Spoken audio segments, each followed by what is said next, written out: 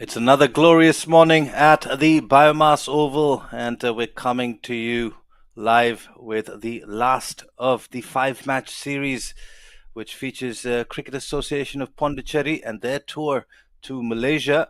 They're on the verge of making it a whitewash, and the hosts have one last opportunity at redemption here in match number 5 of the CAP Tour of Malaysia. We've got Kamran down in the middle with both the captains for the coin toss. Let's see what's in store for us there.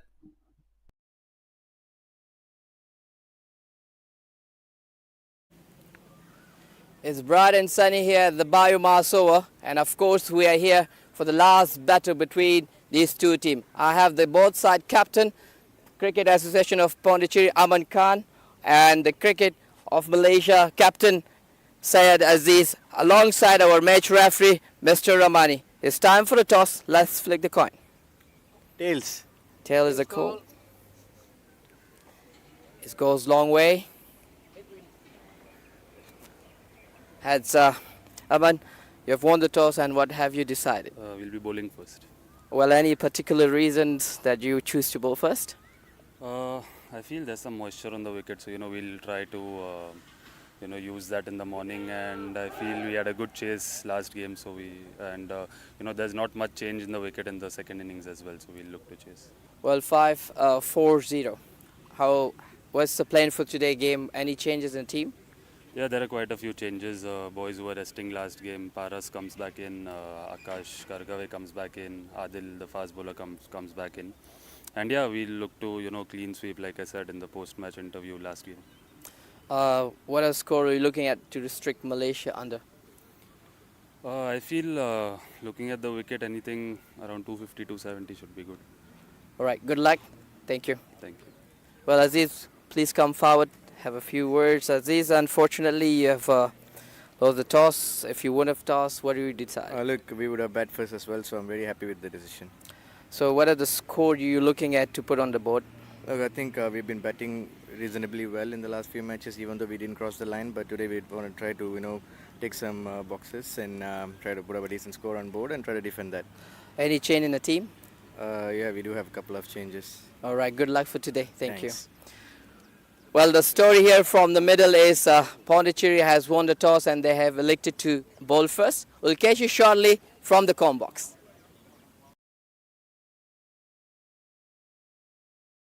And Aman Khan winning the toss and choosing to bowl first.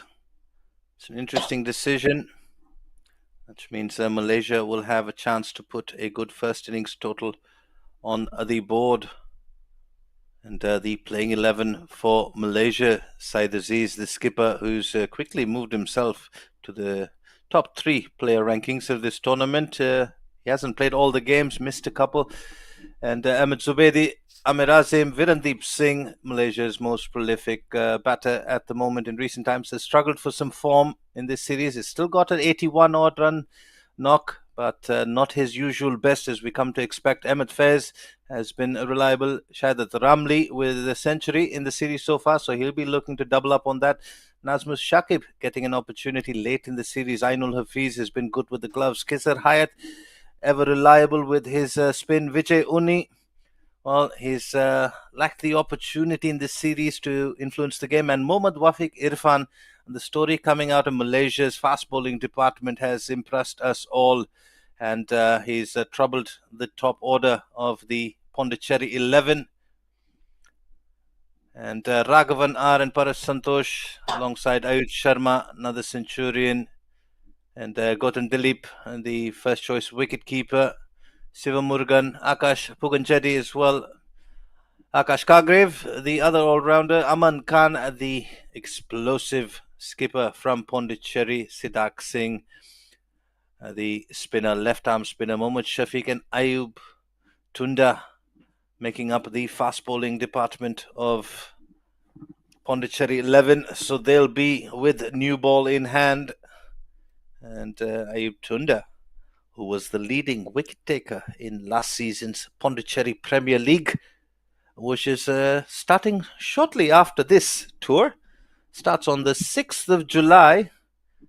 as the players make their way out. The officials for today's game, Nasir Ali and Danish. We saw our match referee, Mr. Ramani Batumale, at the toss, and our reserve umpire, Mr. Sivan. And as he makes his way back, allow me to give a warm welcome to my partner and co-commentator, Kamran Hamid Khan. Welcome. What do you make of the toss and the decision from Pondicherry to bowl first, Kamran? Well, good morning, Robert. Good morning, everyone. It's beautiful weather. Yes, indeed. They are right on top, 4-0.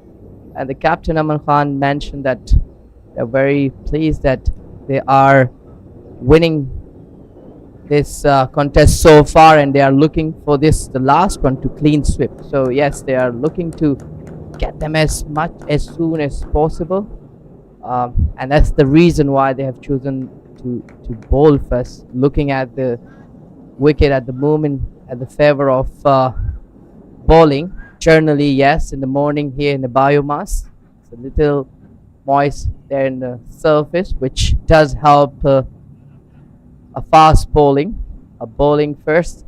But another hand said that the captain of Malaysia is also looking forward to at least get some good score on the board for them to chase down. Here you go, first ball. Starts with a wide one, and just one slip in place. This looks like Ayub Tunda.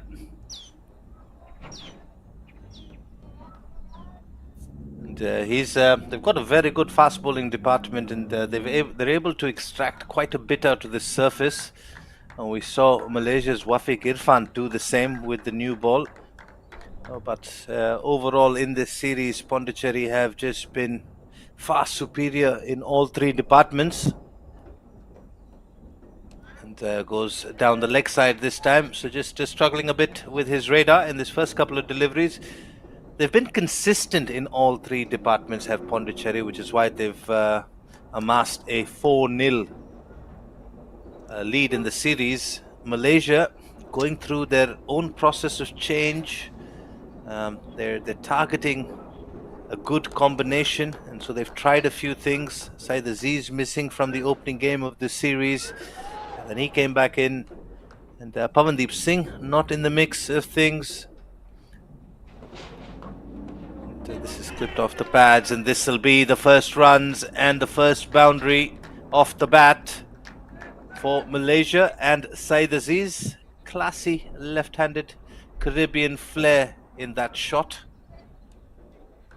Just going back to what we're talking about, Malaysia and the process that they're going through at the moment. They're trying to build towards something, and that is right up from the top, as Dave Watmore has been put in charge as the director of cricket. So some serious changes to try and take Malaysia into the next level.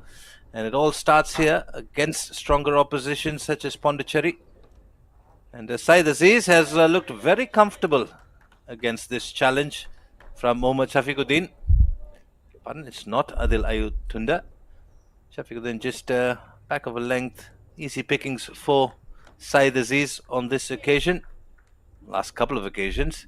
But for Malaysia in this series, if we're just going by their performance, they've looked good in parts. They've looked good with the ball in one game, they've looked good with the bat in the other, but just not able to combine the two and have a good game. And they'll be looking to do exactly that here in the final fixture of Pondicherry's tour to Malaysia. Leaves that one alone.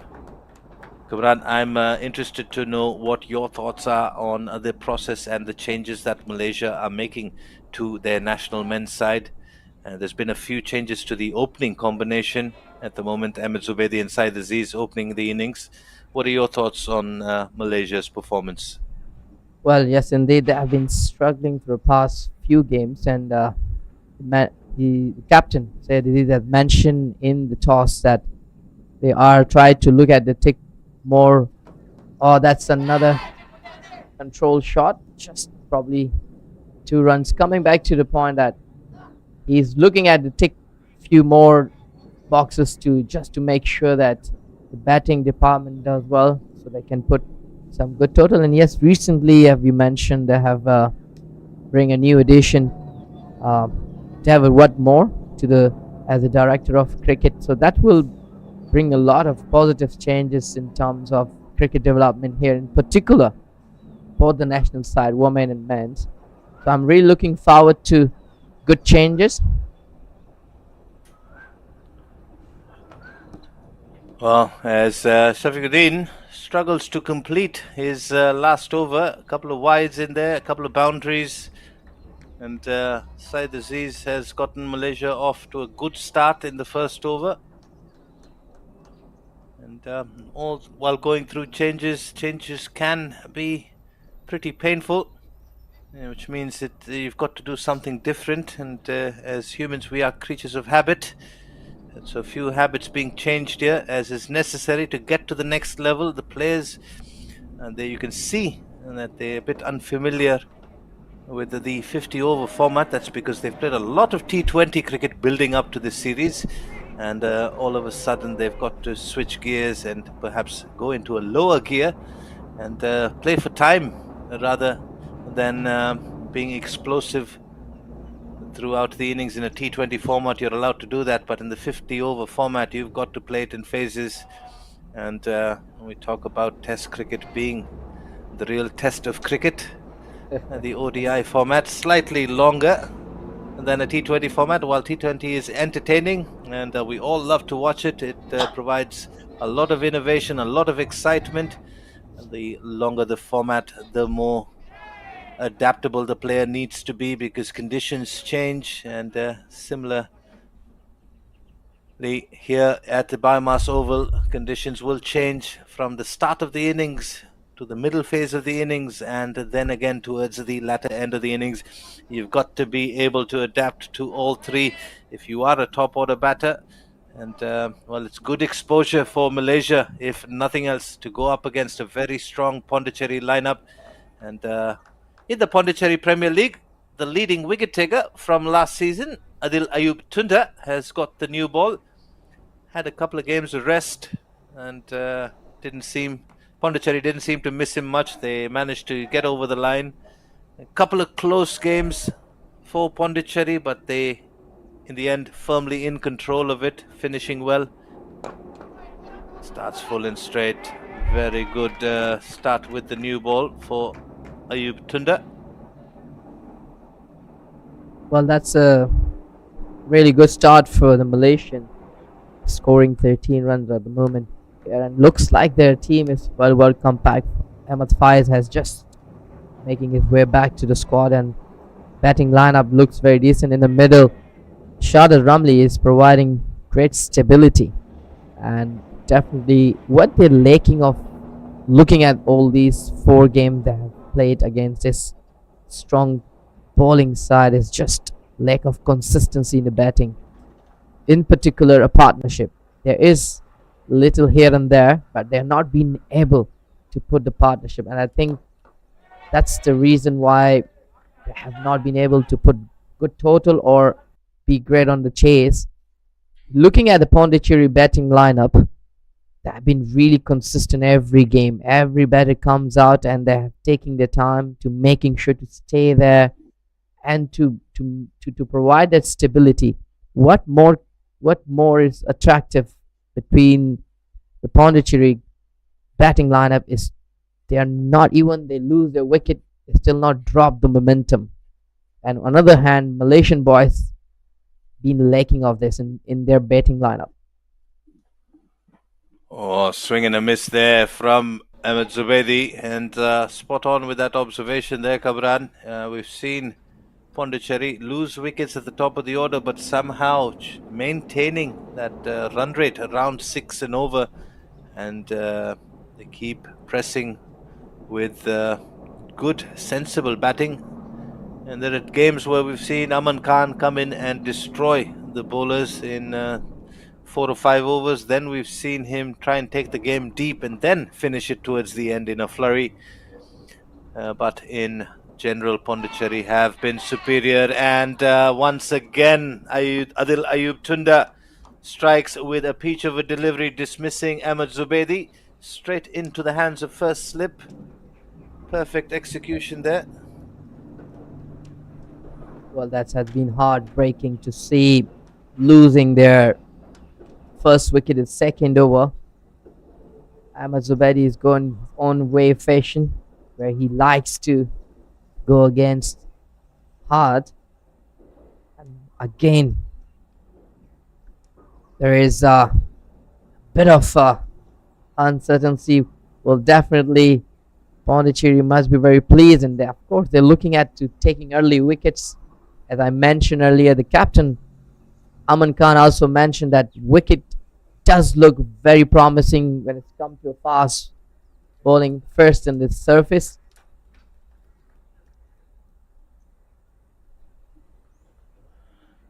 Well, Pondicherry striking early. And once again, Malaysia on the back foot straight away.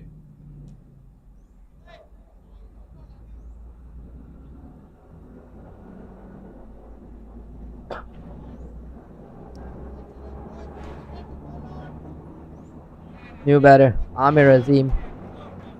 So two left-hander on the crease. Will be trouble for a bowler, as both sides, two right-handed bowler is operating.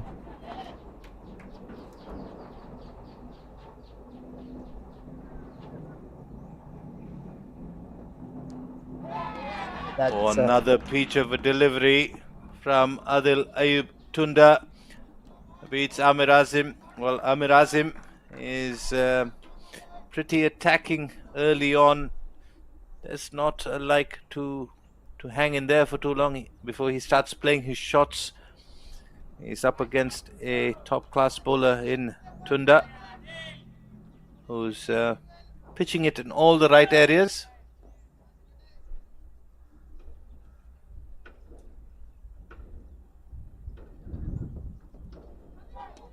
Oh, another peach of a delivery, squaring him up there.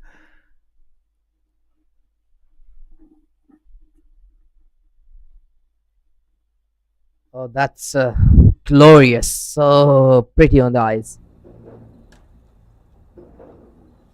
Well, it shows how much control he has, Robert. Yeah, he's well, got a lot of experience again, coming from the subcontinent.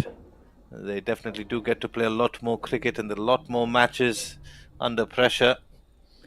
And the Pondicherry Premier League, franchise cricket, and what can you say? Every game is a pressure game. You are built to perform, as they say. No, but the talent can only get you so far. So these players have gone through the rings, they've gone through all the hard drills, all the hard yards, and now it's just a matter of execution. As Shafiquddin finds his radar in his second over, so they'll be.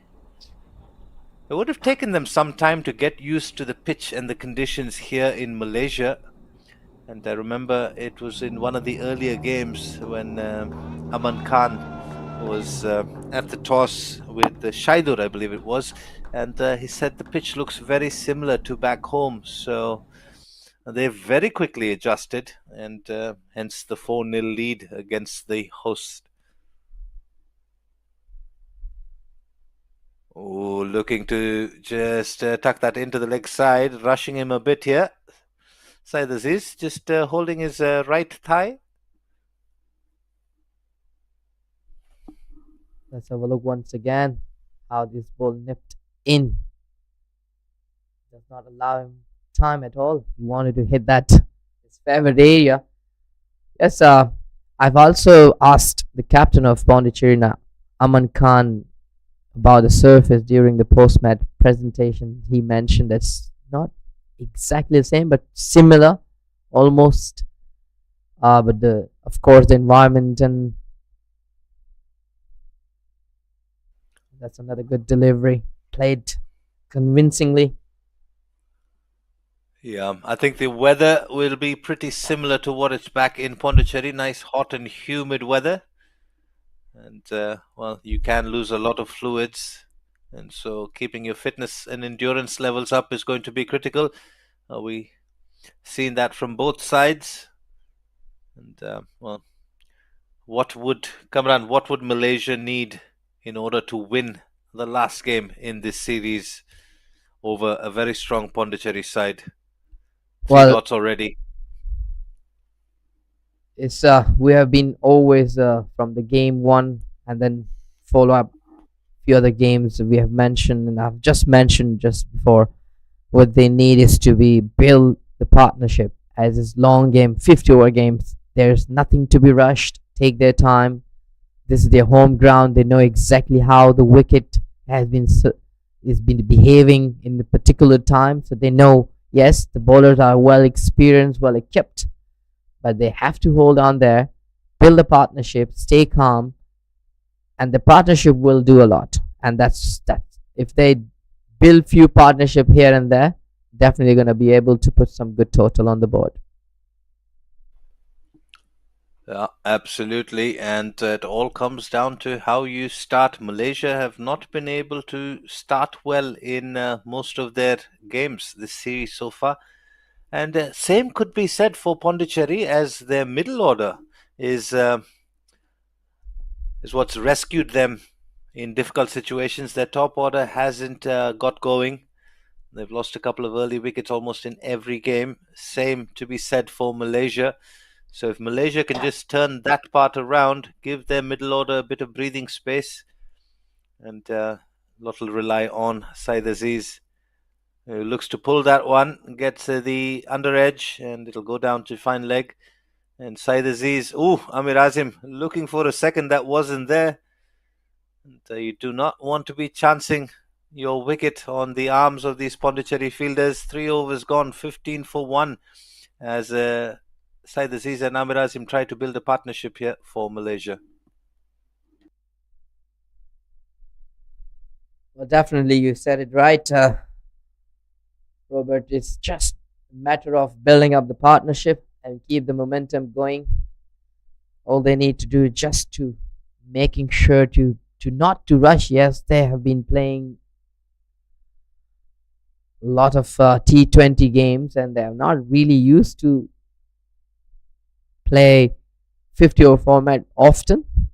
Of course, that's has to be a dub, as they have been playing already 4 games, and they should show some intent here in this last game.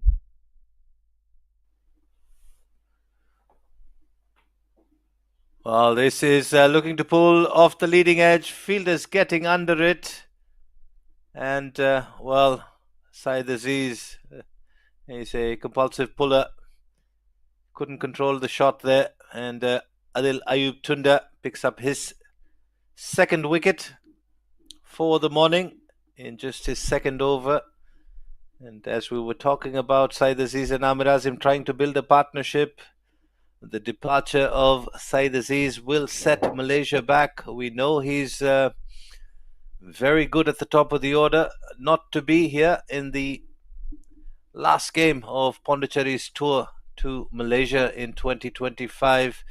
The visitors have made merry and made this into a party of their own, and they're off to a good start here in the last game.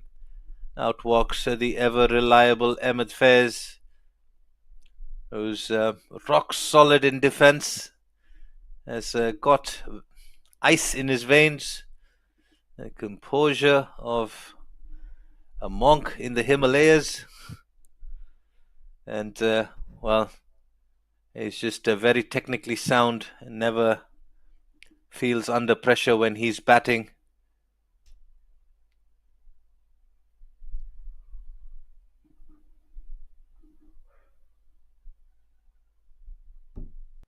Well, they're going to need a lot of that at the moment. 2 down with the score on 15 here in the 4th over.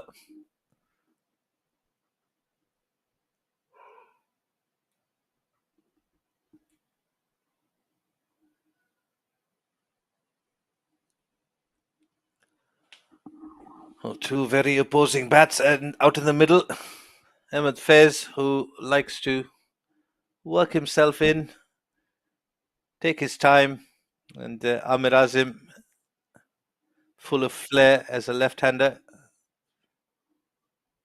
Ooh, another one that pitches and shapes away.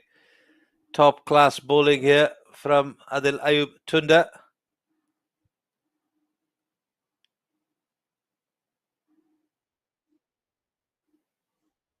Looking that.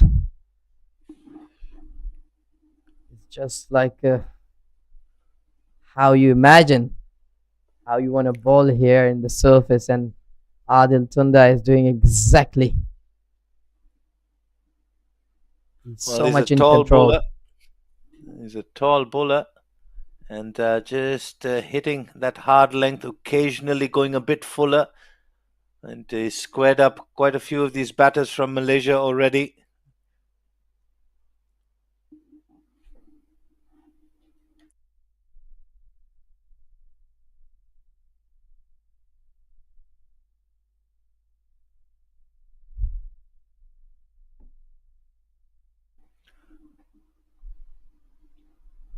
Well, Well, Pondicherry have gone with a full strength 11 here for this last game, so not looking to give Malaysia any breathing room. Oh, he's wrapped him in the pads. The bounce that Tunda extracts, perhaps saving Ahmed Faiz on that occasion. He was on his toes, he was jumping at the crease, and I think height is what saved him there. Otherwise, it was very straight. and that's how it's umpire Nasser Ali says is kind of looking down the leg as well. Very well executed. Just keeping the ball away and bringing it one. Oh, that's shaped away. Great bowling. Well, it's been a top over from Adil Ayub Tunda, and that's the one that's slightly fuller after banging it in at a hard length. You can see Ahmed Faiz's feet not going anywhere. And a wicket and 4 dots. He's staring down a wicket maiden here in his second over. Is Ayub Tunda. 2 slips in place.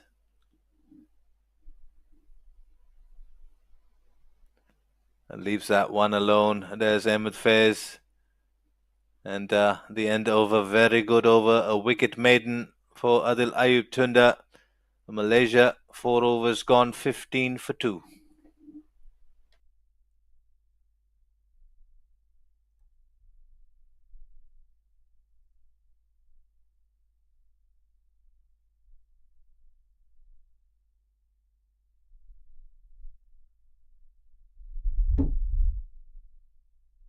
Was not a great start for Malaysia as they would have wanted to. Captain has allowed a spot in the middle. Both of the openers, batsmen. Now the responsibility on these two to just to make sure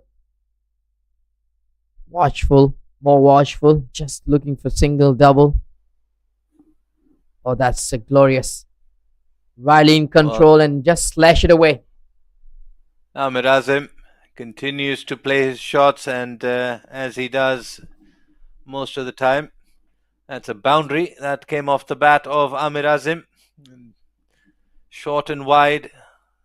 No further invitation necessary for Amir Azim to throw the bat at it, and he does so to good effect. Shafiquddin just needs to settle down here. He's struggled a bit with his radar, and that can happen when you've got a left and right hander out in the middle. But you expect the bowlers with the caliber from Pondicherry to be able to adjust. On that occasion, Shafiquddin struggling just a little bit.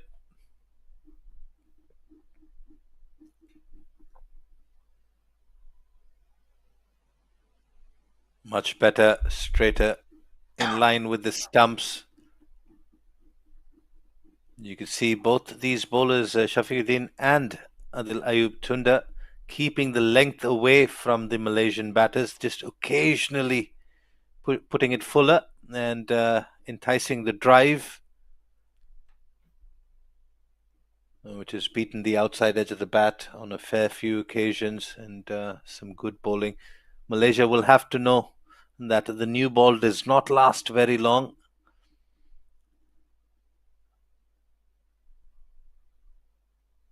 Use of the feet. Again, Amir Azim has tried that a fair few times this series, and it has not worked for him, where he's tried to give the bowler the charge. Bowlers have always been on top of it, pull the length back. So perhaps might need to work out another option here to try and take on the bowling.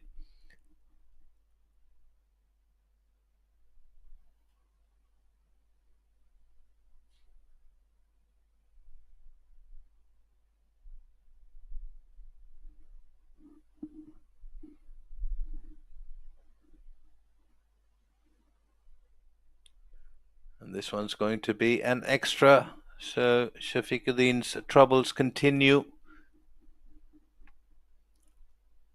He's bowled some really good deliveries, Kamran, but then he's not managed to stay consistent, which is what Ayub Tunda has done really well from the other end. And they've still got Malaysia 20 for 2 here, halfway through the fifth over. Yes, indeed, he is slightly in the trouble, not really being able to adjust his line of length. As yeah, that's a slow one. Pace on, and he's trying his best to. But as you mentioned, looking at the caliber, he's bowling his third over. He should be able to adjust his line and length. And I understand probably he would given a job to don't worry about if it's you give some runs, but just to make sure looking search for the wicket, early breakthrough. So sometimes it's happened as a fast bowler when you try to get the wicket and you just tend to lose your line and length. Well, absolutely. As Amir Azim continues to try and slash at that, and well, Kamran, you're a fast bowler yourself, and so you've played quite a bit of cricket at the BAYUEMAS Oval, and on these surfaces, the length that the Pondicherry bowlers are operating on is crucial to the effectiveness as a fast bowler on this wicket. What are your thoughts on that? Well, definitely, it's very helpful when you are bowling first on this surface because you does have wicket has a moist a bit, and in particular when you're bowling with the new ball, uh, you as a bowler would want to bowl pitch right in front and just to create more opportunities, target those stumps and pads because the ball is new. It's giving you a lot of swing and seam. But in particular, yes, when it does get older, so you have to adjust the line and length accordingly. But I think at the moment, these two bowlers doing great. They have taken 2 wickets on just 20 runs in the five overs. Yeah, batting does get easier at the BAYUEMAS Oval. This has been a trend that has been long followed. Batting does get easier. Perhaps that also playing on the mind of Aman Khan, looking to make a good use of the conditions early on and winning the toss and choosing to bowl first. Well, that's slightly shaped it away. Faiz has just bring that ball into the line and get the couple. Well, Adil Ayub does have a lot more control comparatively his fellow Muhammad Shafiquddin. He's trying to just keeping the ball easy, nice, just in front of the batter, asking the batter to come and drive. That's the reason why he has kept 2 slip. And why not when you're bowling with such authority? And that's another swing in a mist. Oh, this is very unlike Ahmed Fez. Usually, very calm and composed. Oh, we've got a friend With on it, the ground as yes, the wildlife from Malaysia. We've got from the Negara end our monkey friends that come and visit us, and towards the Golden Hope end, my every afternoon around 2, 3 p.m. We've got the pigeons that come for the afternoon buffet, but at the moment they will safely secure as Ahmed Faiz safely leaves that one. Well, yes, indeed. Malaysia is a green country where we'll have a lot of scenery and with a lot of wild animal, and we often have these visitor, Robert. Absolutely, that's a bit of a task. You think surviving against Pondicherry bowlers is difficult? Well, try putting a snake in a bottle. Well done, sir. And he will go and safely release him into the wild. Uh, That's so it's all happening here on the last day, last match of Pondicherry's tour to Malaysia in 2025. Malaysia at the moment, 2 deliveries to go in the sixth over, 23 for 2. Yeah. well, this tournament has been full of entertainment. We have seen lot of dramas, some words exchanging, some wild animals, and some lower high scoring chase, great catches, great batting, extremely good bowling. What more? That's for sure. It has been entertaining, no doubt. And, well, though the score tally might read, oh, that was a bit uppish. And the score tally might still read 4-0 in favour of Pondicherry. Malaysia have, I'd say, given a good account of themselves on occasion. And as we deliberate a no ball, and Ayub Tunda just trying to figure out where he's overstepped. And, good luck trying to win an argument with an umpire.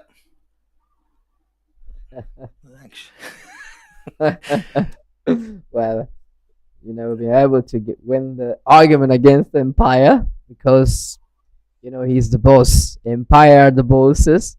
And the last any decision made by the empire, we as a player respect, and it's always can be human error, but we as a bowler does not like that. Absolutely not. Well, the way it's played is you don't have to agree with the decision, but you have to accept it. And I think Adil Ayub Tunda there just politely inquiring as to how much he's overstepping by, so he can make the adjustments. But yes, one of the unwritten rules is that you've got to respect the umpire's decision, and good to see that being followed. And going back to the entertainment that we've seen, a few words exchanged, heated moments in the series. Malaysia almost flipping the script on in a couple of games. Remember that 390 odd that Malaysia scored. Sorry, beg your pardon. Pondicherry scored. Malaysia got to 300 in that game as Amir Azim slashes at another one from Tunda. Looks like Tunda is searching for his third wicket, going a bit fuller, and Amir Azim saying thank you very much. Well, he never missed those. He like it there, and he will never let it be.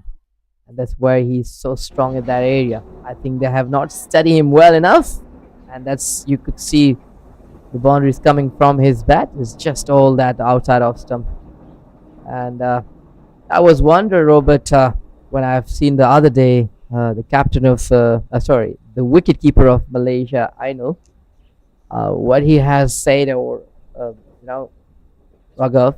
I was curious, and after the game, I walked into it and I asked, figured out what has you said it. And I had a conversation also with Amir Azim one of the day after on the breakfast, and he said that well, he said it, oh, maro maro. and and that's where you as a batter or you as a bowler does not really like it to be disturbed by others, because you wanted to focus on your bat or your bowling, and I think maybe they have not like it, and this is where they get a bit heat up. Well, a lot of the game's greats have already said that cricket is 90% mental, 10% skill. So that's what the top teams will look to do. If they think that you're a threat to the game or the result, they will try and get into your head. And well, again, I'll go back to the difference in format. In a T20 format, it's much easier to ignore all of the noise. Yep. But in the longer formats, the 50 overs and the day's cricket, your mind starts to play games on you, and you have to have a very sharp focus, knowing when to focus, knowing when to switch off. And well, that's part of the cricket as well, where the other team tries to get in your head, and perhaps by sledging you within the appropriate measures that is allowed. You're not allowed to swear at the person or take his name, and so on and so forth. The umpires keep a very close eye on things, but in terms of sledging and trying to get into the batter's head, it is a beautiful part of cricket where, again, it makes up the mental fortitude of a player, and they get to decide if they succumb to the pressure or do they continue to battle on and focus at the task at hand. Well, yes, indeed, I've completely agree with you completely, because game is just all about mind game. How cool you keep yourself. That's how well you're gonna bat. I remember when I was growing up playing cricket, and I had a coach, and whenever I walked to bat or ball, he would always call my name and just say one thing: Kamran, you win your mind, you win your game. So it's all about mind, actually. So it's all about, if you win your mind, definitely you win your game.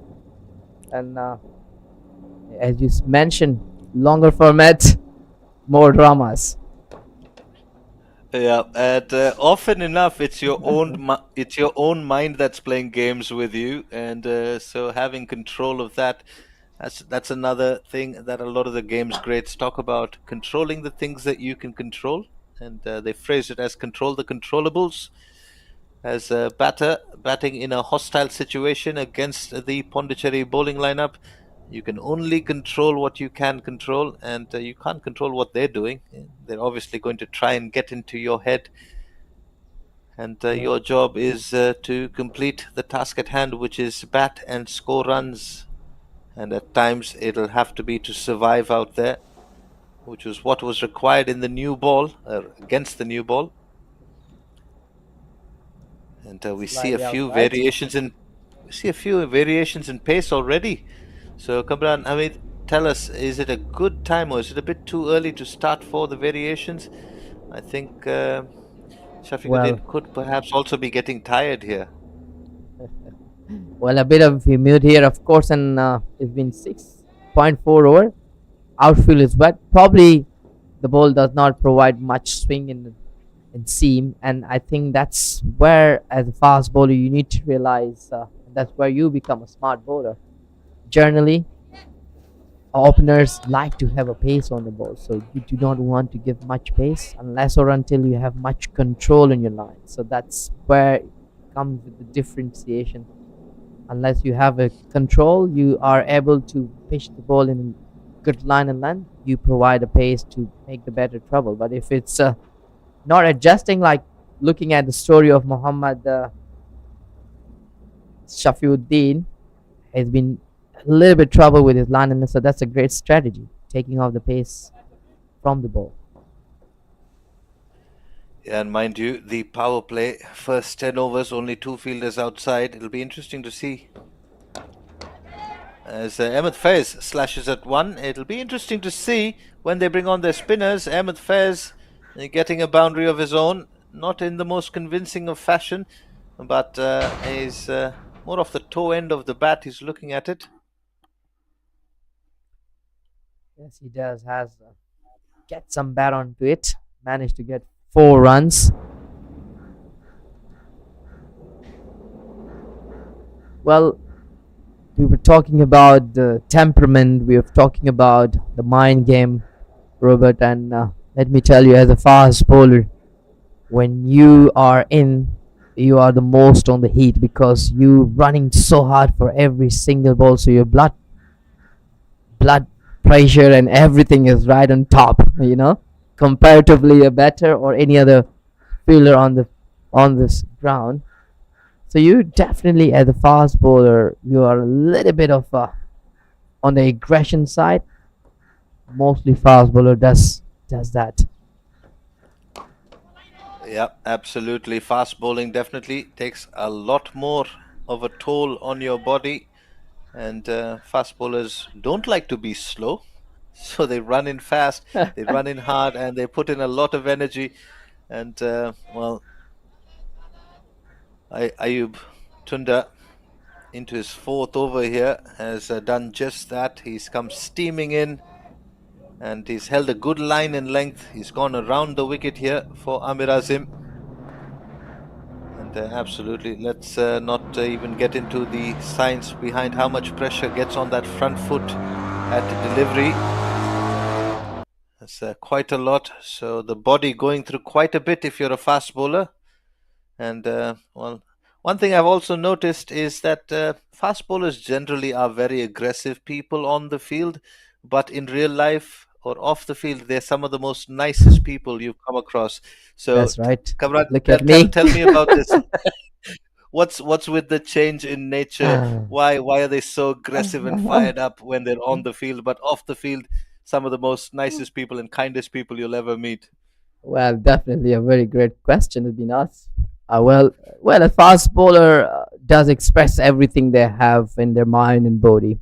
It doesn't matter what it is, but they're able to express through the bowling, and they do not let anything out of field. So that's where you become calmer. Where, on the other hand, no one has the opportunity to express that much as a fast bowler does. So yeah, that's why we stay calmer after we complete Uh, our spell. so we'll get back to that point. So what Kamran is saying, as well, Amir Asim strikes another good-looking boundary through that point region. He's looks like Ayub Tunda as well is getting a bit tired. Amir Azim able to cash in on that one. That's a much more convincing stroke. The previous two that Amir Azim hit looked like a wild flare at it. This one a lot more in control. And well, going back to my co-commentator's point is that fast bowlers tend to vent everything out on the field. They leave nothing in the tank, which is why when they come off the field, they are very pleasant characters. So, point well noted. And if you do come across some of the fast bowlers, I think of Jasprit Bumrah. You see his interviews. He's one of the world's best fast bowlers, if not definitely up there, arguably the world's best fast bowler at the moment. Uh, Very pleasant character. You see his interviews. You would never say he's got a mean bone in his body, but when he's got that ball in hand, something happens. He just morphs into somebody who could literally Goodness. destroy your timber. Definitely do not mess up when the fast bowler has the ball in hand. Stay away. Just like how Adil Ayub has just reacted after being hit from the boundary. Right away on the target in the head. Oh, that's shipped away. Well, And in that over from Ayub, we had a little bit of a warm up from Sidak Singh, who has been phenomenal through this series with his left arm spin. And there we see the keeper's cap coming off. Is he going to get the helmet on? Yes, it is Sidak Singh. He's going to come in for the ninth over, which means he's bowling inside the power play. He's got that ball on a string, Kamran. He's been bowling exceptionally all series. He's got the ball to turn on pretty much every wicket, has varied his pace to perfection, has kept the batters guessing, and is, well, been a mainstay for the Pondicherry 11 for quite some time now. And he's up against a left-hand, right-hand combination. Ahmed Faiz well, currently I on strike. 41 for 2 after 8 overs. Malaysia, they will look to try and just see out the spinners here. I tell you why he's has been a very consistent because I've close. I look at him very closely. He's been smart smarter, I would say, comparatively the rest of his colleagues bowler. He's try to imply different variation from the different angle, and he know exactly what time and when and to who he has to bowl in particular delivery. But more, he has really great control in his ball, and I think that's what make him very special. And of course, when you play a high level cricket in in, in in India and you come here and express yourself through your bowling and show your capability, how well you have been work on your skills through your bowling, that says a lot more about him. So any young left-arm spinners out there looking to learn a thing or two, check out the consistency and accuracy with which Siddharth Singh has started right from ball one. He's got that ball pitching around the off stump and then straightening, and he's got the variations to continue on with the arm as well. And first 5 deliveries, all right on the money from Siddharth Singh.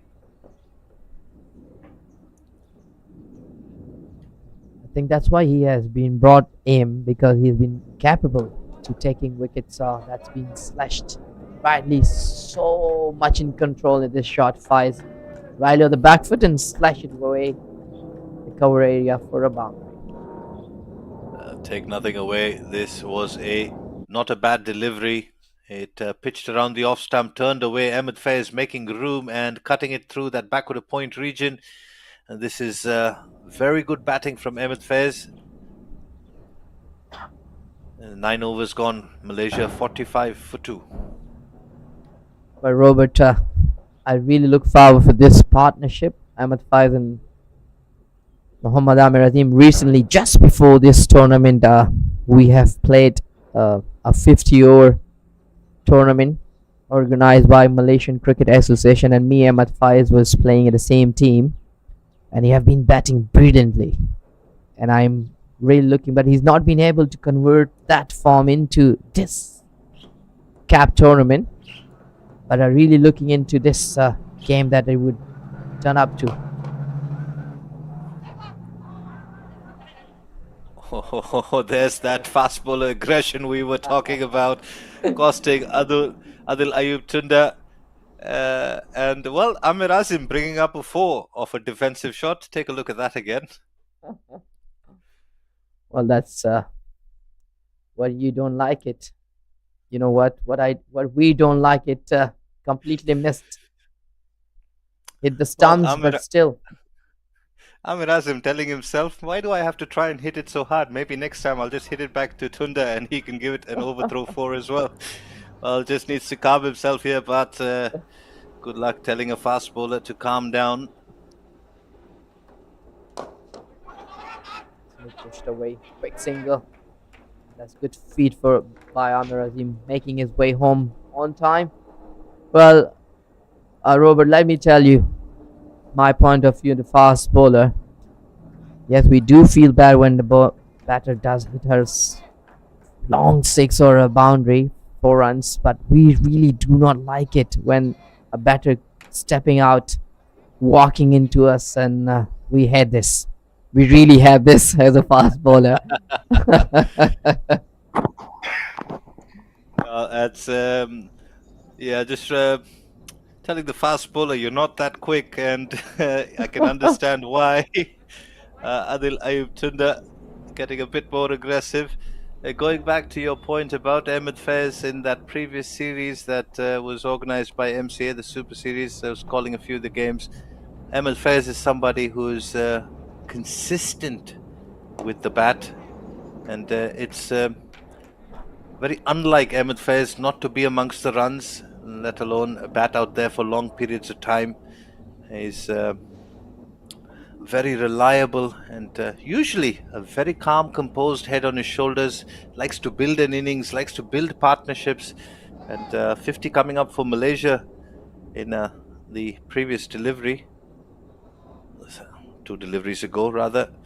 But this is a good partnership here from Amir Azim. who's batting on 18 of 21, and Ahmed Faiz 15 of 20. Can they keep it going till the 20th over? Nicely hold just right in stumps, and I think these two should hold out because they have lost 2 wickets, and all they need here is to build a partnership. And once you build a partnership, you get more confident, you see the ball even better, and you put a good score on the board for this team. I tell you what, if they're able to put 300 plus run, that would be a really great challenging chase for the Pondicherry. That's with full of authority. That's good looking shot. Adil Ayub is losing his line this time once again. Well, Amir Azim is finding his groove. Take a look at this. Played upish, but it was in the gap between covers and mid-off, and raced away to the boundary. One delivery to go here in the 10th over, the 5th of Ayub Tunda. What's he got in store for Amir Azim? Is it going to be more of that fast bowler aggression, or is he going to go for that block hole? Oh yeah. Exactly as a fast bowler does thing. Well, I think they have not studied him well, and I think the reason being why he's not been able to score more runs in the first few games. Amir Azim does love that ball coming away from outside of stump. That is strong area. And as a fast bowler, if you know him, you would not want to bowl to him. You would always, if you look at his batting, all his boundaries been hit, and that comes to the power play ending. First power play, batting power play. Well, 10 overs gone, 55 for 2. Malaysia have managed to steady the ship somewhat after losing both their openers, Ahmed Faiz and Amir Azim. Ahmed Faiz on strike right now to Siddharth Singh. He cuts this one away again. There is protection. The end of the power play means they can have a maximum of 4 fielders protecting the boundary. And that'll give Siddharth Singh a little bit more wiggle room on the offside. And to the batter to have more room in the 30-yard to just looking at more rotation. Yeah, I think this will play into the hands of Ahmed Faiz. He loves to just nudge the ball around and pick up singles. Has the big shots as well, but normally likes to keep them for the late end of the innings. Well, the left arm spin to Amir Azim is going to be a good contest. Siddharth Singh will not shy away from it. Neither will Amir Azim. So we'll have to wait and see how Amir Azim responds. Does he pull out the slog sweep early on? He don't really like to go for sweep, but he likes more on the front of the wicket. He likes to go down the ground. That's right. But with the amount of turn that Siddharth Singh is getting, going down the ground would be playing against the spin.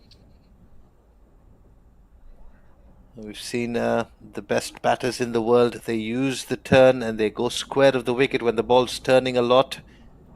They play with the spin.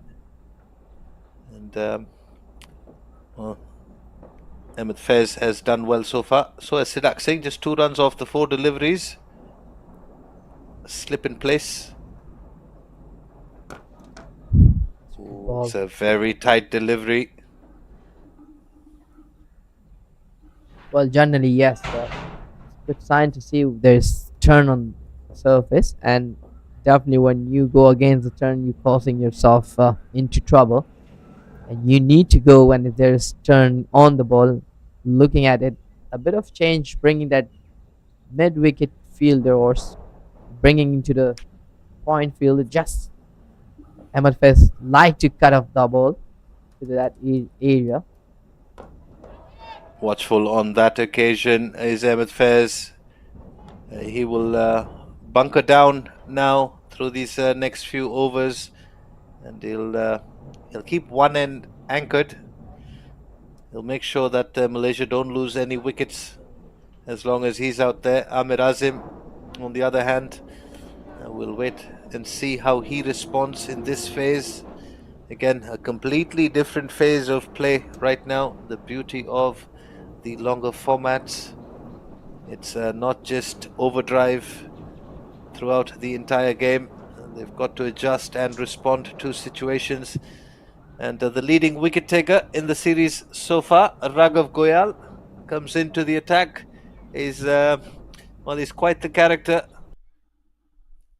He's bowling his left arm leg spin.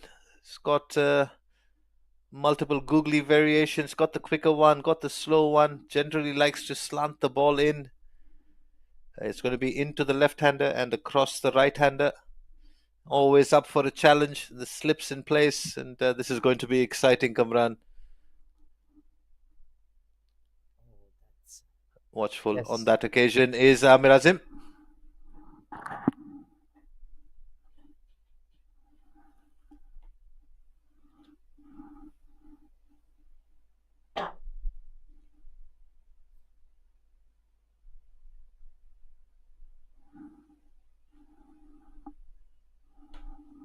Well, left to left.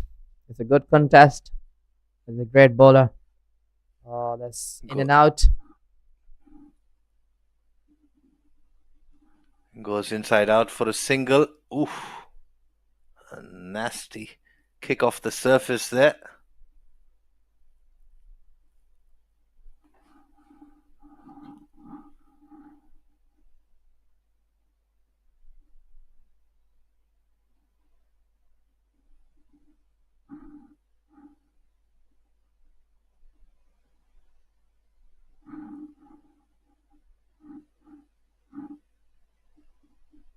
Oh, that's cut upish. Not quite in control of that. Ahmed Faiz deciding to play a few shots. And well, Malaysia have done well in terms of dealing with Raghav Goyal. At first couple of games, they did not have a reply to his bowling. And then the next couple, they managed to keep him out of the game. He was expensive in one of those games, went for 50 odd runs from his spell of 10. There's that slog sweep from Amir Azim. Fielder is not able to get under it, and he's been hit on the head, the back of the head. Play will stop for a bit. That's Ayush Sharma. It's a dangerous part, and we're hoping that it's not too serious. Oh, that's hurt. Looks like he's in a pain, but I hope he's not much in trouble.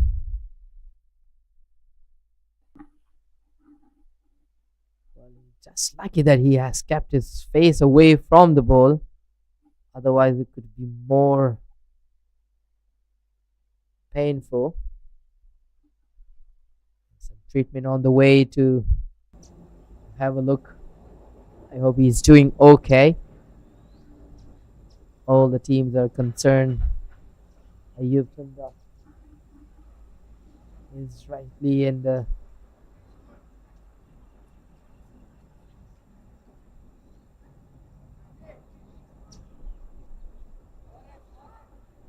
let me tell you, it's been very painful when the ball hits you at the area where you doesn't like it to be hit. We as a cricketer used to being hit on the ribs, thighs, something on the head. It's not a usual thing. And that has been still under some concern, looking like he's making his way up. He is okay at the moment. It looks like he will need a bit of treatment to replace with his 12 men for a bit of time to get the treatment right. At the moment, it's too bad we'll have some rest as well, and some message being sent. Must be sent by the coaches and support staff. At the moment, these two doing well, taking the scoreboard 11.4 over 60 runs on the board. 2 wicket lost. Still, there is some observation going on. The medical team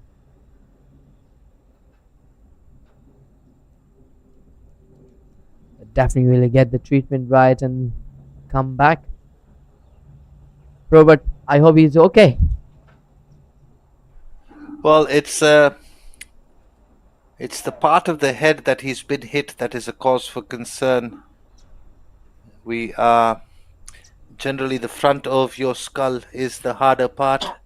The back of your skull is the softer part of your head, and which is why he's going to be monitored very closely. And he looks all right.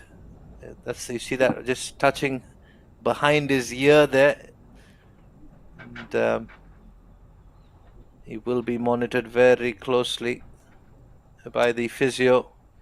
And yes, any head injury is taken very seriously in cricket, and the rule of the concussion sub as well. But action resumes here at the BAYUEMAS Oval. As Malaysia are 60 for 2, and these two batters have enjoyed a quick hydration break, and will be hoping, both these teams will be hoping, that it's nothing serious for Ayush Sharma.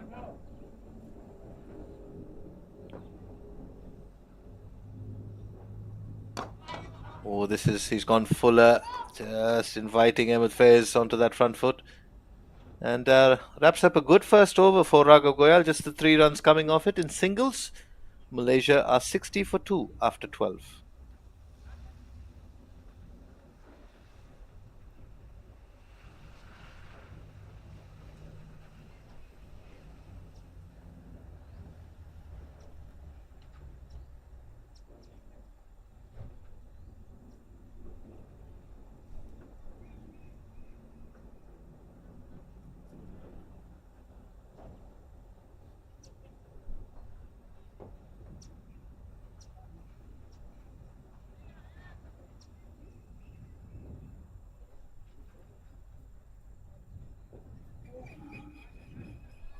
Siddharth Singh will continue his third over, just giving 6 runs.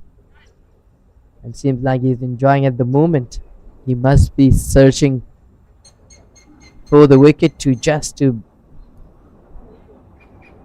another breakthrough for the team, as these two looks very comfortable at the moment.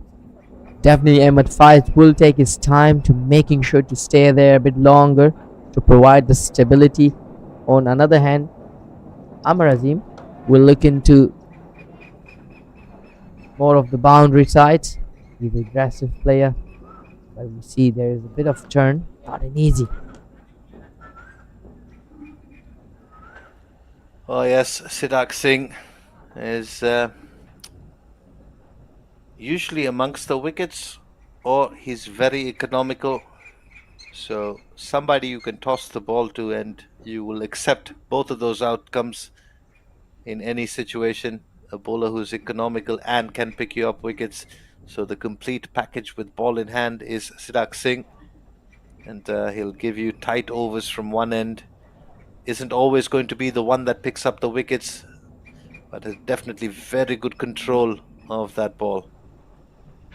And the umpire is just being a little cautious with that leg slip or leg gully in place, just checking if he should need a helmet. I think he's behind the wicket, so he'll be okay. And, well, off the pad, he's straight away into play. And normally the rule or the measurement that they use to judge these things, that if he's in front of the crease, closer to the bat, you'll need a helmet. Behind the crease, you're okay. The sweep comes out, and it's a plan here. It's a plan here from Pondicherry, as that'll be 5 wides.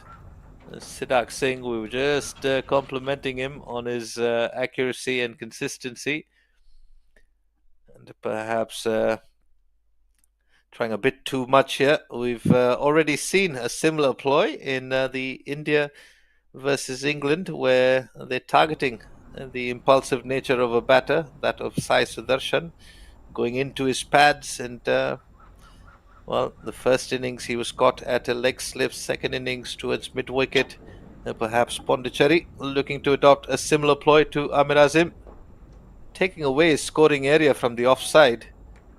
That's certainly one thing that they've done here, not allowing him to flare his arms through his favoured offside region. He's got to figure out a scoring area on the leg side.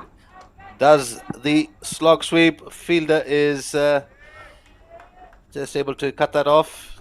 Didn't carry to him. That's Akash Kagev on the mid-wicket boundary.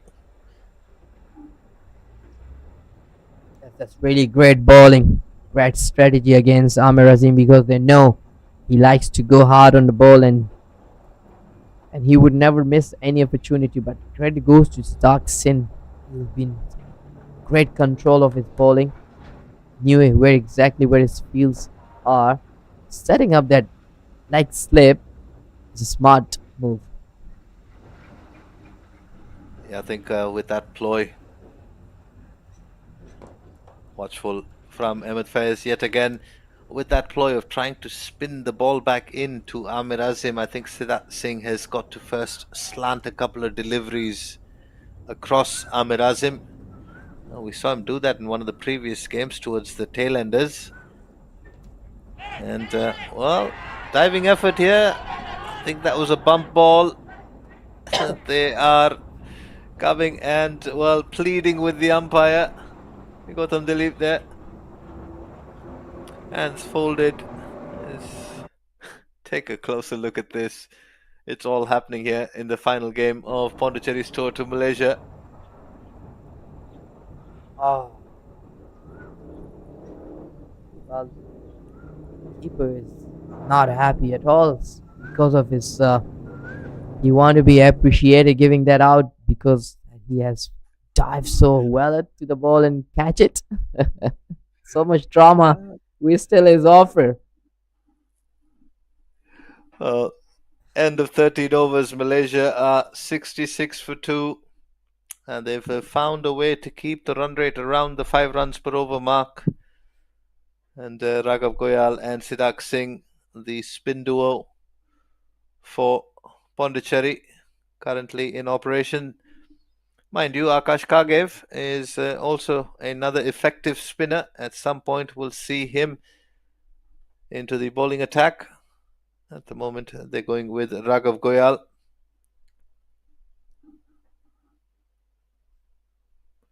Oh, and that's cleaning up. He's cleaned him up here with one that just goes through with the arm. And Raghav Goyal does not take too long to influence the game.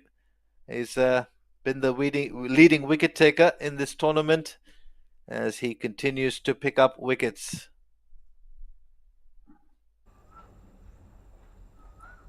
Well, he has been trying a couple of times this slog sweep, but completely missed out this time. Credit goes to Raghav. He know exactly where he need to put. The time he has been introduced, I've said it about him that he has so much in control. Amir Azim must be very disappointed, not really contributing. And Robert, this is the issue that we have been keep talking about. They have been building up this tiny small partnership, but they've not been able to put big partnership comparatively Pondicherry team. And now the time is Viren making his way out to give a company to Ahmed Faiz. Well, it's time to drinks break. We'll catch you soon.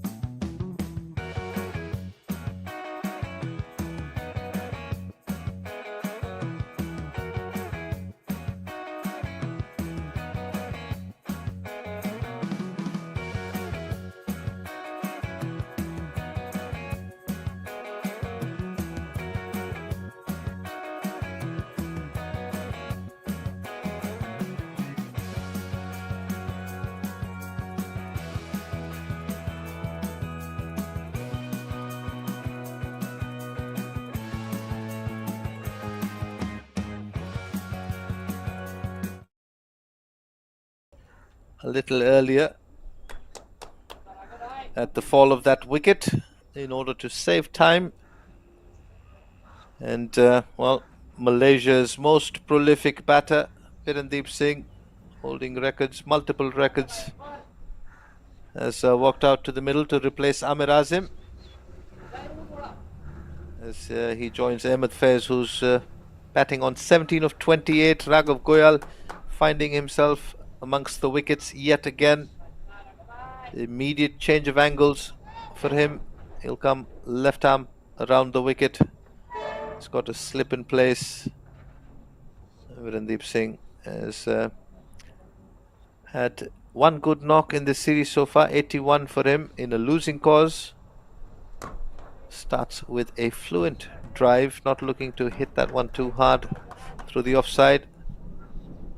Gets off the mark with his first delivery.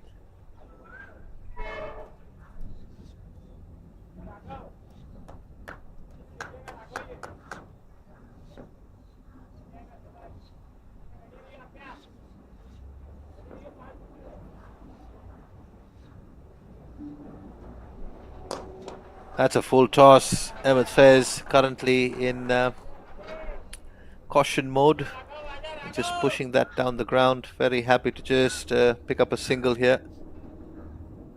And well, just as that partnership was building, Amir Azim deciding to swipe across one that was crashing into the stumps. This one's played uppish from Virendeep Singh, and just short of that fielder at point.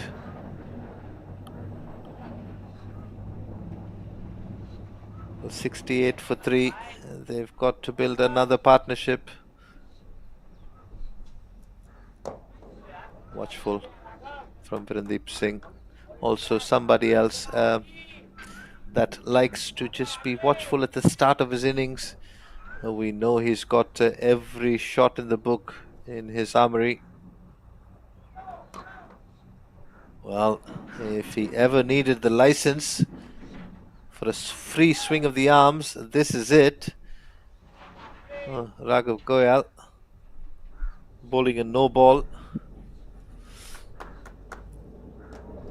Virendeep Singh likes the slog sweep, likes to go down the ground, can play the inside out as well. Is good. Both the front foot and the back foot. Slight adjustment there. He's batting well outside the off stump. Oh, swing and a miss there. Raghav Goyal does well to get away with the dot ball off that free hit. Well, Kamran, we're talking about partnerships for Malaysia, and just as one was starting to build, and we've seen this with quite a few of the batters getting off to starts but not being able to convert it, and that's really hurt Malaysia's batting performance. Yes, indeed. Look at the scoreboard. Both opener has not been able to contribute much. It's just and then Amir Azim has been there chipping for a while, but not much there holding up themselves. Ahmed Faiz and Virendeep Singh has job to do. Look like Virendeep Singh has come with a different mood. Usually he does take a bit of time to settle down and to take his time to watch, be more watchful. But this time he has changed his stance, just covering full wickets and try to go hard on it. Seems like he's been given a different task for today's game. Yep, and well, 70 for 3 here. 15th over in progress. Another partnership needed here for Malaysia, and this is perhaps the most reliable pair to build a partnership for Malaysia and get them to a place of strength.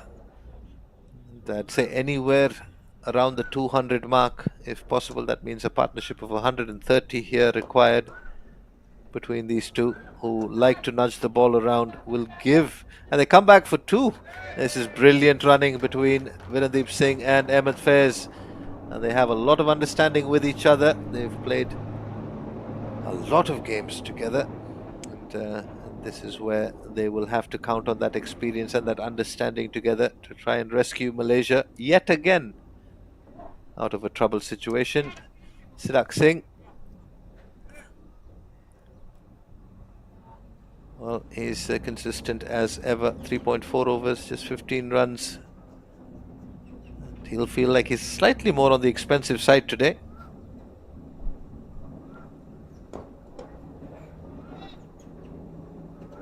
That's pretty understandable because they are looking at more early breakthroughs for the team, looking at get the wicket, and in particular these two, Patrick Ahmed Faiz and Virendeep Singh. If they've been able to provide the stability and stay there longer, that can really uh, put them in trouble. Because Virendeep Singh, we speak about just before a 50-over tournament, Virendeep is one of the top scorer, the top scorer of these 50 overs. So he's been scoring every game, hundreds and 50, and he's been staying very calm on the crease. So he must be looking at to bring that into this game and providing more stability to making sure to keep the ticking scoreboard and put some good total on the board to chase.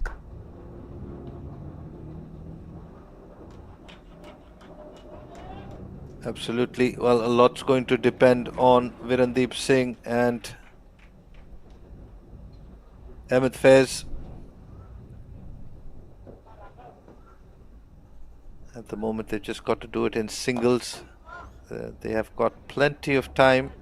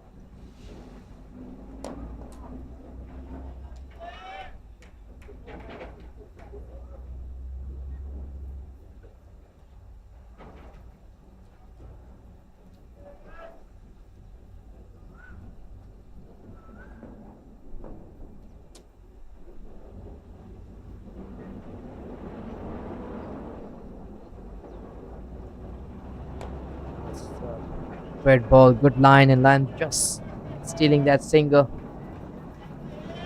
That should be the way, making sure just taking the scoreboard every over 3-4 runs with a healthy strike rate. That will be able to them get them in a good to the good total.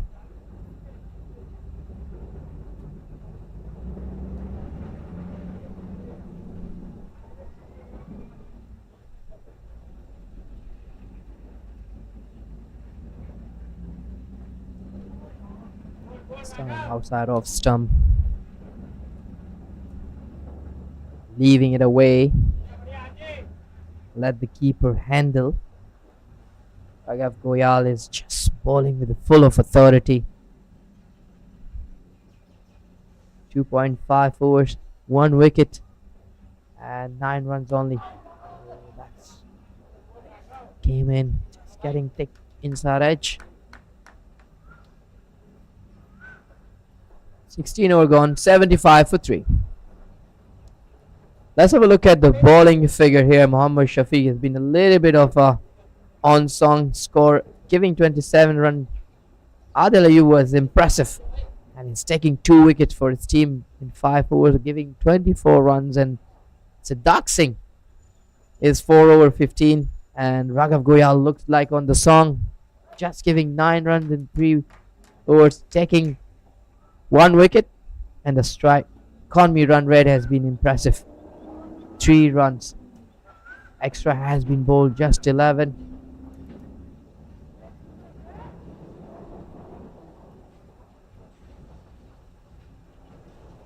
Siddharth Singh is has been brought back. He's been good. Both these spinners from Nigarayan and Golden Hope Hen. It's great job. That's great turn. Taking this thick outside edge, running towards the boundary, just getting 2 runs.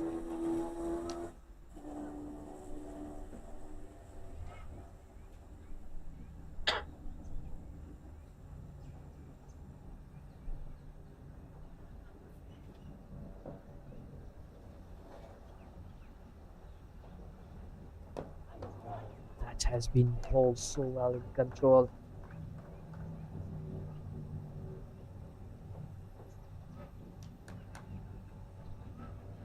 Daxin is minding his business, just making sure, just pitch that ball right in front, asking, there you go.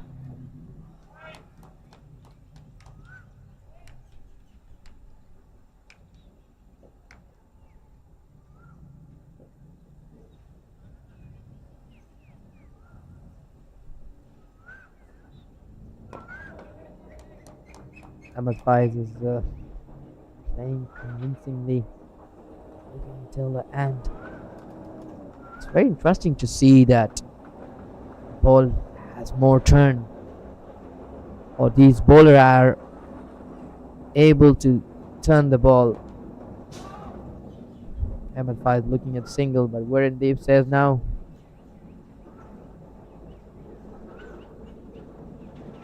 Very impressive over so far. Just giving 2 runs.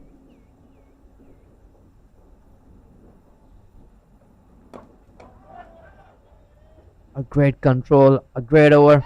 Oh, there's a bit of that has been giving freebie.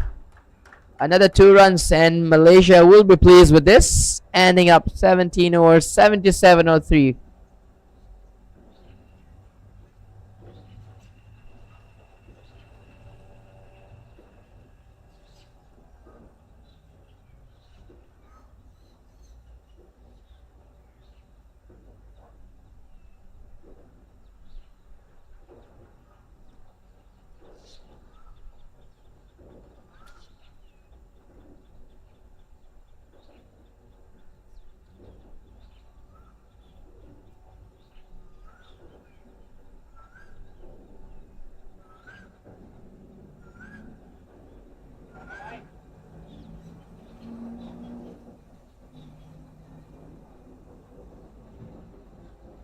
And Raghav Goya will continue, and why not? He has been on the song,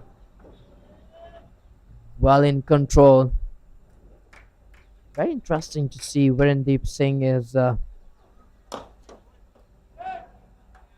looking at his stance, slightly wider. Well, this is very crucial time for both the teams. If these two batters are able to get this partnership get going and build up, and they've been able to put this partnership going till 30th over, definitely they will be finding themselves in a great position. And Pondicherry 11 would not like that, wanted that to be happened, and that's the reason why the spinner has been keep bringing in.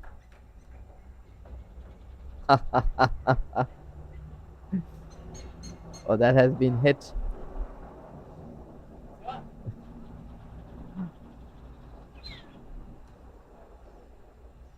A bit of smile on Ahmed Faiz. Looking at his partner being hit.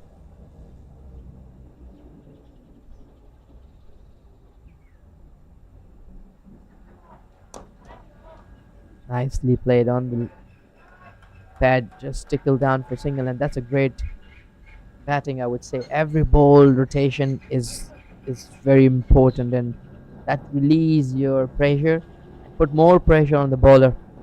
Nobody would like that.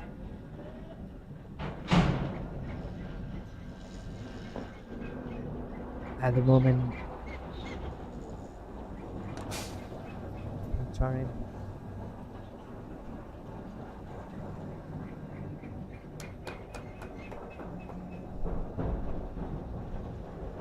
Runs on the board.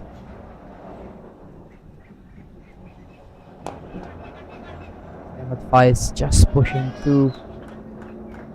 That's a really smart batting by this two batter.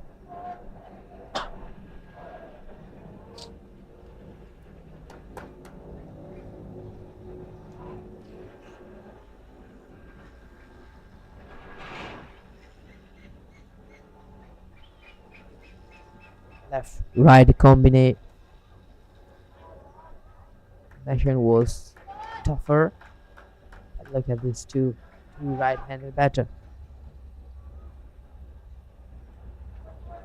Raghav Goyal, 5 matches, 10 wickets, and look at his economy, 4 under 5. Why would you not like this guy with such control? A great tournament so far for him. 18 overs gone, 82 of 3. At the moment, Malaysia does look good, just concerning losing their 3 wicket, the top order batter has been not able to contribute it much for this game. Ahmed Faiz and Virendeep Singh will try to build this partnership.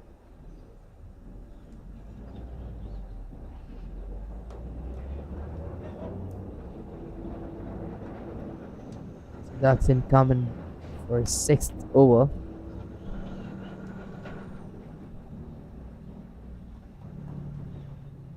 Look at his bowling spell, just giving 17 runs, 5.10 over. Oh, that's chance, just slightly, and that will do the rest for a boundary, a welcome boundary for Virendeep Singh. Look at that, how close it was. Oh, seems like get a bit of edge on his fingertips. Oh yes, he's still disappointed. He knew it that there is a chance, and he could have taken it.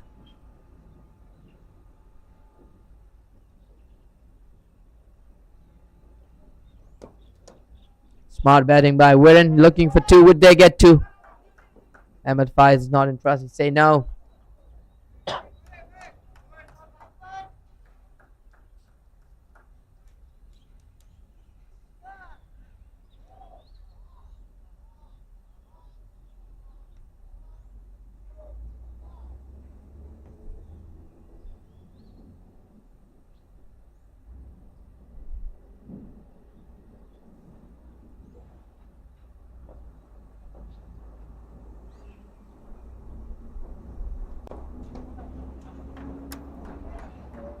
This time again on the pad, Ahmed Faiz has played it convincingly.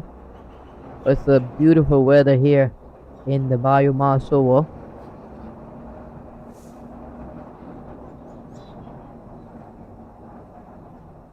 A perfect weather to be for the 50-over games against the Cricket Association of Pondicherry. They are rightly on top of the table, winning this at the moment 4-0. And this guy, Siddharth Singh, has been also exceptionally equally good throughout the tournament.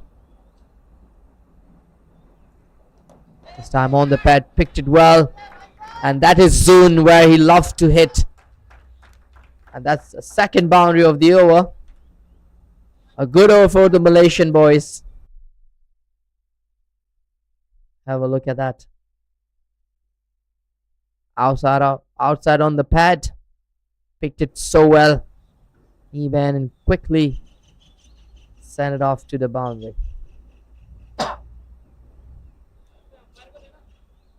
19 overs gone, 91 on the board with 3 wicket loss.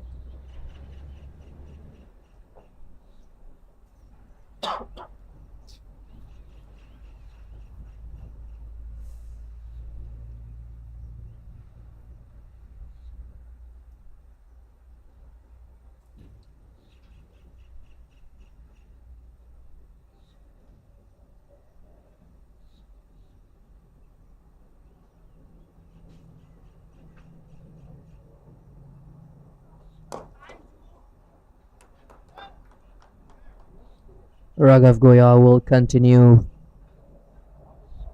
for his fifth over. He's been exceptionally good. Looking at his rhythm, the variation, keeping the ball in and out from the batter, not allowing them to have any clue whatsoever. That's what you become a smart bowler, when you read the batter before he reads you. Oh, that's going out. He has a very great, decent googly as well. Bringing in, taking away. That's where, as a batter, you must be thinking what come next. So you have to make sure to looking at the bowler hand and try to catch if you can. And this is where the coaches will also tell you, when you are batting, try to watch the bowler hand, try to look at the grip, same position. So from there you get a little bit of idea what's coming to me. Some of these bowlers are very smart, just like Raghav Goyal. He's bowling from the same area, same action, two different deliveries.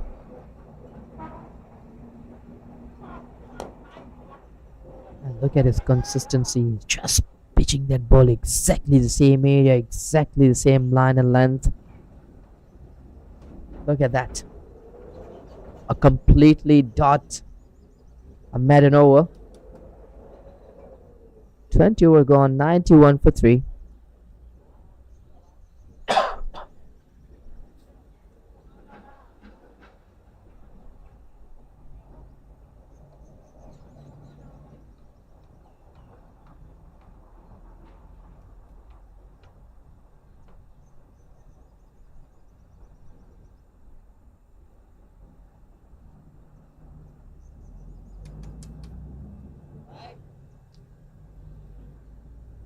Oh, there's a change in the bowling. Seems like a leggy has been brought to Paras.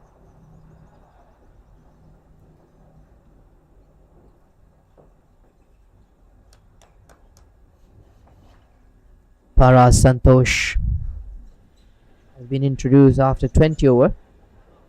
It's a good time to change and see what the batter does after against him.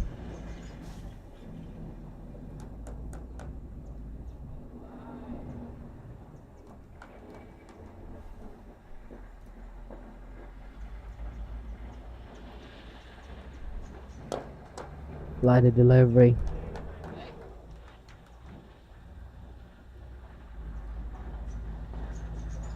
Ahmed Fai is just taking his really time and scoring just 29 runs on 46 delivery.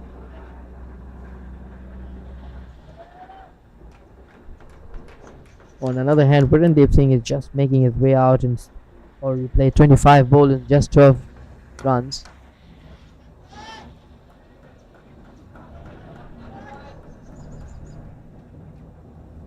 But Cricket Association of Pondicherry is coming with a lot of compact bowling department.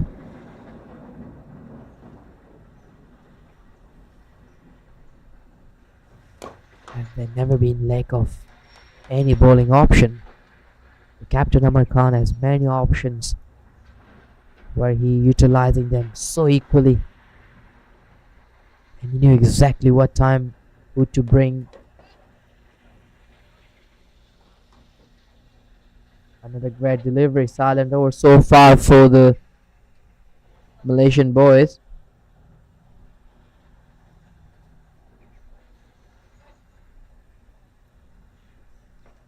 Five ball, 1 run's been so far. Oh, that's slightly short, almost to the hand. But with that, we come to end of over number 21, 92 for 3.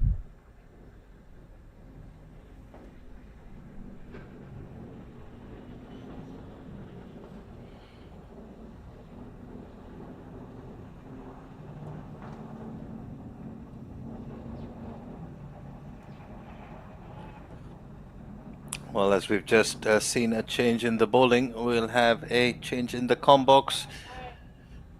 And Malaysia have gotten to 92 for 3. Slow but steady partnership building here between Virendeep Singh and Ahmed Fez. And just the one run coming of Paras Santosh's first over. And well, Ahmed Fez batting on 30 of 48. He's done bulk of the heavy lifting here. Both these batters not in any real rush. They've assessed the spin threat from Raghav Goyal and Siddharth Singh, who's been taken out of the attack in that previous over. So they've done the first part right. Raghav Goyal, however, has picked up a wicket, that of Amir Azim. Ahmed Fez just happy to nudge the ball around, and this pair will just look to do that till the 30th over, try and get Malaysia into a position of strength and sort of create a platform from which they have the ability to launch and to try and score a few boundaries.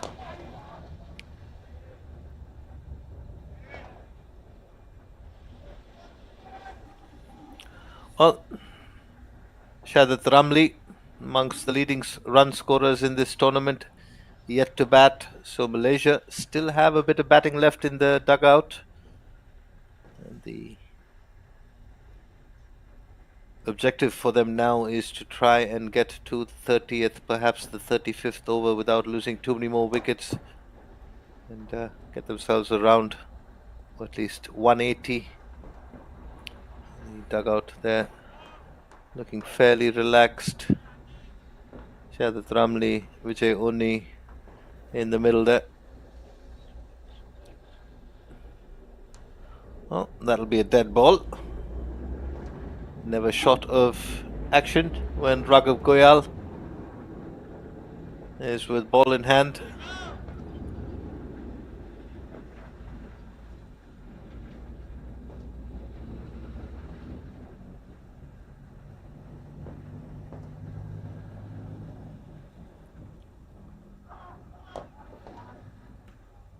Slants another one across Ahmed Fez.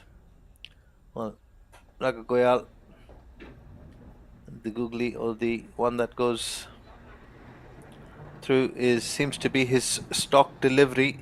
Doesn't look to bring the ball back in to the right-hander as much. He can get the ball to straighten a little bit, but generally likes to operate in that particular corridor. Quick single taken. Ooh, yes, no. Ahmed Fez sent back.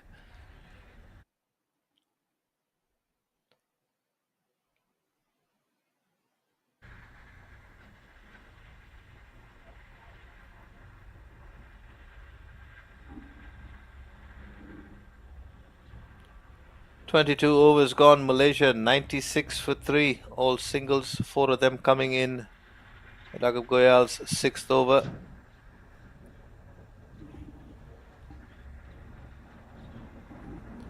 Paras Santosh, who bowled a maiden for his first over. On Pondicherry, mind you, they've got the likes of Aman Khan and Krishnadatta Pandey as well, the medium pacers. Aman Khan, who's certified all-rounder, just holding back his overs. He's going to his spinners here through the middle phase of this innings.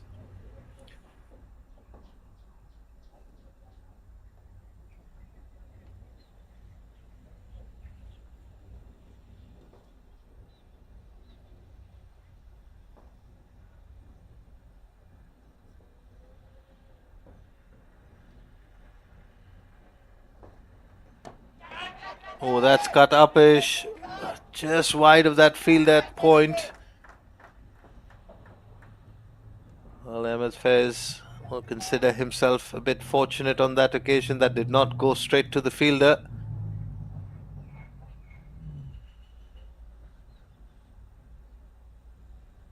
Quite often when a leg spinner is bowling,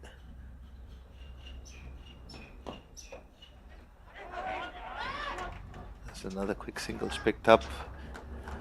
The leg spinner has this ability to pick up wickets with his bad balls, because as a batter you tend to think that you've got to put it away, and you just try to hit it a little harder, perhaps lose your shape. And just needs to be a little watchful here. There's Ahmed Faiz solidly behind that one.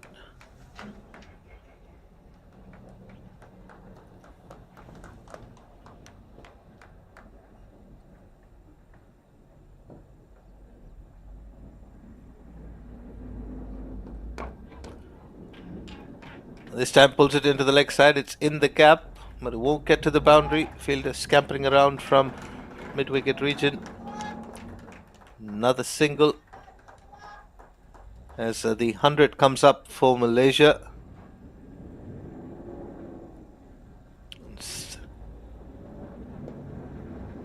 And this game still in the balance. A wicket or two here will feel like Pondicherry is in control, but if Virendeep Singh continues to play shots like that, Malaysia will start to gain, or feel like they're gaining, a bit more control over this game. Beautiful looking shot, just waited for it and placed it to perfection. That's the batting card so far. Saeed Aziz with a start 11 of 12 for him, but could not continue. He was dismissed by Adil Ayub Tunda. Same for Ahmed Zubaidi, 2-5. Then Amir Azim played some good shots, got to 26 of 35. And after those 3 wickets fell, it's been a partnership between Ahmed Faiz and Virendeep Singh, both on pretty good scores. 34 for Ahmed Faiz, 20 for Virendeep Singh. They've been out there for plenty of time. And 23 overs, 104 on the board. You'll feel it's still anybody's game at the moment. And well, Malaysia will want to get close to 280, if not that 300 run mark. And they've crossed it on one occasion, came close to on another. And this time they've got the opportunity to set the total on the board and put this Pondicherry batting lineup that has answered any questions that has come across them in fine fashion. Their top order, similar to Malaysia's, hasn't been able to get going, but their middle order, once again similar to Malaysia, has been what's rescued them through difficult situations. However, Malaysia, they will need to bowl out of their skins in the second innings. But first, they've got to get a total on the board. And that would put the Pondicherry batting lineup under some pressure. So 300 or thereabouts is definitely something that the Malaysian bowling contingent can defend.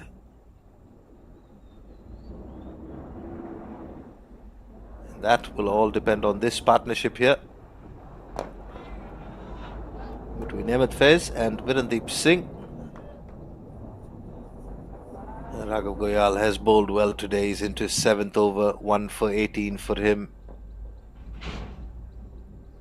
Leading wicket taker in this tournament, 10 wickets for him so far.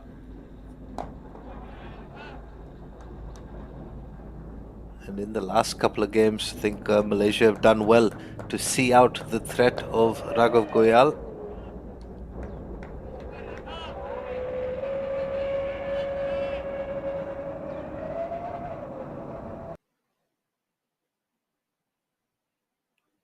Oh, choosing to go on the back foot there.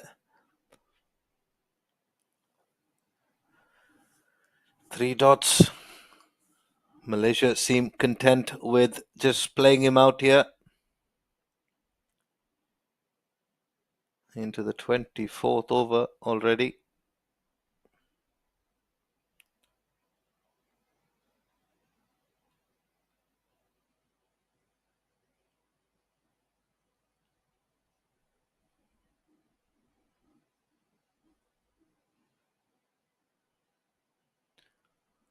Oh, this is swiveled away into the leg side. Will they come back for two? No, they settle for one.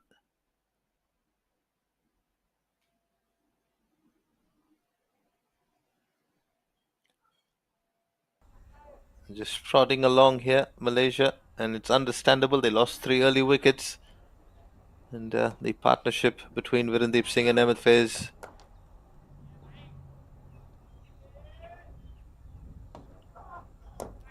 trying to get them into a position where they can try and play a few big shots towards the last 10, perhaps 15 overs of their innings. I think they've just agreed to see out Raghav Goyal, who's bowling brilliantly. Oh, this is close. This is close. And, in the end, turned down from the umpire. Not too much of a rebellion from the fielding side, which suggests it was the right decision. 24 overs gone, 105 for 3. Well, the impressive thing about the spinners from Pondicherry, be it Siddharth Singh, be it Raghav Goyal, and or Paras Santosh, whoever Paras Santosh, a leg spinner, so the lines and lengths change for him slightly. But all the spinners inevitably ending their deliveries in an area where it's asked the batters to play a stroke either off the front foot or the back foot. So young spinners out there. There we go, another one that finishes on the stumps. Paras Santosh, of course, a leg spinner, so he'll be looking to turn the ball away. For him, his target region is around 4th stump as it passes the batter, and then occasionally get one to drift back in. There you go, 4th and 5th stump. Going back to Siddharth Singh and Raghav Goyal as well. All their deliveries, or at least majority of their deliveries, ending up on the stumps, which requires the batters to play a stroke. And does not allow them to free their arms. Another quick single picked up here.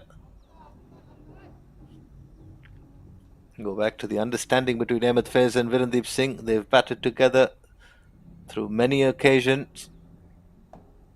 They have a very good understanding and calling and communication between the wickets. Mind you, it's hot, humid conditions here at the BAYUEMAS Oval. Fuller driven down the ground.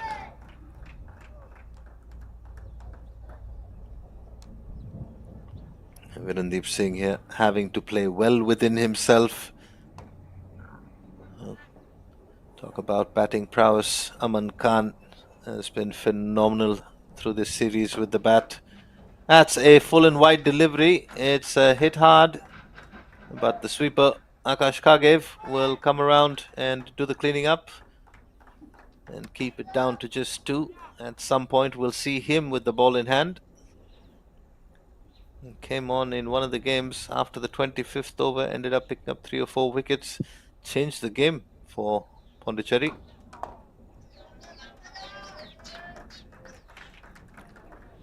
A single to close off the 25th over. 110 for Malaysia for the loss of 3 wickets.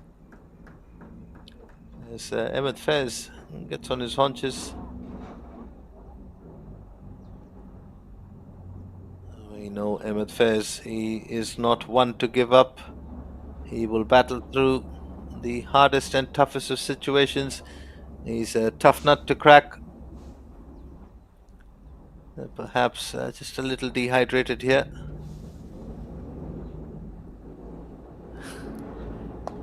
We spoke about the words exchanged. This is good to watch from these two sides.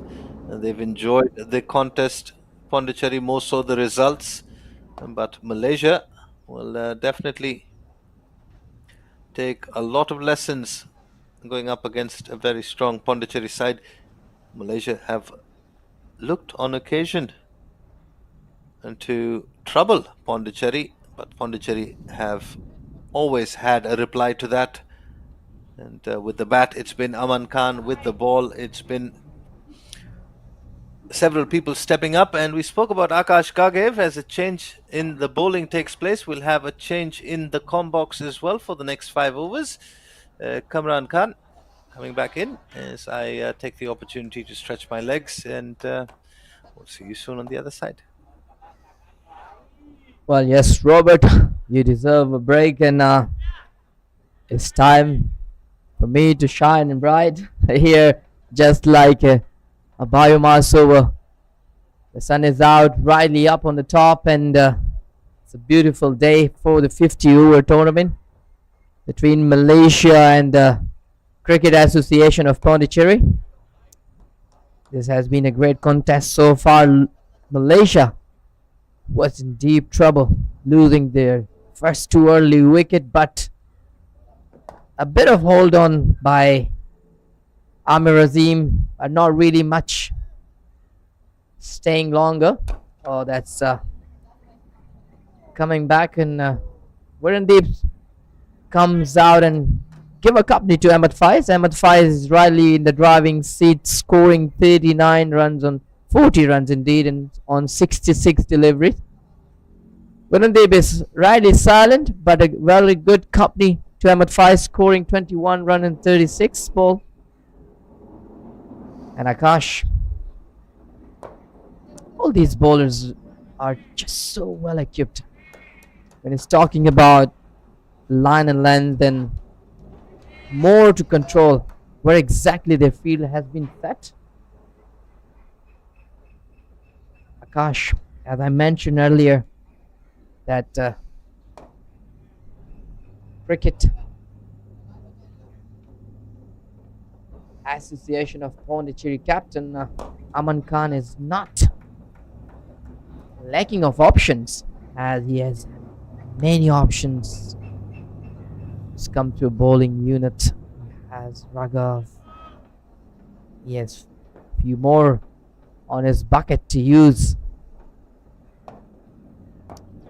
Well, looking at these two batter, Ahmed Faiz and Virendeep Singh, rightly at the driving seat, much look like in control. And that's swept rightly in the front, talking about control, but this time he has lost his pitched straight to the mid-wicket region fielder for a catch.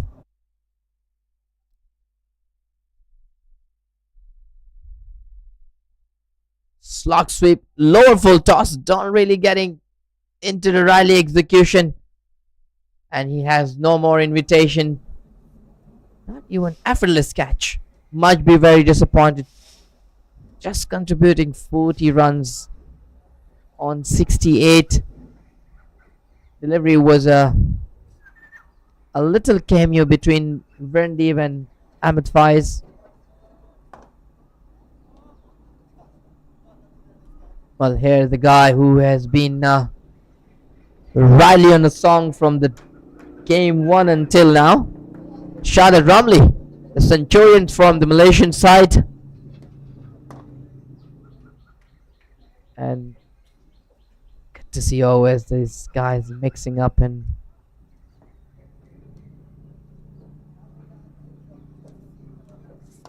Akash. Shahid Ramli must be looking at to put another 100 on the board under his name, and just providing more stability as required. At the moment, Malaysia is just Riley 120 and 26 is these two pair. Keep going till 35 overs or 40 overs. Definitely they will find themselves Riley on the top at the first innings. They really need to put some good total against this strong batting lineup of this Pondicherry. Paras must be very pleased as he has taken the settle better. Set a very great. Hamad 5 was just on the 40 and he has lost his spot. It's just low full toss.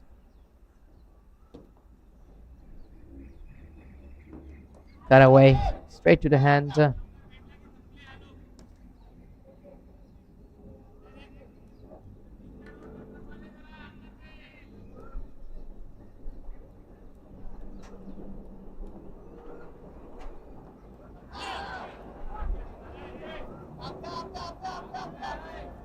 Oh, that's nicely played.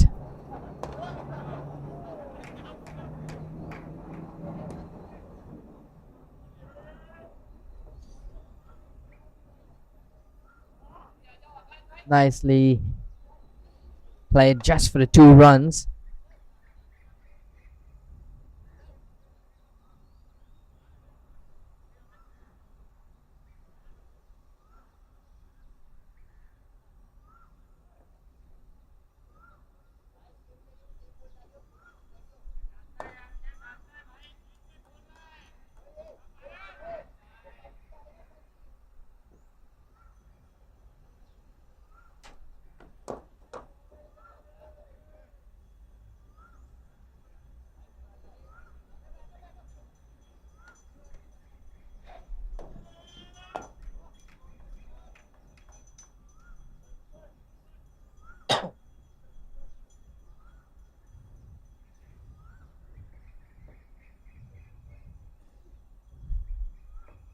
Raj is bowling his 4th over.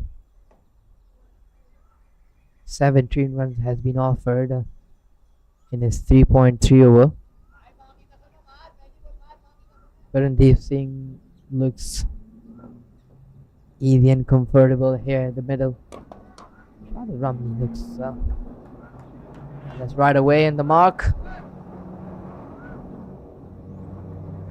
So this is the crucial time once again, I would say, for Malaysian boys, as they really need building up the partnership. They have been failing from the game 1 till now,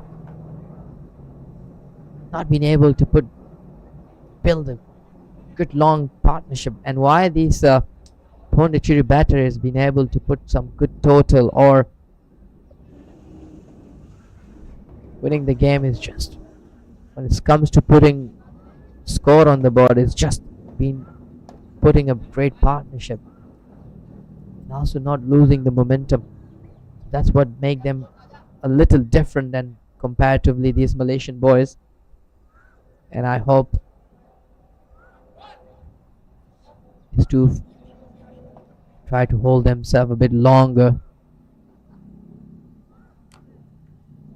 to try to provide more stability and put more runs on the board. With that, we come to end of over number 27, 117, losing their 4 wickets.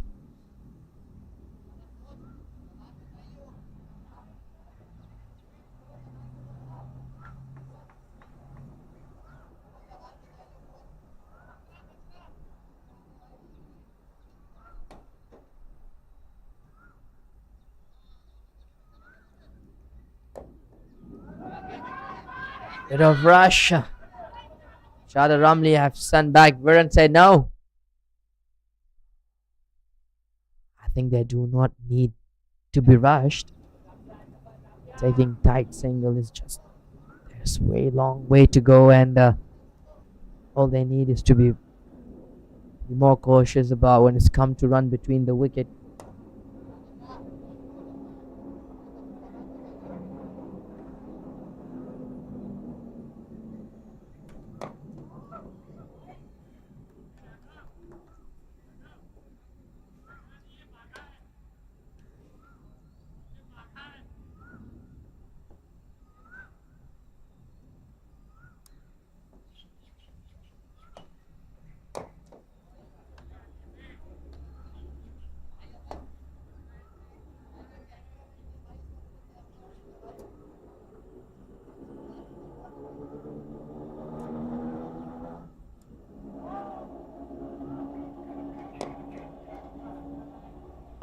Nicely, convincingly play once again.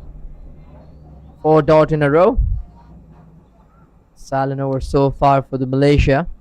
Gurdeep Singh is just try to understand more. And it's important to try to read the line and length and try to be able to just at least tickle down around at least single, double, or dancing down. Try to read the bounce.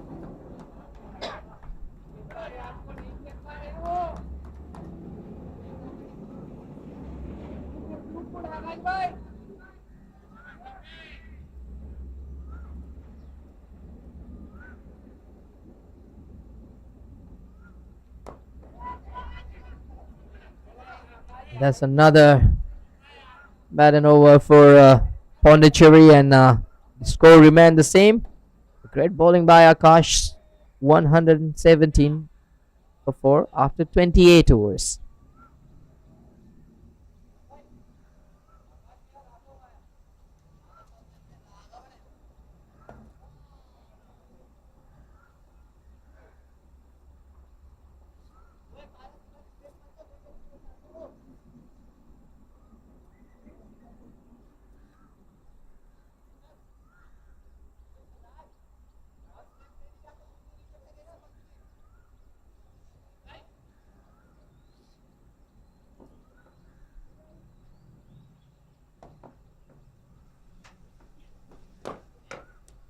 Bharat has been introduced. Has been brought back again, and after his 4, giving 19 runs his first 4 over.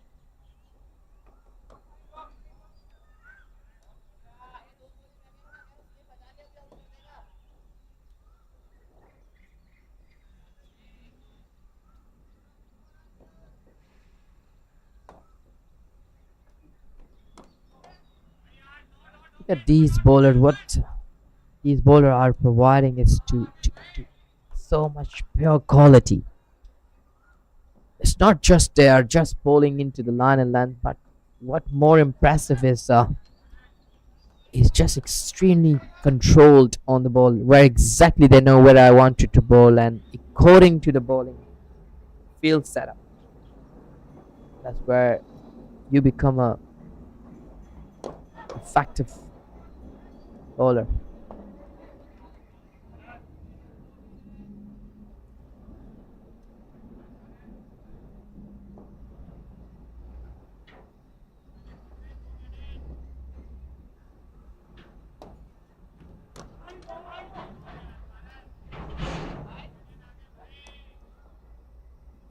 And that's yet another silent over for the Malaysian boys. 29 overs gone, 170, 117. Let's have a look at the bowling figure. Has been impressive. Paras and Akash, this has been exceptional good. Look at this Santosh bowling 5 overs, 19 runs being given.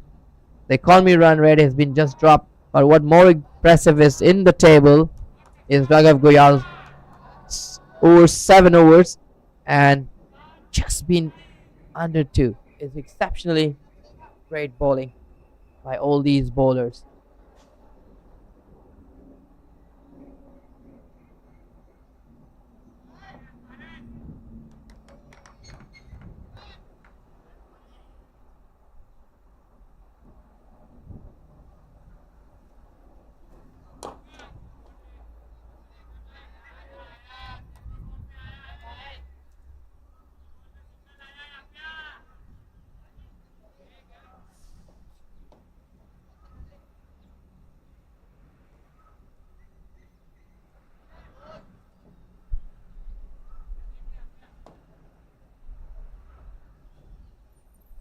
Looking at this atmosphere here in the BAYUEMAS over. This place is the home of cricket, where many cricketer hearts belongs to. A great venue. It's been hosting tons of tournaments, international, domestic. A lovely ground, atmosphere, greenery all around. Great initiative taken by both balls. Shot has been chipped and his chance of the catch and has been taken. What a catch by Adil! And you do not want to miss this out. The man in form, Shahid Ramli, has just lost the spot this time, where a lot of heart would break, including his heart, without contributing this time, making his way with a heavy heart. Oh dear. Look at him. Try to go for a slog sweep, pulling up from the off the drive, and you cannot take this man out at all. He was exceptionally equally good with the ball, and this time, make no mistake, Malaysia rightly in the trouble, losing their 5th wicket at just 718.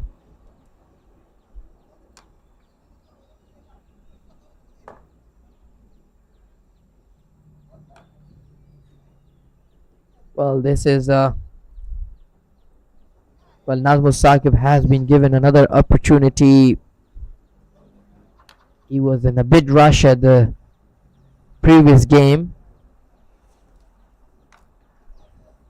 and I believe this, as we're looking at this scoreboard, it just, there's another 20 overs remaining, to be exact 20.3 overs remaining.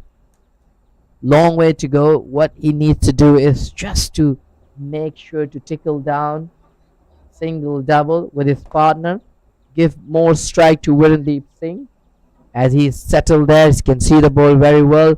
He's on the 27 runs on 49 deliveries. So what he needs to do is just to give a singles, doubles, spend more time on the non-striker hand, try to understand at the same time the behavior of the surface, and to look more closely from this side to these bowlers, what they're trying to do and where they try to pitch. Well, and when he settled it down, then he tried to look for a more pushed. All they need is the partnership. Any one long big partnership will help them to put some good total.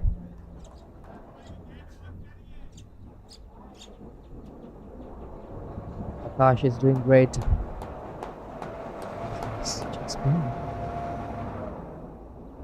bowling his 3rd over. Oh, Nazmul Saqib, this time he is still in a rush and losing his spot in the middle again. What a catch!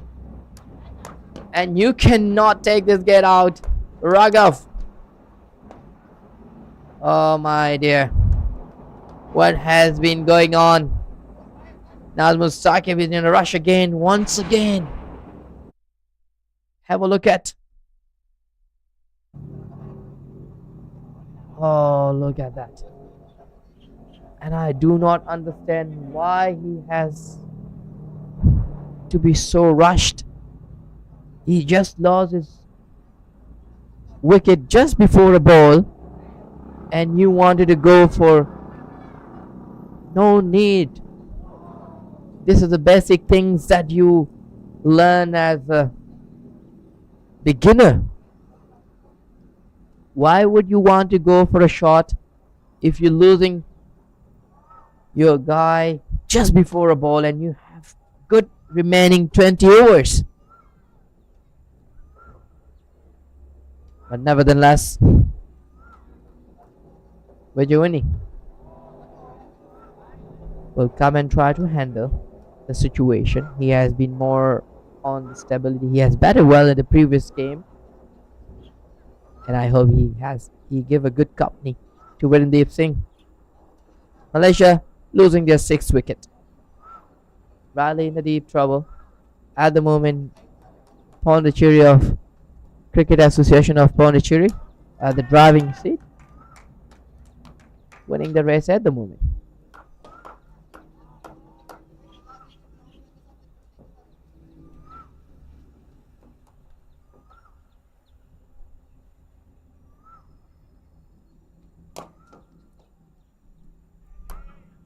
Well, that's the ideal spell at the moment for Akash, and a great bowling 3 for 3 for Akash, and that we're done with the 30 over. 118 for 6. We have some spectator here on the development. Definitely, they are here to watch the heroes, ideal, and also the great game of cricket. It's great to see this youngster taking interest in cricket. But it's time for me to have a bit of break, freshen up, and I'll leave it you guys to my friend Robert. Thanks, Kamran. You go enjoy a well-deserved break as, well, Paras tighten things up from one end, and Akash Kagev has yet again been thrown the ball and changed the game in his spell of 3 overs, 3 for 3. In the 30th over, this here is the 31st. And Malaysia losing their way yet again, losing wickets in clusters. A partnership between Virendeep Singh and Ahmed Faiz was crucial. But once that was broken, Shahadat Ramli, the leading run scorer for Malaysia in this series, could not influence the game. He departed cheaply, and well, Nasmus Saqib, bit of a rash there. We saw the youngsters from the grassroots development program coming in and watching this game. The national heroes taking on Pondicherry. These batters are going to have to give a better account for themselves. At the moment, they're depending on Vijay Unni to try and just rotate the strike to Virendeep Singh, which he's done well on his second delivery. Gets off the mark with that single. Vijay Unni, a long-serving member of the Malaysian national men's team, and well, they'll pick up an overthrow. Virendeep Singh, ever alert for runs. What should have been a dot ball. Unfortunately, you've got to feel bad for the fielder there. He threw the stumps down, and you get penalized for doing something right, but such is the nature of our game, our beautiful game. 3 singles coming off the first 5 deliveries.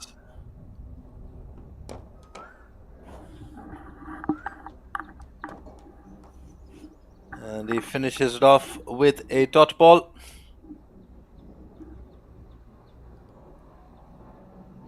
"31 overs gone, 121 for 6 on the board. The KL City skyline for Pondicherry right now looking like a suburban village. First over, the biggest of them all.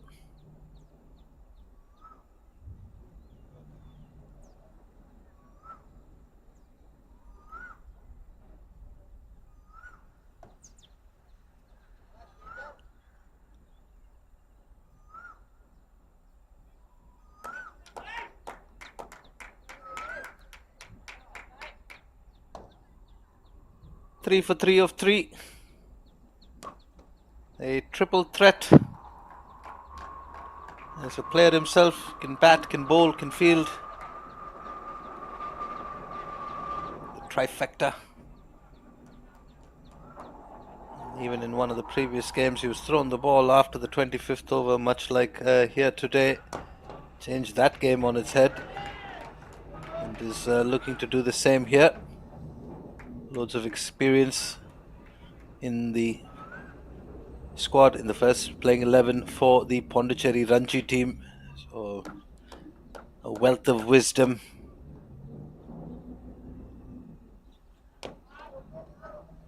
Virendeep Singh just nudges that, picks up a single.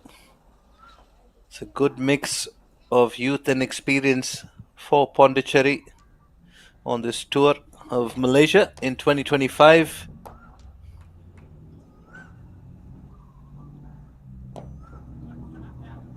And Vijay Uni at the moment being tasked with just accompanying Virendeep Singh through these next perhaps 7 or 8 overs.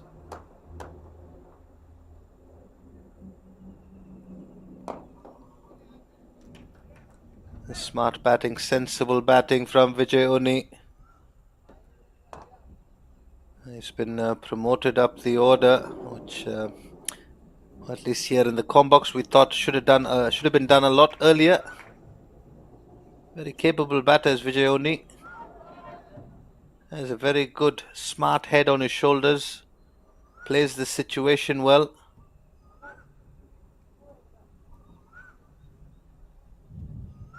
Been sent up above Kisar Hayat, who I think is more suited for the death overs. In the previous game, Kisar coming above Vijay Uni.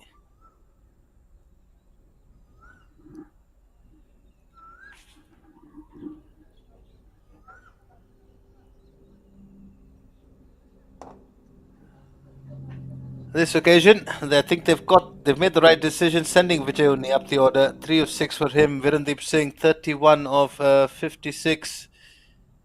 And well, the BAYUEMAS Oval, home to cricket and amazing wildlife here in Malaysia. Quick single taken.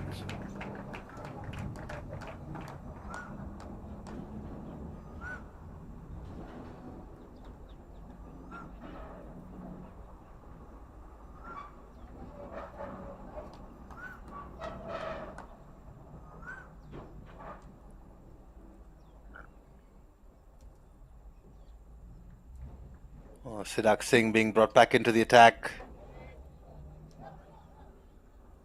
Pondicherry have been very good in being proactive in terms of decision making, and the decisions they've made has often resulted in the outcomes being in their favour. Virendeep Singh, how long can he hold on? He's seen himself to 58 deliveries, batting on 31.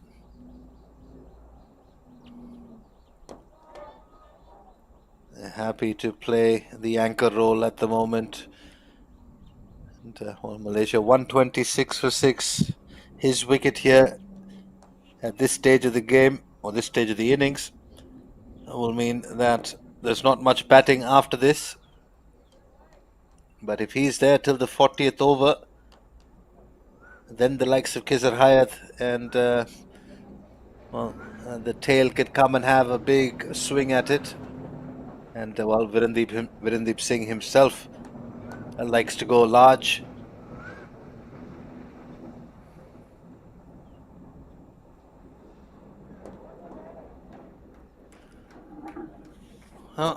One noticeable change in Virendeep Singh's batting is that he's no longer as open in his stance or setup as he was earlier on.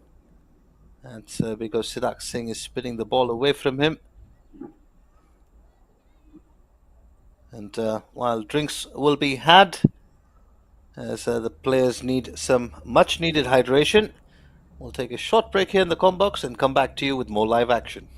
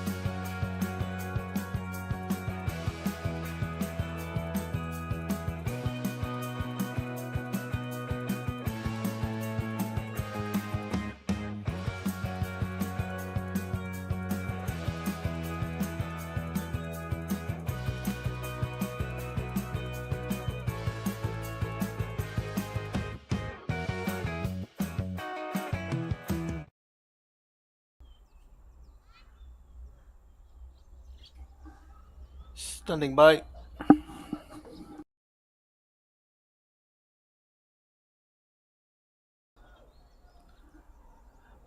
All the second drinks have been had here in the first innings after Pondicherry won the toss, decided to bowl first.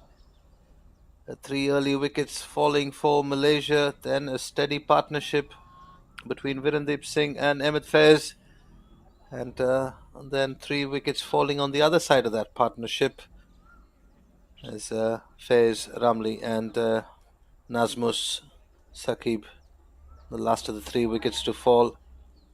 And it's been Akash Kagev, the architect of that damage, who's bowling 3 for 7 from his 4 overs.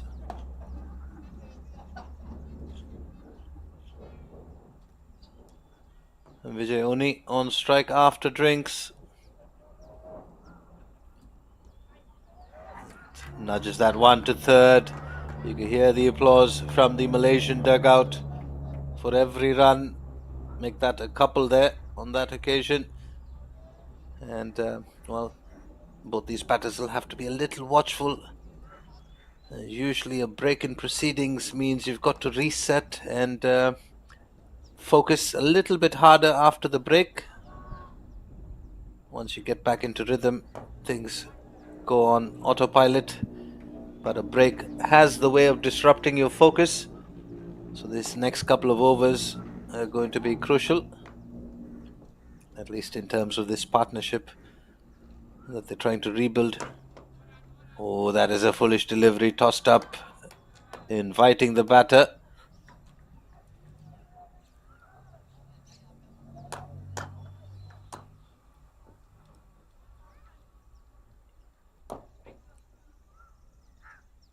Happy to just tap that into the leg side. Well, Aman Khan, the skipper from Pondicherry,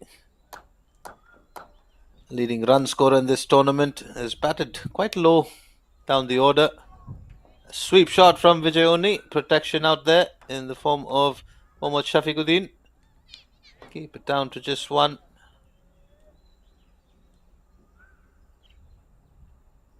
Shadat Ramli, who's second on that list of leading run scorers, dismissed very cheaply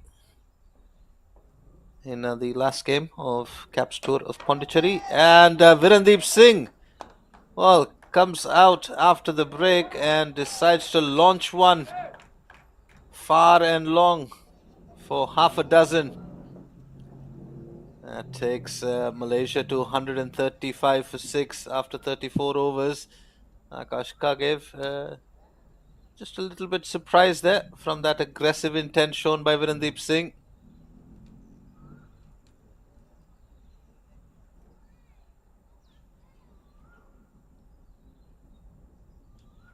Earlier on in this innings, we were talking about Malaysia perhaps getting to 280, 300.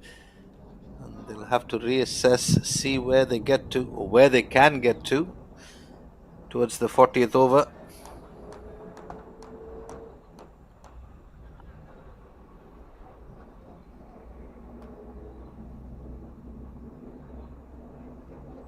Siddharth Singh figures of none for 27 from his 7. He's going to be bowling his 8th here. This is good batting from Vijay Oni. Brings Virendeep Singh back on strike.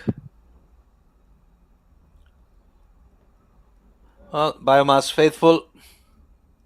And the reason we get to enjoy such a wonderful stage and platform for good cricket. The ground staff have done a phenomenal job here at the BAYUEMAS Oval. Looking for a quick single there that I think was, in the end, a good decision. We've had quite a bit of downfall in terms of rain. And so the ground staff have had to work overtime to try and get the ground ready. And well, the square has played beautifully throughout the series. And bit optimistic there. Keeper was way down the leg side. I think only the keeper there was a bit optimistic. Siddharth Singh, not much of an appeal from him.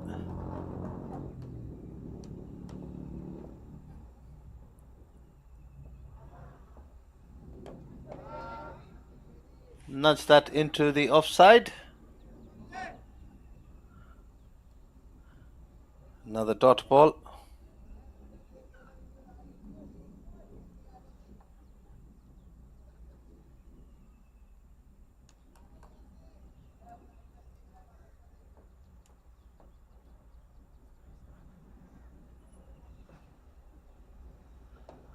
It's going to have to re-bowl or redo that one.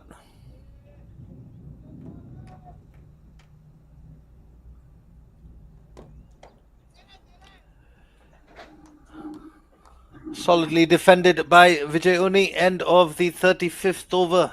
Malaysia are 137 for 6 as they try and rebuild this innings, heading into the final 15 of the first innings of match 5 of CAP's tour of Malaysia.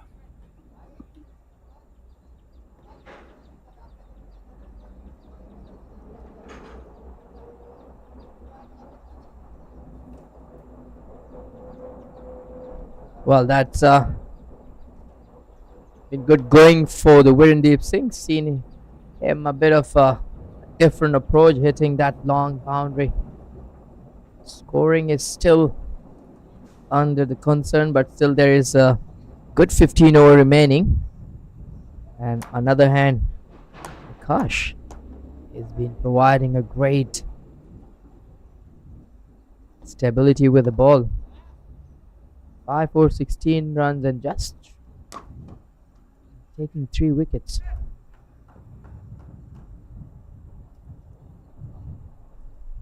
Good atmosphere here at the BAYUEMAS over. Nice and windy. At the moment, sun is hidden. Cloud is showing up just to give a chill moment to all these cricketers.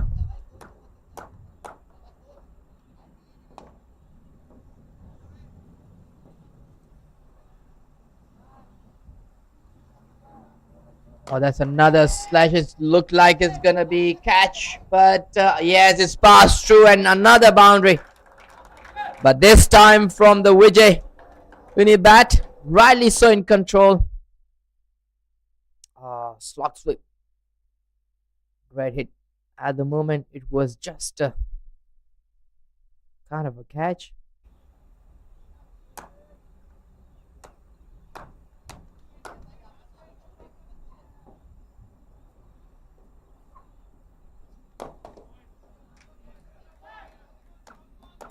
And that's the right thing to do, is just to look.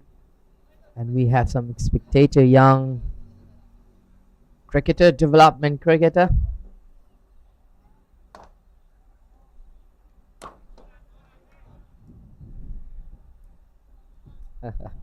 Pitch shuffle, it just want them to go for runs. It's a great move actually. Now they have to target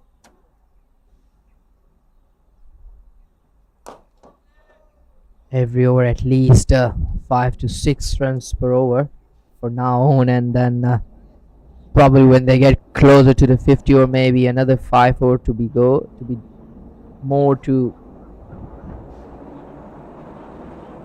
50 over, and then they maybe go hard on it. At the moment, that should be the intent.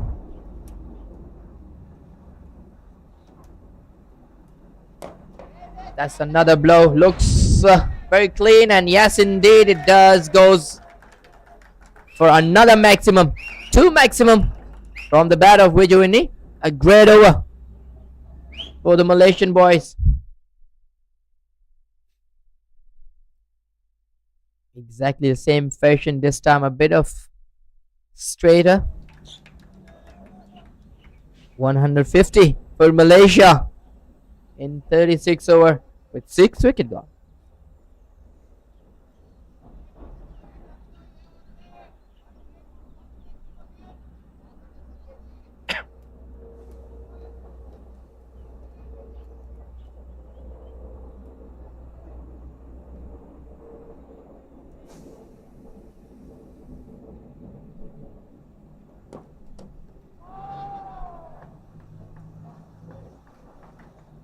That's a really good thing that these two is finding their way. Looks like, as I've been always mentioned, that there is always a little bit partnership here and there. But the question is, will these two be able to convert this little partnership to the bigger one? And this is a time where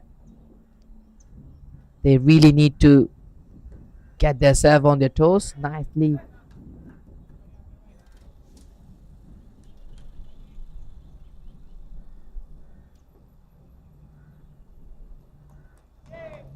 They try to get a little bit more at the moment.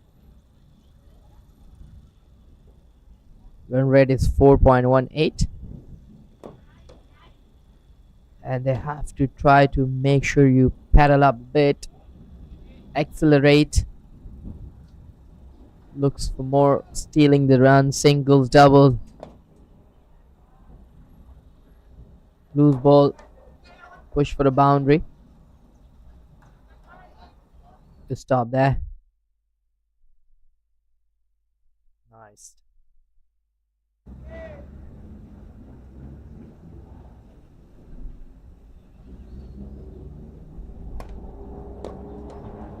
Very tight bowling, but this is very important as we see that previous over they have been really on their toes, the Malaysian boys, and hit boundaries, and this over is just taking three runs. So once the momentum has been created, that should converting and keep going in the same momentum. At least from now on, at least they should target more runs in over, so that they can be able to put some good total. At the moment, still going on the third way of going. 37 overs gone, 153 for 6.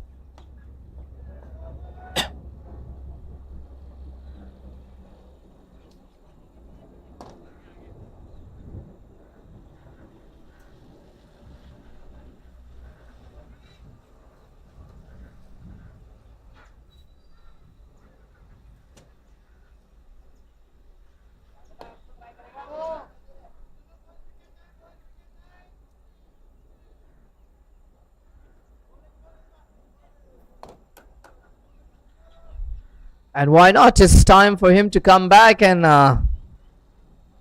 show some magic, because these two better, Verandeep and Vijayvini, is looking so good at the moment, striking the ball well. Oh, that's a really good shot. Pick it up from the middle of the wicket, time it to the perfection. And how pleased is this dugout? Oh, that's been so good. Verandeep Singh has just accelerate 3 runs away from his 50. Oh. That's been good cricket all around.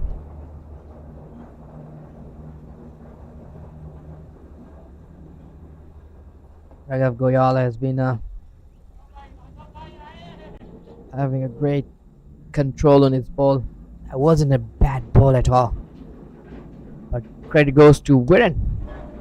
Picked it so well, without any doubt. By the time he has hit that one,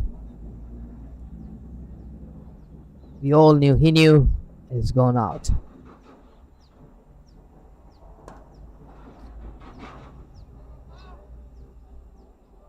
And Vijayvini also looks in a great touch, maintaining a good strike rate. That ball kept low, very low. Is Raghav Goyal is, well, it's very interesting. It looked like it's not really hot and sunny day. The surface does look still a bit not completely dry. Generally when the when sun is out, it's bright and sunny, and the wicket is also dry. It does provide you a bit of more turn even, but it's pretty impressive. These bowlers getting a lot of turn on. It's not just a bit; it's just very decent turn on the ball, which really making the batter in trouble. Not easy, and especially Raghav ball is keeping that ball in and out. Well, that's a good over for Malaysia, 161 for 6 after 38 overs.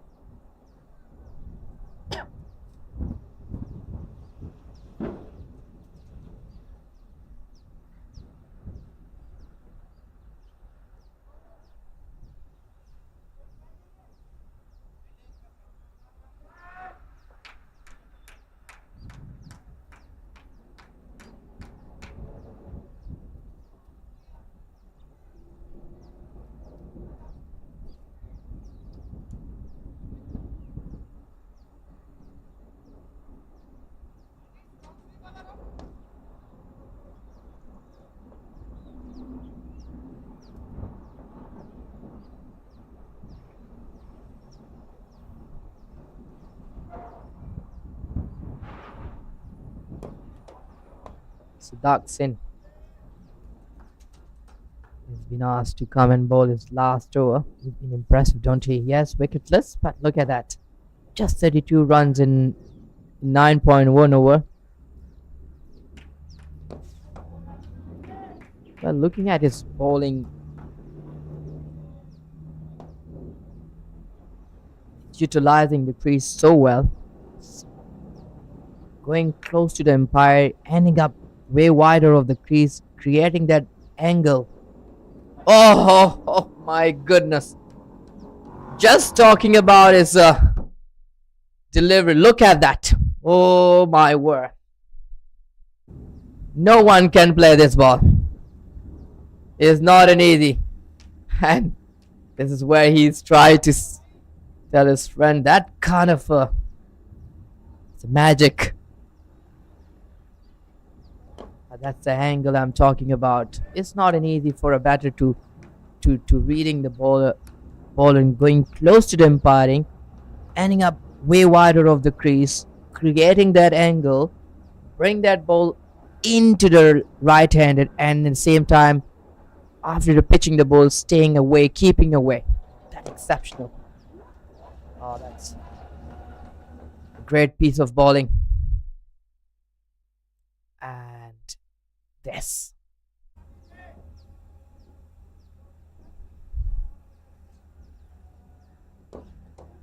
How accurate he has been. How exceptionally he has been. Take above. Siddharth Singh, a great spell. 10 overs, 32 for none. But he deserves applause. Really great bowling. Malaysia, 161 for 6 after 39 overs.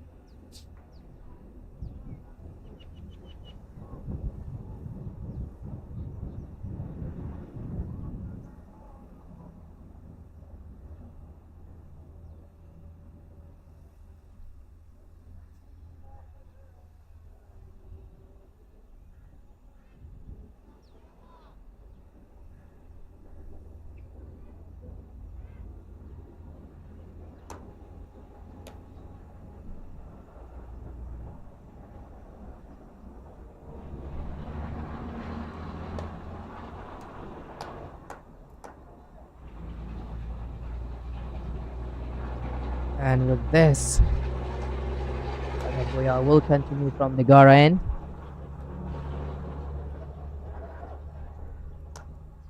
Very nice, just guiding toward the third man.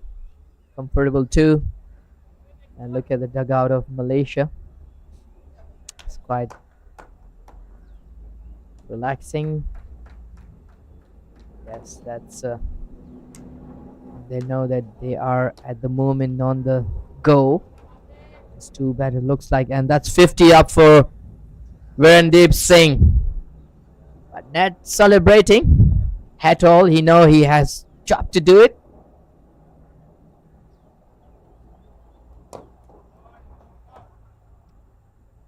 Definitely, he would want to stay till the last ball of this good 11, 10.4 over remaining. He's been there. He's been good. He's been tickled down around single doubles, hitting some big boundaries. Well deserved 50. Verandeep Singh, one of the finest batter in Malaysia, has been playing around the globe with the good names, representing Malaysia in a global map.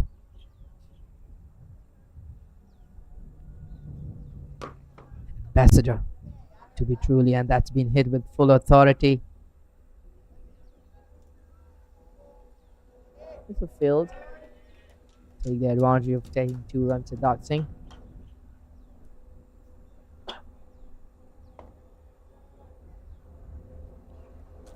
The 2.2.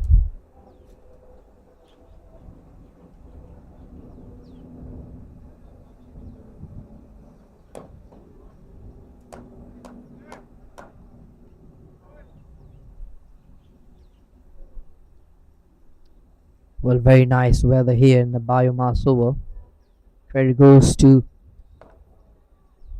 both the association who has conducted this tournament, has been giving equal opportunity to both sides in learning few 5 games for both the teams, and definitely both these two will be so pleased to have each them competitive against each other. And of course, here we come to change of bowling and also fast power play. And also here I have my friend joining me, Robert. Welcome back. Thanks, Kamran. At the start of the bowling power play, we'll have 5 fielders outside the 30-yard circle. So an extra fielder for protection for the spinners. Paras Santosh, I think, is a good option here. He'll be bowling his leg spin, which means the batters will have to go against the turn and into their favoured leg side region.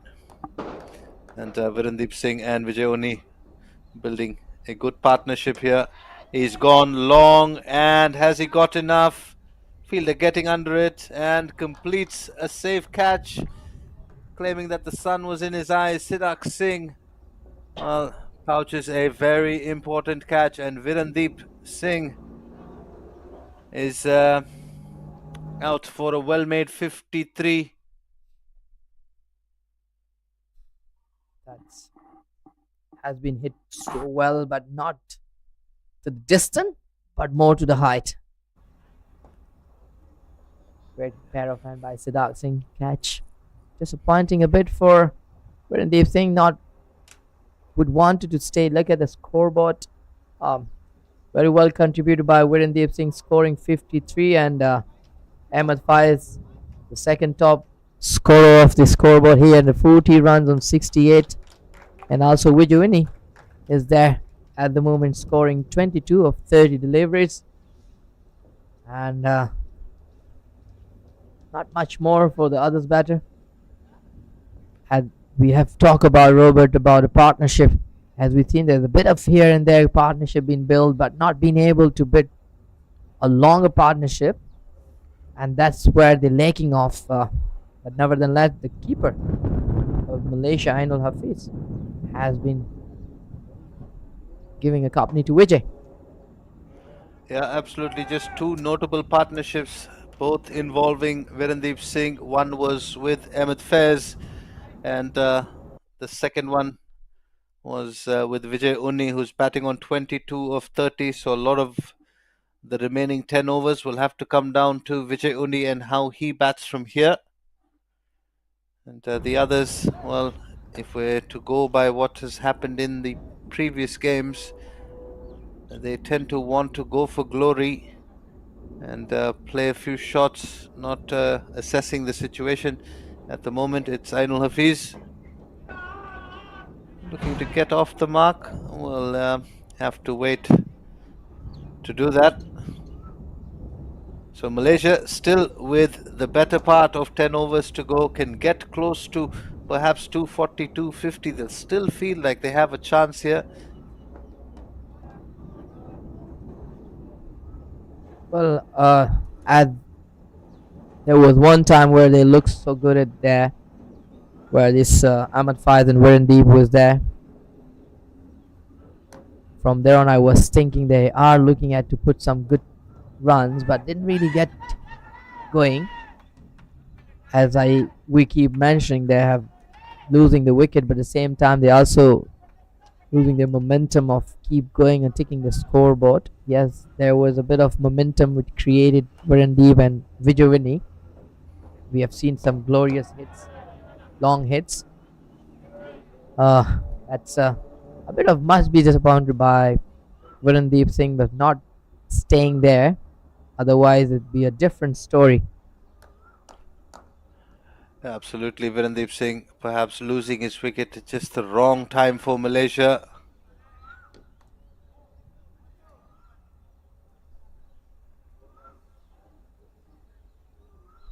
And that's a good over for Pondicherry. And look at this bowling chart here. Akash is the top wicket taker among all the rest of the bowler, and Adil Ayub, pacer, who's been taking 2 wickets.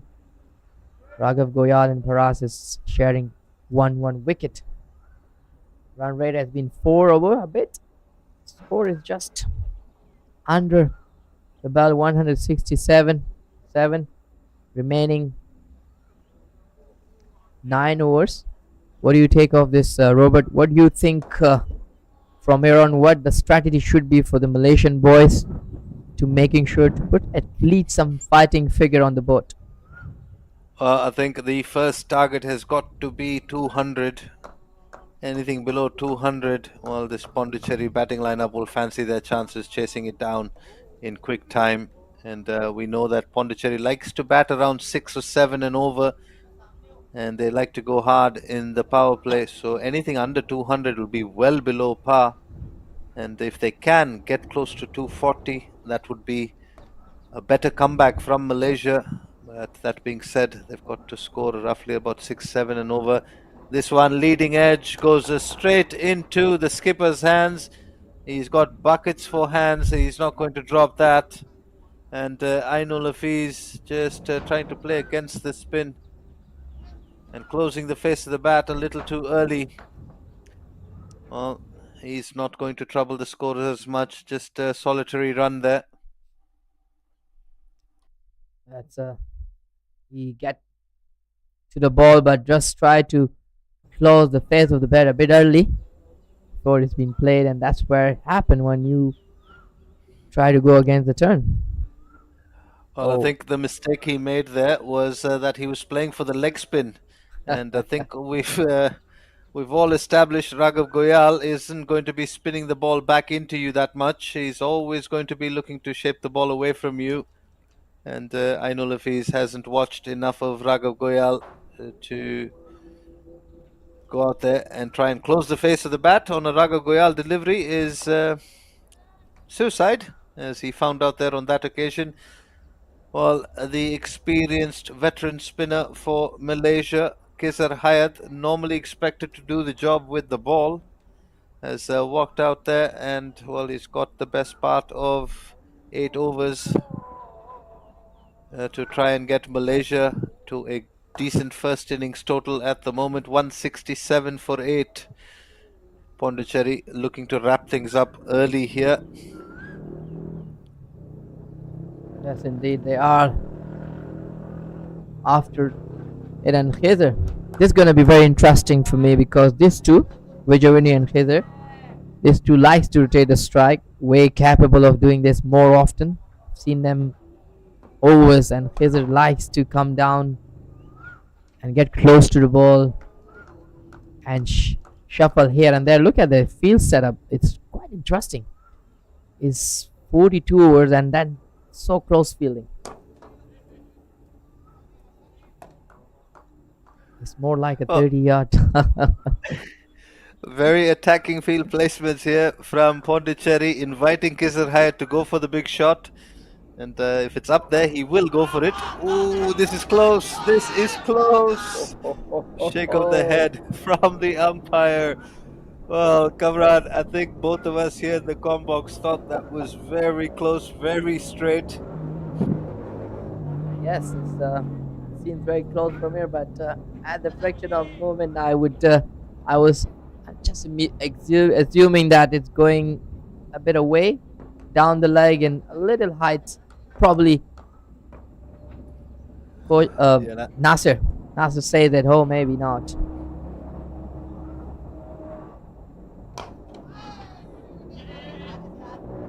and I also think on that previous delivery that, well, the first question is, was it pitching in line? And I think that perhaps created a bit of doubt in the umpire's mind. And we know Raga Goyal likes to slant the ball across the right-hander, so he's inevitably going to be in and around that leg stump region. And, well, Kisar Hayat with that single gets off the mark, brings Vijay Oni back on strike for two more deliveries in Raghav Goyal's spell. He'll be looking to pick up another one here. And, well, he's given a freebie to Vijay Oni. Kamran, where do you think Vijay Oni is going to try and put this one? Well, let me tell you what Raghav Goyal will do. He will try to keep that ball away from him. And for me, since I've seen Vijay is liking the balls more to the leg side, he will try to pull that one to the leg side. Probably I might be right, but I can be wrong too. Oh, you! I was right, keeping the ball away from him. You were spot on with that. Slants that one wide of Vijay Oni, who's looking to come down the track. Well, Raghav Goyal has got one delivery here. He's going to go for the timber. He's again, will he flight it up and ask Vijay Oni to try and take him downtown? I think it's worth the gamble. He's bowled well here, 2 for 34. And I think he will do that, or probably he will be the quicker one. Can be either. Oh, that's quicker one. Yep. Well, a wonderful spell of bowling from Raghav Goyal. Finishes the series with 11 wickets to his name. 2 for 34 here in match number 5 of Cricket Association of Pondicherry's tour to Malaysia in 2025. Firmly in the driver's seat, currently leading the series 4-0. And Malaysia, what can they do here in the last game? Can they get themselves in excess of 200? At one stage it looked like they were going to get close to 280 with that partnership of Virendeep Singh and Ahmed Faiz. But since those two batters departed, it's been all downhill for Malaysia. Yes, indeed, Robert. I was at the moment. I was thinking they probably looked to more closer or even above, because those two batters was looking so great there, very much comfortable. But again, lack of consistency. But these two batters are way capable of to get close to 200 or 220 or 230. But that one, my point of view, we have seen it past 4 games. Looking at the strong batting lineup, this 200 plus 220, 230 still won't bother. Pondicherry batting lineup, as we have seen it, the rotating strike rate has been just normal, like 5-6 per over. Well, Pondicherry will take this 170 for 8. They'll want to pick up the last 2 wickets of the Malaysian batters and give themselves a target under 200, as he was looking to make room and cut that one. Oh, not too much room on offer from Paras Santosh. He was into his 8th over, figures of 1 for 24. And so the spin doing the job after the new ball did the damage. Well, Robert, I've asked one question during the post-match presentation from the captain Aman Khan, looking at his captaincy, and seems like he's been scripted, and he know exactly which bowler has to bring when and how. And look at where Virendeep Singh looks so good, and then no, he has scored 50 runs, and now he would try to open his bat and look for more runs. Right away, he bring Paras. You know where, because he has been making him play all Raghav and others bowlers, bring that ball into him. But rightly when he's tried to go up on the against the bowler, he bring that leggy and that advantage him well. Yes, the one wicket that Paras Santosh has picked up has been the important one of Virendeep Singh. 43 overs gone, 172 for 8. And going back to your question to Aman Khan, the Pondicherry side, they looked a well-oiled machine. They have the personnel, whether it's batting, bowling, and even in the fielding, to a certain extent, they know exactly who to introduce at which phase of the game. Their spinners normally control and dominate the middle overs. However, they haven't had to go back to their pacers because Malaysia, well, going into the final 7 overs are 172 for 8. So only a couple of good deliveries here will wrap things up for Malaysia and Pondicherry. And at the moment, it's Kizar Hayat and Vijay Uni who are trying their very best to get Malaysia to a good position in the first innings. And looking at the changes, and now right away, I have bring the pace into a take. Adil Yaqub has been impressive with the 5 over spells, just giving 24 runs and taking 2 early breakthroughs for the team, and that's where they provide the stability. Yeah, Khizr Hayat and Vijayuni would try to just push that scoreboard in as much as they can. And you said it so right, as they know exactly where to do what. The captain knows their boys so well, and the middle order spells, especially when it comes to spinner, it's done great job in the middle order. Mind you, there's several resources that have been untapped. One of them, the fielder, Krishnadatta Pandey, who's a game changer in his own right. Came on, bowled a very good spell in one of the previous games.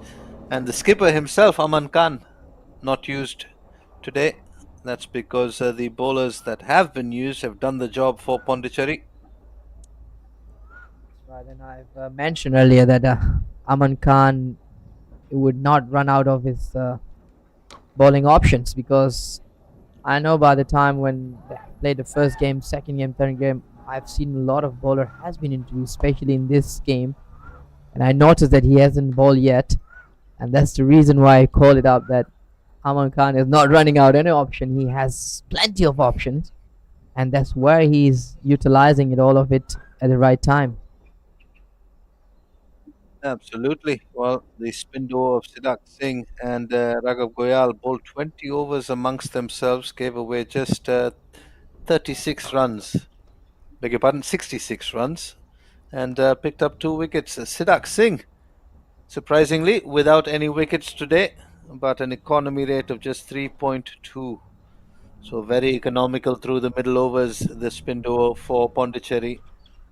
And Adil Ayub Tunda, as you mentioned, did the damage with the new ball, picked up 2 early wickets, that of Saeed Aziz and Ahmed Zubaidi. So when your new ball bowlers respond well, then your life as captain becomes a whole lot easier, and any decision you make becomes justified. And this has been good from Pondicherry and Aman Khan in the way that he's marshaled his resources.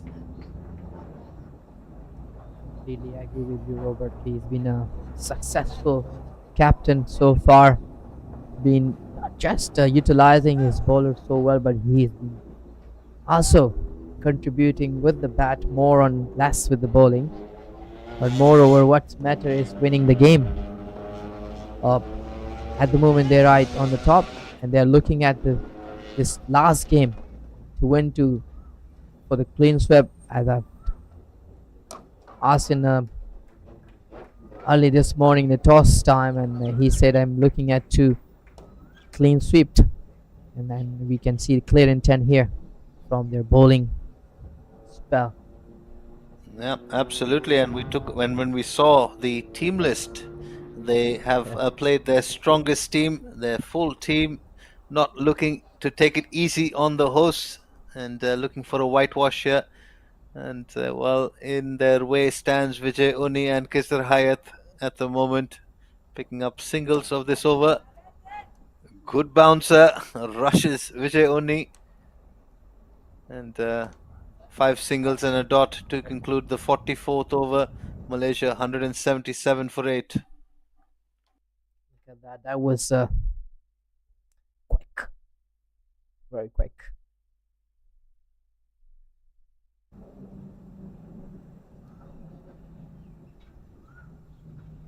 Well, the good news is the sun has shone and it looks very pleasant weather here and a pleasant day at the moment for the Pondicherry team.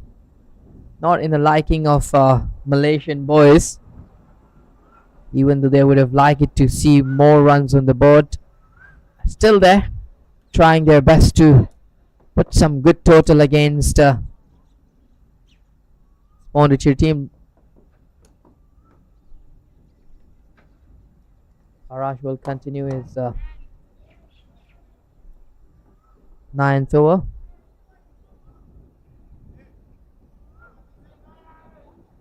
Well, I've not seen much turn in the previous games comparatively this game. This game, ball get turned more better, even though it's a all similar surface as they have played a day before. I mean, a game before. They're not able to get much turn as it is, and they have get turn today very early on this surface. Quite surprising. Well, the square at BAYUEMAS, most of the wickets, it's a good cricket wicket in the sense there's enough in it for the pacers. There's a bit of turn on offer. It's true turn. It's not the grip and rip that you would see in the subcontinent, the slow turn, or a two-paced wicket. It's a good cricket wicket, I think, presented here for pretty much all of the games. All 5 games have had very good wickets in which both these teams have contested. And you can just go by the scores. That first game, as Pondicherry were a bit getting used to the conditions. But after that, it's been high-scoring games in each and every one of those. But the turn that you're talking about, there is something in it for the spinners, and the Pondicherry spinners have inevitably, more often than not, managed to extract turn from the surface here at the BAYUEMAS Oval. Yes, indeed. It's the same ground, but there's a two different type of surface. As we look at here, the screen just beside of the offside is a black surface, which provides more compared to the brown surface. Browns are more helpful for the bowling, more friendly for bowling. It provides more stability, more grip for the spinner in particular. And looking at this a bit dark surface, which provide more of this fast bowling, more of the fast bowling track. But this is more friendly of the batting when it comes to looking at the surface. So 2 different surfaces they have been provided in each different games, and they have been testing both bowlers and batter, which is great done job by this creator, been making sure to providing a good surface, good ground to have a smooth going games. Well, despite the good batting surface, it's not been a good batting performance from Malaysia, and they find themselves 183 for 8, 5 overs to go. Oh, Vijay Uni looking to be a little creative. In the end, only managing to edge it straight into Gautam Dilip's gloves. And Adil Ayub Tunda picks up a third wicket. That's wicket number 9. That's fallen for Malaysia with the score on 183. But what more disappointing, Robert, is whatever they're trying to do is nothing going on their way of looking at this Malaysia batting chart and look at the fall of wicket is just 2 wicket Riley on the first 4 over, and then there is a bit of partnership. We're talking about over 16th over, and then there's a bit more longer partnership between Ahmed Faiz and Virendeep Singhs, and they lose Ahmed Faiz Riley on the 26th and 28th, and then right away Najmul Saqib has come to just there sticking around for a bit, and there's another partnership being built which was not long enough. Then again back-to-back wickets, so there has been a roller coaster most of the time. I think all these 5 games has been a roller coaster kind of a chart here in a Malaysian batting lineup.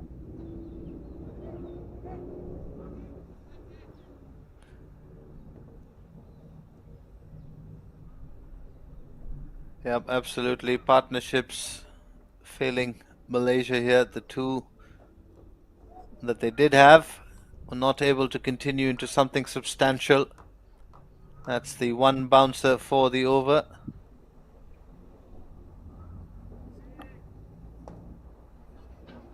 And this is what you as a fast bowler know, where, and that's just great strategy. Where we see a tailender or a bowler comes to face us, this is one of the over we want to do it, just to creating a doubt in the mind of the batter. Oh, that's full and up in the block hole, and they'll sneak a quick single, and Ayub with another throw at the stumps. Remember when he was bowling to Amir Azim, had a shy at the batter's end. That went for overthrow 4. Luckily Akash Khagev there providing the backup. And this has been a habit for every fast bowler basically. Oh, well, the 1 wicket for Pondicherry to pick up to wrap up this Malaysian innings. And Kesar Hayat and Wafiq Irfan at the non-strikers end. Oof, that is a quick bouncer from Tunda. Well, mind you, the man at the non-strikers end, Wafiq Irfan, will no doubt be paying very close attention to this.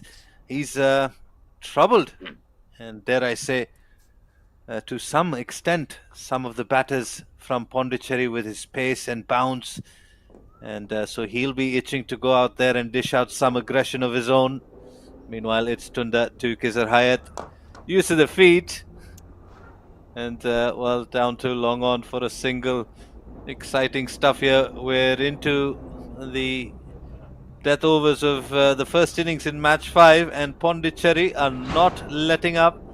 They are putting Malaysia under the pump here. Kesar Hayat as well, he'll come out later on in the afternoon and try and disrupt this Pondicherry batting lineup. And here we go, exciting contest this. Tunda to Wafiq Irfan. He's already bowled 2 bounces in the over. Will he go for another one? Goes full, driven beautifully through the offside. Wafiq Irfan making a statement with that stroke to some of the top orders and saying that's how it's done. End of the 46th over, and Rizwan Haider running out drinks, and perhaps a message as well. And I think that message will be, and some gloves for Kesar Hayat, who's been out there for 15 deliveries, has got sweaty palms, and perhaps a message, try and get us close to 200. I think will be the first target. They've got 24 legal deliveries, and this is another exciting contest. The leg spinner Paras Santosh to the left-handed Wafiq Irfan, mind you, and make no mistake, Wafiq Irfan is a tall, strong lad, and anything in his arc, I think he has the license to go for it. especially up against the leg spinner. Definitely, he wouldn't think twice, but this time he does. Well, talk about being caught in a double mind there. Wafiq Irfan, she's in the end playing an almost nothing stroke. Fortunately for him, it just goes straight off that mid-wicket fielder. While Kizar Hayat also likes to pull out the long handle. He goes to across the stumps, sweeps this one. It's not quite off the middle. And deep backward square will do the cleaning up and keep it down to just 2. And these are going to be important runs here. If they can get to 200 and anything above that and then pick up a couple of early wickets in the run chase from Pondicherry, Malaysia will be in business. Use of the feet, goes down outside half of the bat, and it's been spilled. Well, Pondicherry, who have been excellent in the field, I think even they're allowed a few mistakes, but that one was a dolly of a chance. Oh goodness, likes. Why? It's been a day for Khizr. He should take that advantage. And that's nice. Good save. We'll take 2 runs. Well, a lot of drama is going on here, and why not? We need some entertainment here, even though it's 50 over, but we still need entertainment. Robert, I'm enjoying it between these two. Well, it's a pity for Malaysia that we have to rely on number 10 and number 11 for the entertainment. They needed some of their top or middle order batters to be out there, as Kizar Hayat cuts one like a hot knife through butter. Pierces the gap and finds the boundary. 195 on the board. Makes some room, then comes closer and, well, places it to perfection there. Very well struck. Very well struck. He's been good on ice, and why not? He should play more better shots than this, because he's been given an offer of a new life. It's a lucky day so far for him.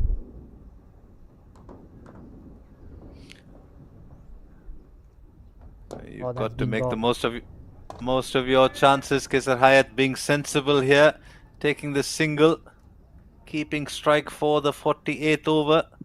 196 for 9. Well, Kizar Hayat has moved himself to 19 of 20, and this is very valuable runs here. They've gotten very close, 1 hit away from that 200 run mark, but unfortunately for Malaysia, it's the last batting pair. Who does Aman Khan turn to from here? He's given Ayub Tunda a break, who's got his cap back on. Is he going to go back to more spin? He is indeed. He's turned to Akash Kagev,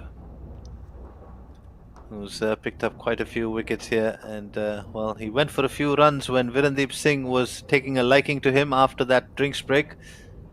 Virendeep Singh and Vijay Unni both hitting him for a couple of maximums, and now it's Kizar Hayat, although Kizar Hayat, the right-hander, also likes to go leg side, and mind you, he can hit a long ball, known for his off-spin bowling.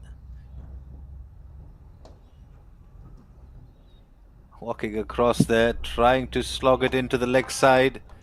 Akash Kagev was smart enough to push it wider. Well, Khizr is trying to create that angle, is to hitting that ball into the cow corner region. He knows that there is a vacant area, even though that mid-wicket region field is a bit straighter. Even that has been, the square leg fielder has been pushed back. He able to push, looks like. Oh yeah, he managed to get through with it for a maximum, and this is the area where he wants to hit. Well, to the applause of the Malaysian dugout, that's because the 200 run has just been crossed. What a wonderful shot. Use of the feet, gets to the pitch of the ball, or gets close enough to it to swing it across towards that mid-wicket region all the way for half a dozen. Akash Kagev to Kizar Hayat. Backs away this time.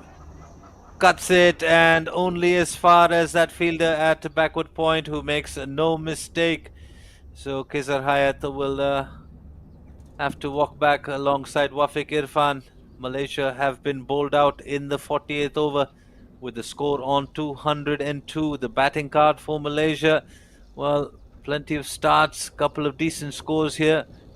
That coming from Amir Azim at the top, 26 of 35 for him. Ahmed Faiz and Virendeep Singh built a partnership, 40 of 68 for Faiz, 53 of 81 for Virendeep Singh, and after that a flurry of wickets when Virendeep Singh was able to stabilize again with Vijay Uni when he fell, and then Vijay Uni getting to 27 of 43, and then a late cameo from Kizar Hayat Durrani, 25 of 22, who was the last of the Malaysian batters to be dismissed by Akash Kagev, who was amongst the wickets as well.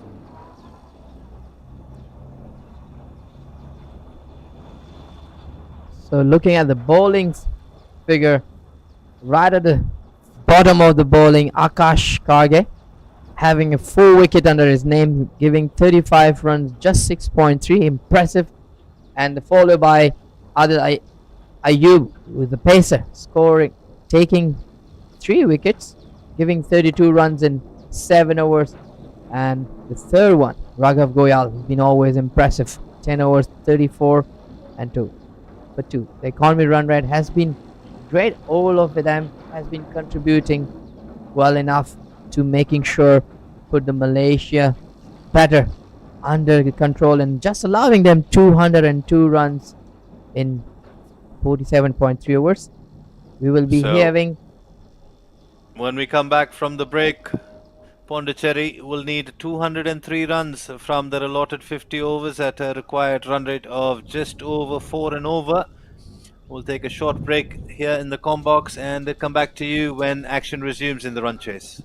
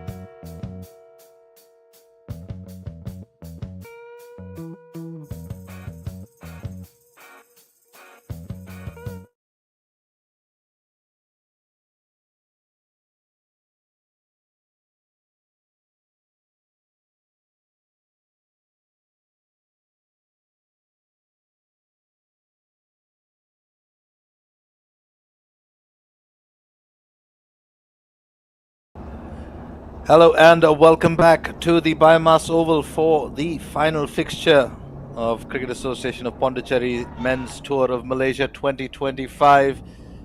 In the last game, Pondicherry winning the toss earlier this morning, choosing to bowl first. They've bundled out Malaysia for 204 inside their allotted 50 overs, which means when action resumes here in the second innings, Pondicherry 11 will need 205 from their 50 overs.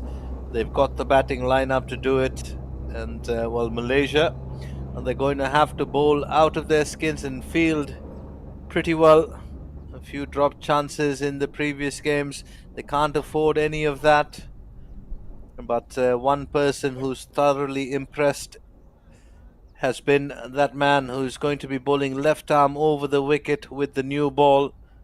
I am, of course, talking about none other than Mohammad Wafiq Irfan. He's done the damage with the new ball more often than not. And while defending what would be considered well below par total here at the BAYUEMAS Oval, Wafiq Irfan will have to strike early for Malaysia. So will his other new ball partner. Speaking of partners, I'd like to welcome into the combox my partner and co-commentator for the day, Kamran Hamid. We've had some good conversations about fast bowling. Wafiq Irfan is Malaysia's up-and-comer through the fast bowlers ranks. What do you make of him and this total that Malaysia have set in the first innings? Well, good afternoon, everyone. Good afternoon, Robert. Yes, we have been talking about fast bowling. In particular, Wafiq Irfan is one of the greatest find here in Malaysia, and he's been very exceptionally good. Yet, he can be more dangerous when he's find consistency with the ball. But of course, they have to take few early wickets to making sure to be more stable and rightly on the top of the game to create chances to be winning the last game. But nevertheless, here you go, the first ball. Wafiq Irfan starts with one back of a length. He's right on the money there, but a single picked up by Akash Pondicherry and Ayush Sharma, the opening batters for Pondicherry.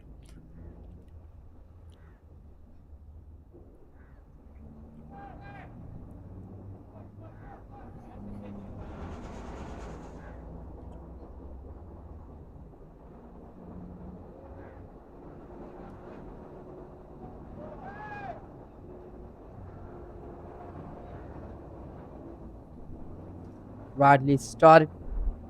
Akash to slip in place right away. Look like Irfan is bowling to the body. That's right channel to bowl. Wafiq Irfan has been pretty good this series in the 4 games prior to this, and want to repeat performance and perhaps do one better. As you pointed out, Kamran, 2 slips in place. He'll angle the ball across the right-hander, can also bring it back in, has the ability to bowl some good deliveries that swing back in late. And this one just back of a length again. Straight to Nazmus Saqib. Didn't have a very good day with the bat last couple of games, wasn't able to contribute, and so he'll look to make a mark here in the field. Malaysia could only manage 204 runs in their first innings. A couple of good performances with the bat from Ahmed Faiz and Virendeep Singh. Ahmed Faiz getting to 40, Virendeep Singh bringing up his half century, another half century. Unfortunately, he ran out of partners, so did Vijayoni. And this one leaves the right-hander. And, Wafiq Irfan. Ayush Sharma, mind you, while he was in the field, sustained a blow to the back of his head. So it's good to see him come out there with bat in hand, which suggests he's good to go. That's the previous delivery.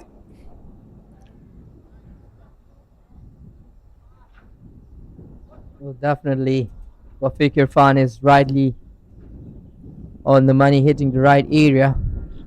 Looking at two slips, try to get that angle out, and that is the right delivery once again. Great bowling.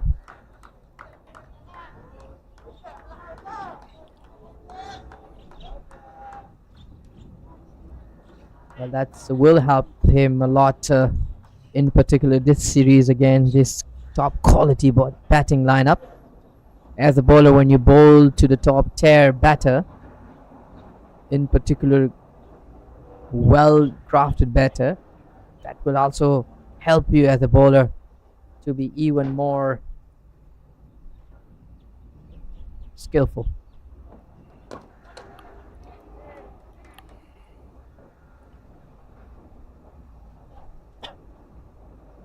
And with that, we come to end of over number 1. Just 1 runs on the board. A good start for the Malaysia.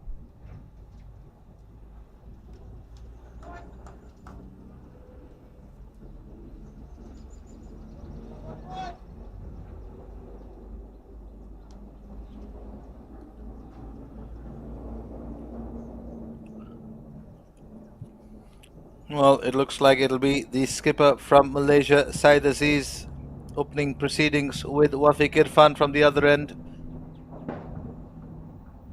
Mind you, Syed Aziz came in after missing the first game and immediately picked up a fifer. So he has the ability to do it with the new ball. He has the swing and the control, not the pace of Wafiq Irfan. And so he'll have to be very accurate here up against Akash Kagev,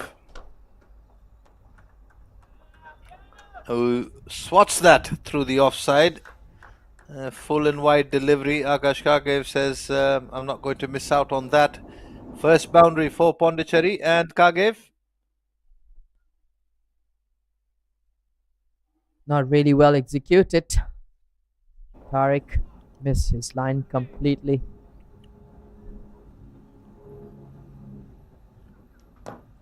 And this time goes back of a length. Didn't middle it. And will still pick up a couple. So Syed Aziz just bowling one full and wide on the off stump. Then the follow-up delivery. One that's back of a length, angling down the pads. And, well, he normally bowls over the wicket to both left and right-hander.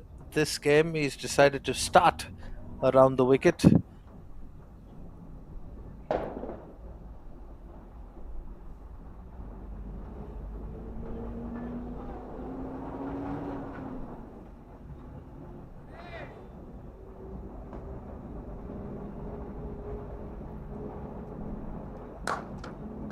That's a cutaway through backward point, and does it have enough to get to the boundary? Yes, it does, despite the diving effort there.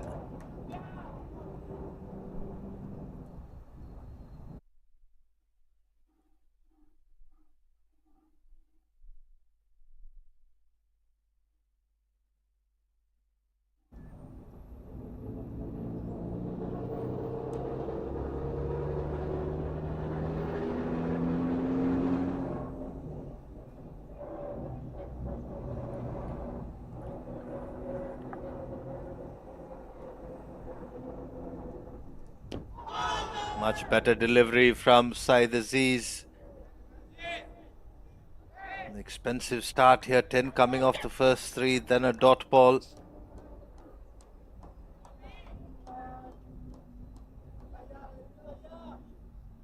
Yes, indeed, he would have wanted to have a better start. He had the capability of keeping the ball away and bringing in. That's better. Good hand Obviously by Shah. played on Shaidat Ramli, not able to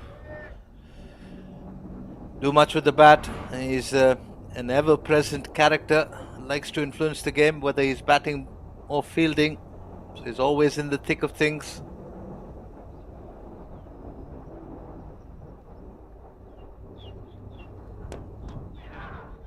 A drop and run, looking for that single. Malaysia, sharp inside that 30-yard circle. So good finish to the over from Saeed Aziz. He's come back well with 3 consecutive dots after going for 10 off the first 3. And Pondicherry, as is customary, they're keeping that run rate around that 5.5, 6 and over mark. And they don't need many.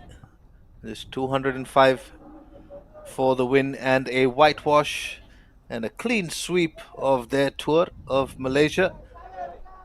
The Malaysian team trying to stop them from doing that, playing for pride, playing for some redemption. Well, Robert, one thing has been common, apart from the rest of the things, has been both of the team open batters not been consistent, not been really contributing from the game one to till now. Malaysia opening pair against failed to do so, and let's see whether Akash and Ayuda is doing that, providing the stability as the opening pair, or will also drop it again.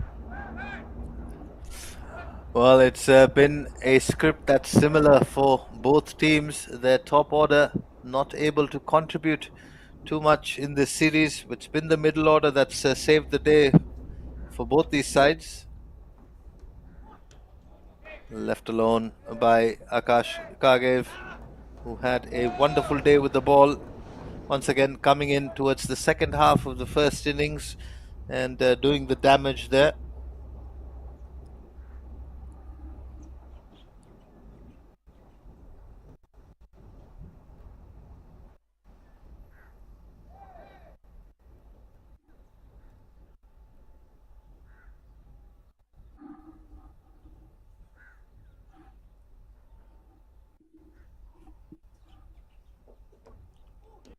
Brilliantly bowled. Bit of room on offer. Akash Kagev likes to throw his hands at things, and that was perhaps an invitation, which he could have done better with. Didn't bounce as much. He's got to put that out of his mind and continue batting.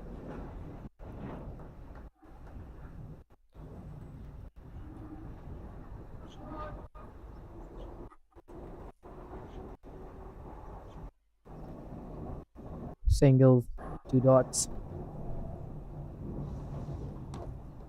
Oh, bit of bounce on that occasion from Wafiq Irfan. Well, this surface, Kamran, I think is playing a whole lot better in the second half. There was a bit of bounce in the first 45 minutes of the first innings, but it seems to have flattened out nicely here for Pondicherry. Yes, indeed, and also it's Wafiq Irfan is a tall lead, and he does like to hit that dig hard, in particular with a new ball, and that's where he knows. This is why he kept this 2 slip in place to creating that opportunity. Oh, it's driven, it's uppish, but it's through the covers and it's in the gap. And Akash Kagev picks up another boundary. Well, Wafiq Irfan choosing to go a bit fuller on that occasion. It's played very well, in control, rightly there. Just bring that bat into the line of the ball for a boundary.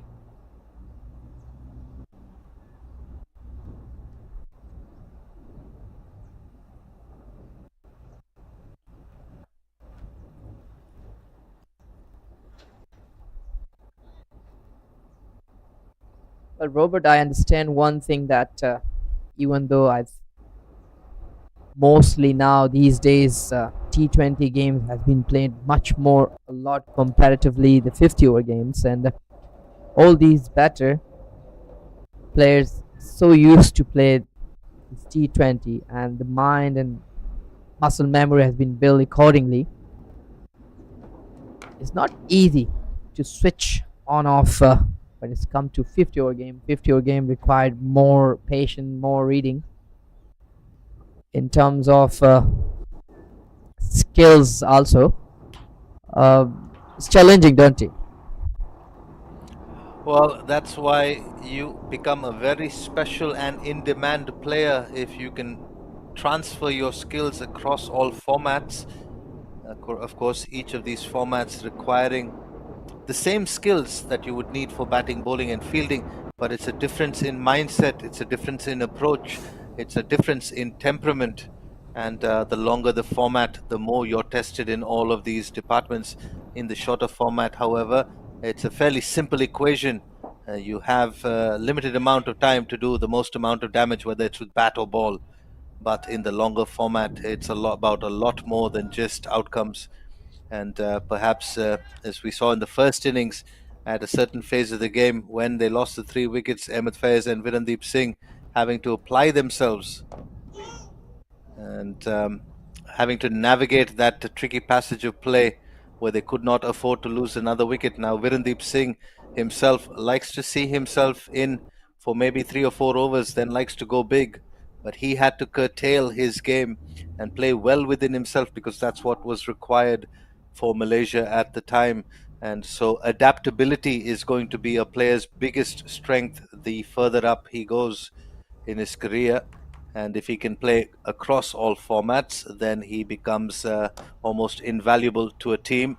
As Akash Kagev shows that he's good through the offside and he's equally good through the leg side, clipping one of his pads from Saeed Aziz, who continues to be expensive in this run chase where they don't have that many runs.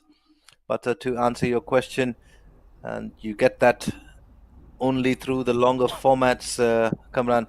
The shorter formats, again, it's quite a simple equation. Of course, it requires its own set of skills and aggressive intent and mindset. But the longer formats, as we said in the first innings, the day's cricket, and where you have to play for time, it's the true test of a cricketer. Said it so right, and you put it in a very nice way to understand. And I think, to my understanding, if you want to craft yourself, you would want to go and play this longer format. It's not just for you to understand better game, it's also test yourself as a player, if you, as a bowler, as a batter, because that's the real test when you play longer format, in particular when it comes to your bowling. And it also require equal strength when you start bowling to bowl one and then you come to the fifth over of your spells. It real testing a period for you as a player, and that's where you grew up, and this is where you identify yourself, where you standing at the moment. And it's very important for me as a player to play longer format. What do you take on this? Are you agree? Well, I can only go back to what was shared with me as a youngster. We'll take a look at this delivery. Bit of outswing, and they've gone up in appeal. Saeed Aziz has stayed down, though. A bit of a way shape there. I'll go back to what I learned very early on in my career, and my coach said to me, he said, there's no better teacher than the game itself. And yes, your coach can help you with your batting, with your bowling, with your skills, but there's a lot that only the game can teach you. And in the shorter format, I believe there's not much you learn about yourself as a player, as an individual, in terms of your own character. That really comes about in the longer format, because with the shorter format, there is an expression of self, there's a bit of freedom. And well, you sort of get to a point where you say, okay, if I get out, I get out. I'm doing what's needed, which is swinging the bat and looking for runs. In the longer format, you get an opportunity to discover yourself, your game, what you're made of. And well, the game does end up teaching you so much more while you're out there. And talked about this in the longer format, even in the 50 over format. There's different phases of the game that requires you to approach it differently. And I'll go back to this example of Virendeep Singh, who we know is a prolific T20 batter, and he had to curb his aggressive instinct and be a little bit more defensive because that was what was required for the team at that stage. And so having this adaptability is going to be a player's single most powerful and valuable asset. And I think a lot of the youngsters coming about should look to play the longer formats first. And yes, the shorter format is exciting. We all enjoy it, myself included. But in terms of a personal and a player's development perspective, you want to get the best out of yourself, play longer formats. And we go back to, I'll take that even one step further. Red ball cricket, not so much a regular thing in recent times, but that red ball behaves very differently to a white ball. And well, usually when you play days cricket, you play it in whites. And if you're a fast bowler, you'll know this. Your whites are usually pink by the end of the day or red by the end of the day, given the way you shine the ball. That's right. And yeah, so highly encourage youngsters to try and give their hand or play their hand at the longer format, as a quick run was looking to be stolen there, sent back. And that's my take on that. Yes, I still remember, Robert. I used to play with the red ball cricket a lot in back in Pakistan, and I kind of like it to get my white dressed with the red ball rubbing to shine and all. It's kind of more mesmerizing for me. And I remember we used to play a lot of long format game, and I think that's helped me a lot as a player. And that's even, oh, that's uppish. Chance of the catch, would it be? Oh, that has been taken. Oh, that's a brilliant effort by the substitute, Sharvin Munyandi, who has taken a brilliant catch running backwards. He was inside the 30-yard, and that was almost on the edge of the boundary there. And Ayush Sharma, who's been a centurion in this innings, on the series rather, has fallen early here, looking to take the attack to Wafiq Irfan, who's struck yet again for Malaysia with the new ball. Outstanding catch here by Sherwin, and he's a safe pair of hands, and why not? And the joy of his face tell you the story how pleased he were with taking that catch. Coming back to the point, yes. So I think, especially I would say Malaysia should also introduce longer format, in particular to the junior cricket, because it's very important for them to understand better in terms of skills, stamina, and that will help all these juniors, all these youngsters who's making their way to the national squad in any level. And I think Malaysia should introduce more the longer format. The better they become, the better they understand their self and the game as well. I don't really remember in my time when we play more T20. We've been playing more on the 1 day cricket, 2 days, 4 days cricket, and it's been crazy. It's real test for us as a player and as a team as well. Well, yes, there's two sides to that, Kamran, I'd just like to touch on. At the representative level, I'm pretty sure even in Pakistan and in India, in the subcontinent in general, at the representative level, say for example the district or the state side, days cricket, yes, very much a key factor in generating and building top-notch cricketers. But if it's at the grassroots level, you want to ensure that the youngsters are having a lot of fun so that it sustains them through the harder phases of their career. And the more fun they have in their early years, the more fun they will take through the more harder years through their career. And right now, Malaysia are looking to change the dynamics, change the paradigms, and they're looking to break in to the top level of the cricketing world. And there's a huge appeal, still hands up from Aidul Hafiz behind the wicket. Perhaps if there was DRS available, they would have definitely taken it. And what a blow it would have been, that of Paras Santosh, who's just walked out there. And just going back to that point of days cricket at the junior level, Yes, when you have a representative cricket, say for example the under 14s, the under 16s, and the under 18s, once you make it to a certain level, it's highly encouraging for them to have that time out there in the middle, play days cricket, learn to spend time as a batter, and well, as a bowler, learn to bowl in good areas. And despite the diving effort, Paras Santosh gets off the mark with a boundary. And we talk a lot about, we see a lot of test match cricket going on at the moment, and I'm really glad that test match cricket is starting to come more in favor of the cricketing audience, because it is, for me, by far the most entertaining. Yes, it's not the same kind of entertainment that somebody who's new to cricket would be expecting, but for people who have played the game, people who have followed the game, you know that test match cricket is a whole lot more about just runs, wickets, and the three disciplines that we talk about: batting, bowling, and fielding. There's so much more to the depth of the game that you can only discover in the longer formats. And well, we're talking about the longer formats, 50 overs now here, providing and proving a test for Malaysia, because they've played a lot of T20 cricket. And you're right, it takes a little bit of time to change and adapt to the mindset that's required for the 50 overs.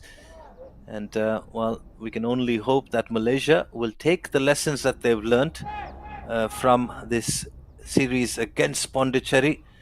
Although we've seen Pondicherry and the way they've approached their batting, even now, despite losing that early wicket, they've not taken too many risks. They've waited to put away the bad balls, but they've still managed to keep that run rate around that 5.5 runs per over mark.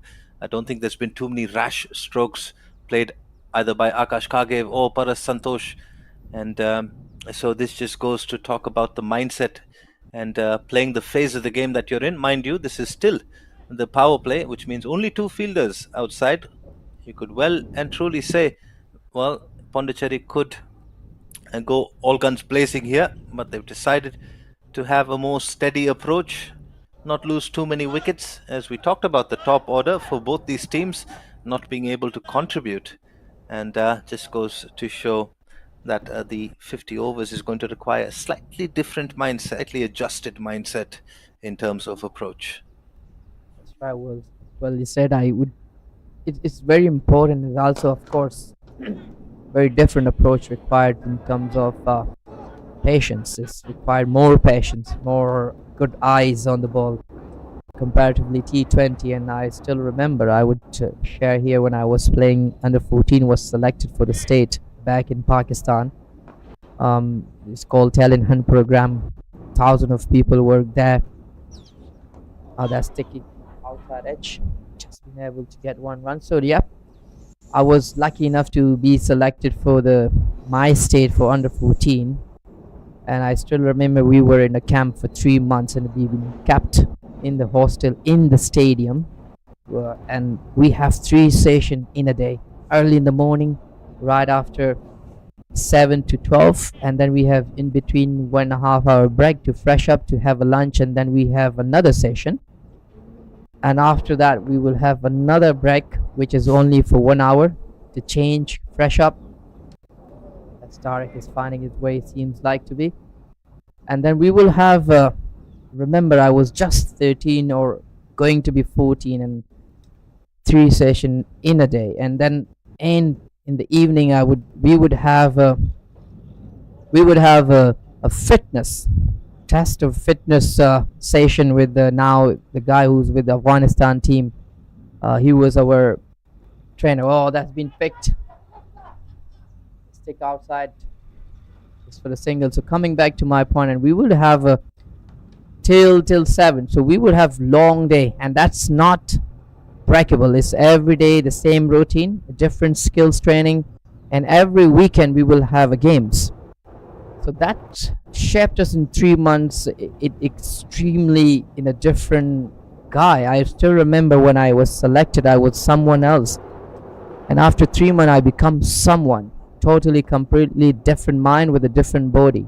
I find myself in a way better position with a better mind, and At the age of 14, I come back to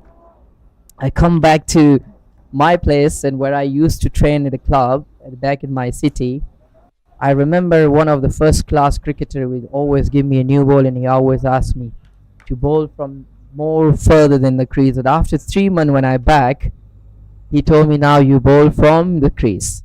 So can you imagine in 3 months time, for after being trained this much, the first class player asked me. So I feel so proud of myself at that young age. And I remember from that time I've realized that yes, the time investment, longer format, train hard, skills does help you a lot. So it's completely different game. How much you work on your body, on yourself, on your skills. That how you become well crafted. Absolutely. I think the key word there that you brought up, Kamran, is patience. And I'll add one more word to that. I think the world belongs to those who are patient and consistent. If you can consistently stick with something and show up every day, you're going to be much better. It might seem like you're not making a lot of progress, but that consistency will add up. It has a compounding effect, and if you're doing 3 sessions a day, you're going to outscore, outplay, and outthink somebody who's only doing 1 session a day. So definitely good points there. As this one's edged up, and it goes all the way for six. Well, Paras Santosh he's picked up a couple of boundaries in that fine leg region. This time Rafiq has lost his line, not really getting into putting that ball into the line. Seems like he has a bad landing looking at his step. There's the crease. What I've noticed from Wafiq Irfan, at least in this game, previously when he bowled the bouncer, it was around the helmet. Now it's around the waist, which is making it easy for the batters. And well, they've definitely had a lot of batting practice against the short stuff, facing the likes of Ayud Tunda and Mohammad Shafiquddin in the nets. So Wafiq Irfan will have to get that bumper up slightly. This time better. Yes, we have seen it actually. He's not been really consistent with his line. He's even though he's a very great bowler, but what is lacking of his bowling is just consistency. He has been having this issue for a couple of years, and I think he has to work more harder on his line and land because when you have as a bowler control over your ball, you become a great bowler. So he need to work more on his consistency. Well, you spoke about patience as a batter. I will go one step further and say you've got to have patience as a bowler as well. And I think of some of the game's greats. They were very patient with their line and length. Go back to the West Indian fast bowlers of the golden years. They would keep it within an inch if you had a pitch map, and they would get the ball to deviate from there. And over time, you think of the great Sean Pollock, Alan Border, and some of even Pakistan greats, Wasim Akram, Imran Khan. And this one's well, going down. The patience as a bowler to be able to execute good deliveries one after another and wait for the batter to make a mistake is an underrated skill. Oh, that's been targeted so well, but going down the leg, well targeted. And this is I've learned over the past many years as a bowler, as a fast bowler, that if you do not have, no matter how much pace you have, but if you don't have a line and length, decent line and length with the consistency, you are not gonna scare the batter. The batter gets scared when you have a great line over your own bowling, and that's where you become a unique. Look at those spinners. I always talk to my students, and I've learned from my coaches as well. A great bowler doesn't come with a great pace. Great bowler comes with a great control over the ball. You need to be able to make your ball talking. Not just a ball hitting the head hard. So, yep. I'll just get back to that after this delivery. which is a good comeback from Wafiq Irfan after that six. 5 dots in a row, finishes up the seventh over. 36 on the board for Pondicherry for the loss of 1 wicket.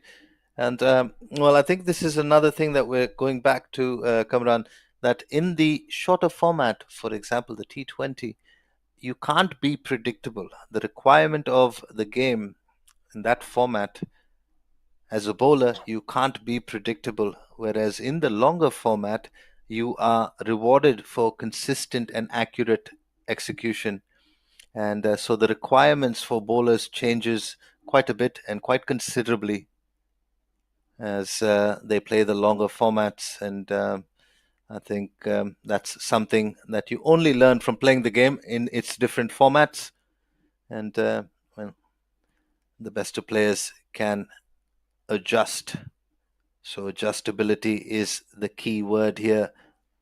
Meanwhile, as Malaysia try to adjust to the 50 over format after lots of T20 cricket in the associate circuit, they're looking to break into the top tier.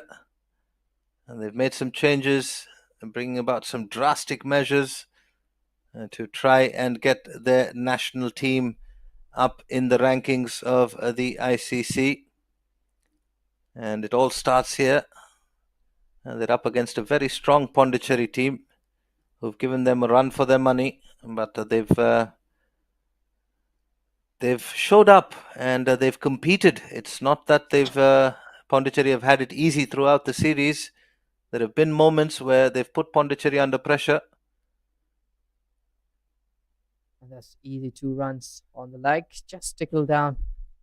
Definitely, I agree with you because you need to be very skillful. Not the pace is just always an advantage with the fast bowler, that you have a pace, that's advantage. But you need to be a completely different bowler when it's come to T20 games or 50 over format. Now is no more longer as the 90s or 80s cricket that you just bowl in the same line, length, and rhythm. You need to be able to have a variation as a bowler, and that's make you more difficult as a bowler, unless or until you are so accurate with your line and length. And in this 250 over format, even T20 format, you need to be able to come with a lot of back of your hand delivery, cutters, slow ones, and not to letting the batter settle down to be predictable, as you mentioned. Oh, that's going to the slips and talking about that. Easy catch for the Khizr. Seems like easy on the eyes, and that's another wicket. Well, Saeed Aziz, he's been expensive this afternoon, but he's provided the breakthrough in his fourth over. And Khizr Hayat with a good low catch to his right. Akash Kagev, 23 of 22 as he begins the long walk back. And well, the top order woes for Pondicherry continue. 39 for 2.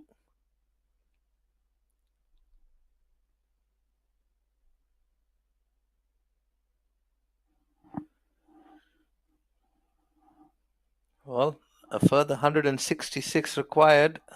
Pondicherry have plenty of time to chase it down in. Required rate, not a matter of concern, just under 4.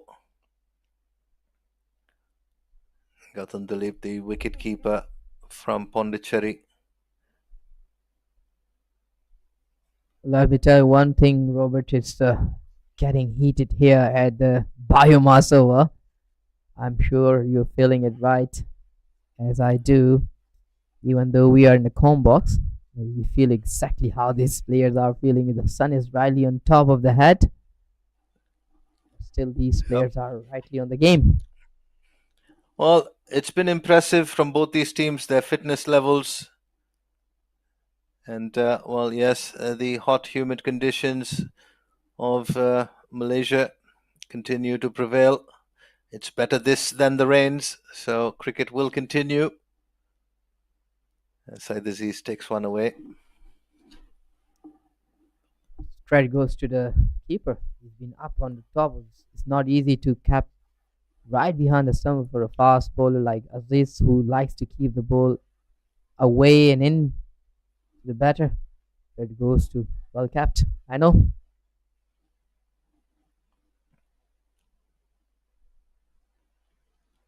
This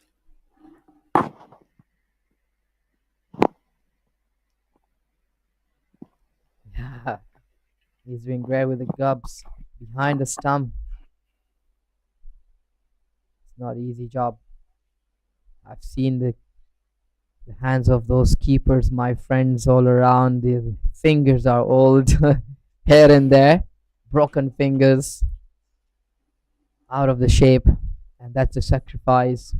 I'm sure I'm gonna go and see the annual finger after the game and asking him whether his finger is still staying in the shape or out of the shape. Yep, lots of ice in a bucket, and you dunk your hands in there after a game. And I can attest to that. When you take a look at the hands, you know if a person is a wicket keeper or not, and that's what we're referring to.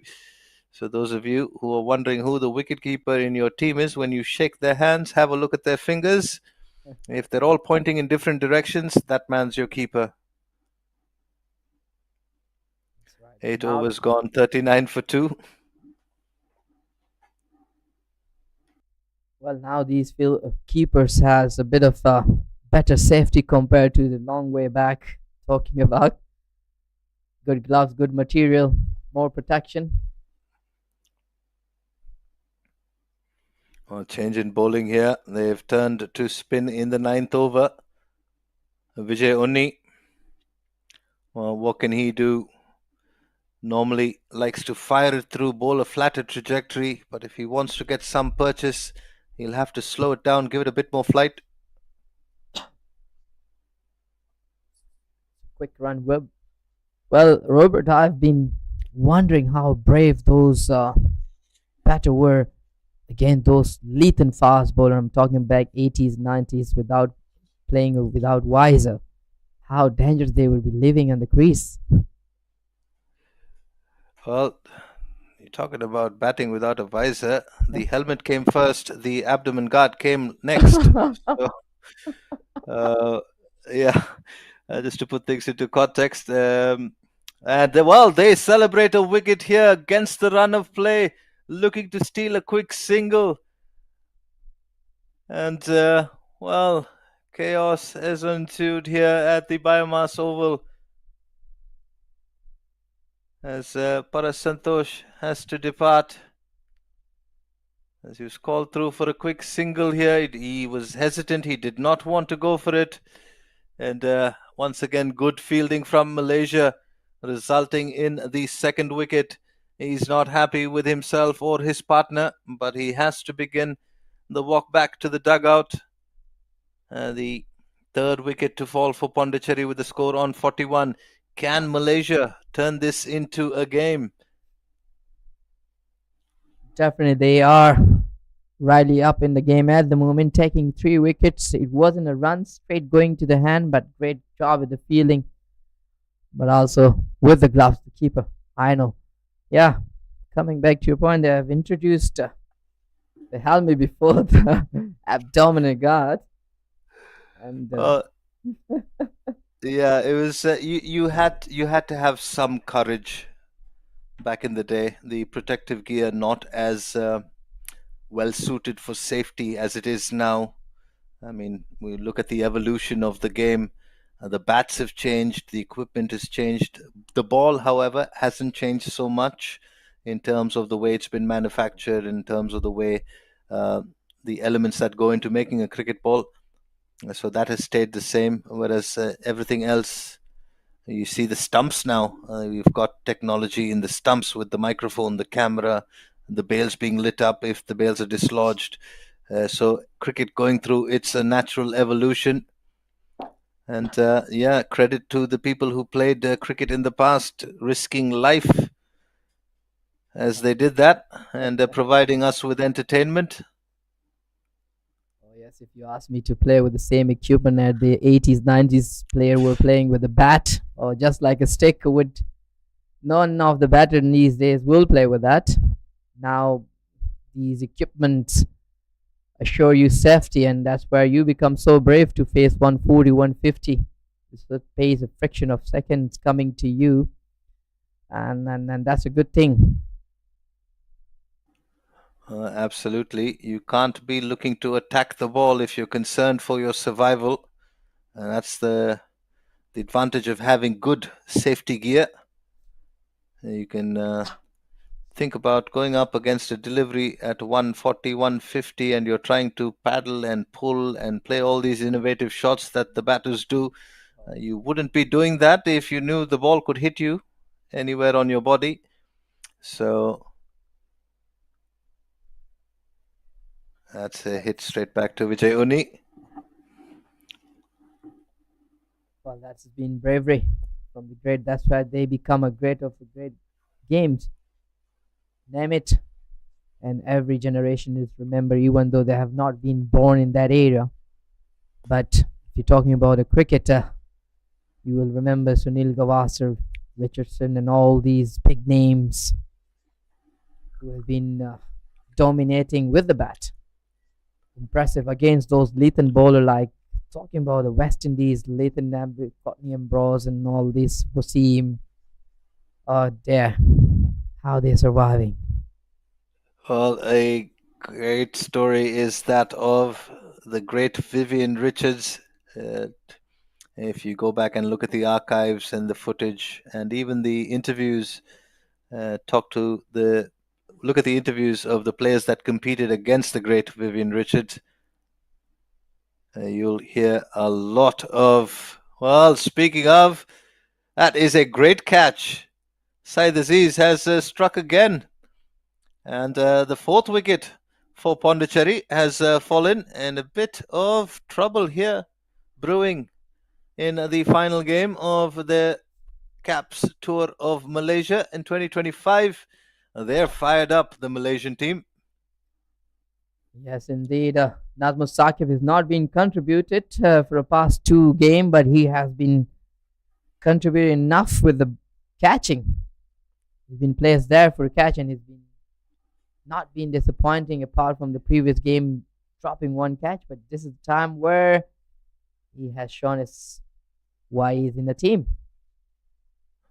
Oh, absolutely brilliant effort there in the field to dismiss the fourth wicket, that of Gautam Dilip. And going back to the great Sir Vivian Richards, he is an icon from that era. And there have been a few. We're talking about batting with minimal safety protection. This man went out there and did it for fun. And he would face the fastest of bowlers, pull them into the stands of whichever ground he was playing. And he absolutely batted. He was known for his fearlessness. And, well, mind you, he could bat pretty well as well. Oh yes, of course. And those are the bats.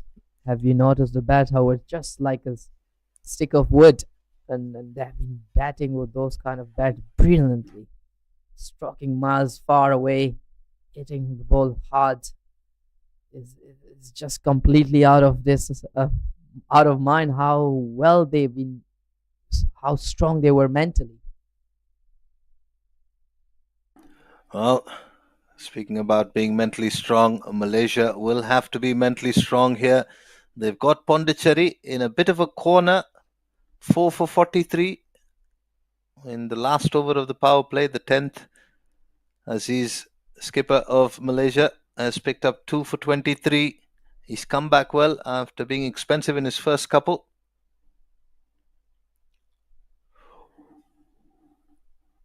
That's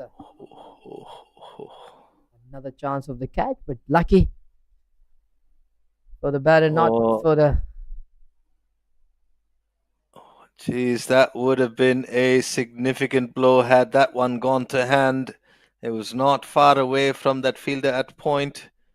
Well, Pondicherry, if they were 5 down, chasing 205, it would have spelled some trouble. Mind you, they've still got Parmeswaran and Aman Khan, their skipper. And that has been a real challenge, Robert, for them, because not someone, just two of them, has been making the Malaysian boys in trouble. The question is, will they be able to get these two better out early today and get themselves into the position to win this last contest? Well, I think the best shot for Malaysia, as Saeed Aziz bowls another one that seems away, is and or would be to get Aman Khan and Parmeswaran out in the middle very early and have them do something like what Virendeep Singh had to do, play against their nature. That is playing the odds, and it would require Aman Khan to play differently. This is well done by Khizar Hayat. He's backing up Ainul Hafiz there. He's without gloves as well. And I think Ainul Hafiz will thank Khizar Hayat in a bit. Of course, he should. Oh, mind you, I think it should be Saeed Aziz that's thanking Khizar Hayat because that was a wide delivery. Ainul Hafiz standing up to the stumps here.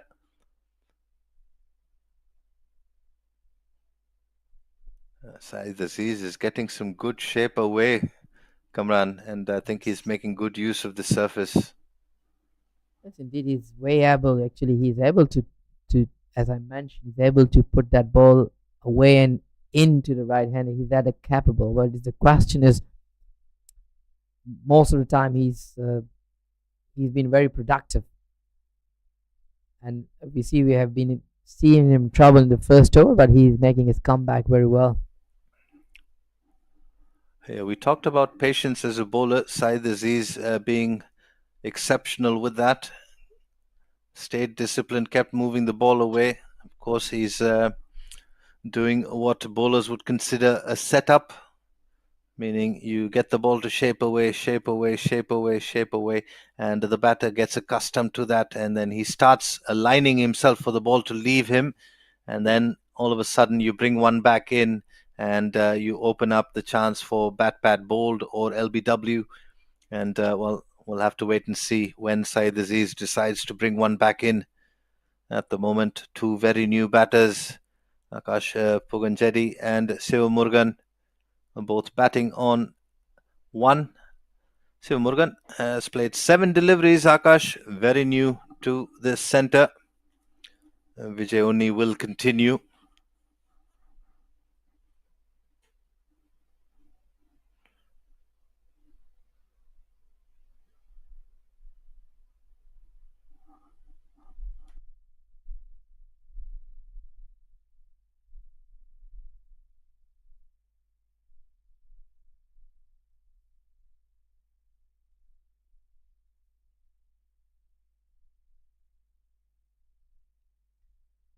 But only one over, 4 runs been given. Quite disciplinary bowling when it comes to his line and length. He's been always useful, especially in the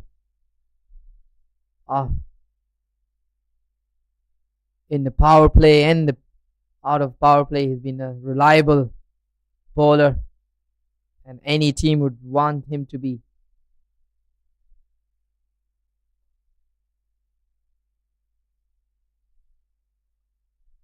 Fuller, quicker. It's very important for these, since they have not set big total for the Pondicherry strong batting lineup. All they need to do is just to making sure put every ball into the stumps, not giving them a room, easy singles, just cut those more dots, more wickets will help them to tighten up. Oh, that's a good ball once again. That should be the attitude and that should be the mindset of each bowler, and the fielder has to making sure to put double effort to making sure not allowing them to take easy singles. That's been pulled down. This time Virendeep Singh talking about fielding. Yes, it's not an easy catch when it's getting thick outside edge, especially when you place and slip. Look at it.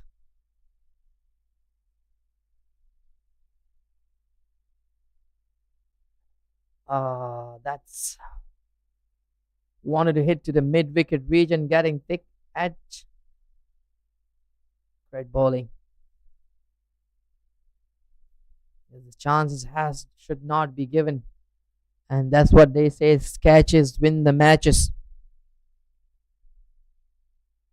That could this could be a costly. Every single is crucial here at this time.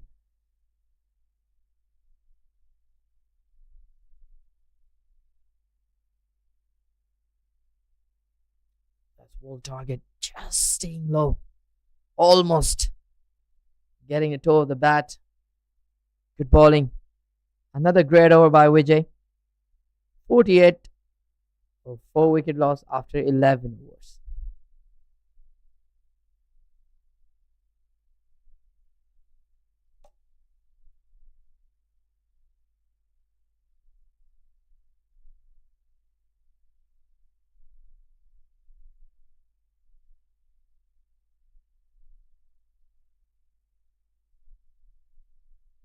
One hundred and 57 runs required in 39 overs. Required run rate is just decent. Quite easy on the eyes to see. Just 4 runs per over. If you're joining us this morning, Cricket Association of Pondicherry, Captain Naman Khan has won the toss and he has chosen to bowl first. Malaysia is only able to put 204 runs in 47.3 overs, losing the all wicket. At the moment, Malaysia is still in the game. All they need to do is just to look for more wickets. Sayaziz will continue his 6th over.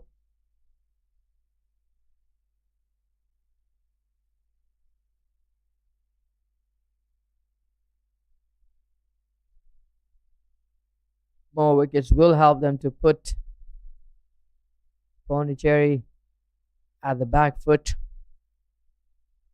But as we mentioned again, that the middle order, the captain of Pondicherry, Aman Khan, is the real threat, has been threat for the all games. He's been exceptionally good. Oh, that has been headed so well. Just bring that bat into the line of the ball. Effortless. Look at that. Just like that. 4 runs being deposited. Score moving up to 53.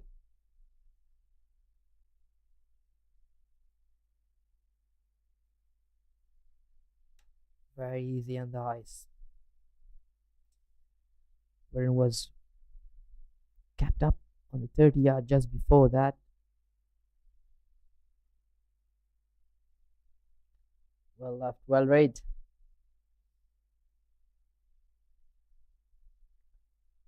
Said Aziz has targeted on that pad, but didn't really get that right away. Both get two balls in a row. He has targeted those pads. He was keeping the ball away from the right-hander this time. Oh, another great delivery.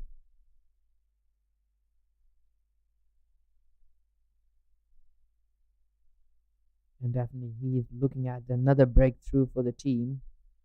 Captain try to take lead from the front.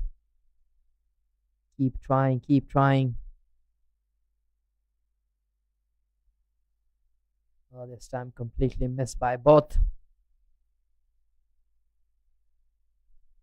Theo Morgan and the keeper. Oh, that's kind of curve away. There's no chance whatsoever for the keeper to put the hands up.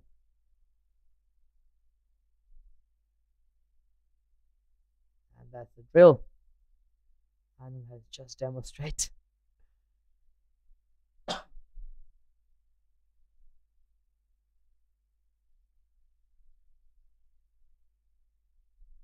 slightly adjustment on putting the fine fielder a little bit more squarer. Oh, that's appeal, and it's been given. Another wicket. A great take. Batsman doesn't seem pleasant with the decision of umpire. Unhappy. He thinks that he has hit some part of the ground. Umpire think that has been taking some part of the bat.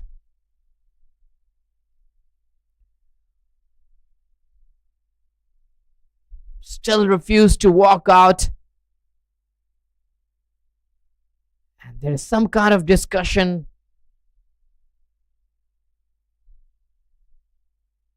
Siva Morgan is still there, refusing. And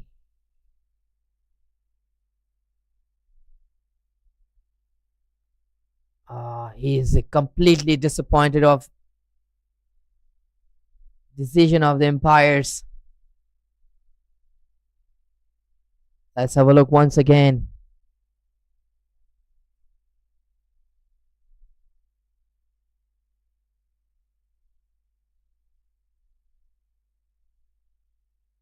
Oh, that's been given out, and not happy at all. It's a human error.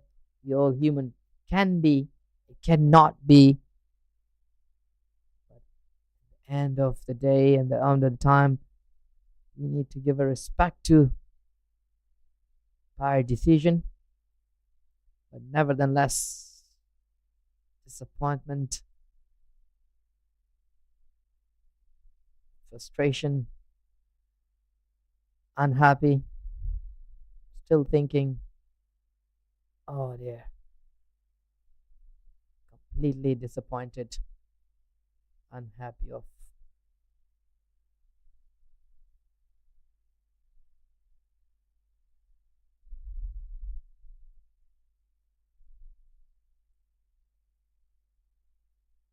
nevertheless, the captain of the Pondicherry has been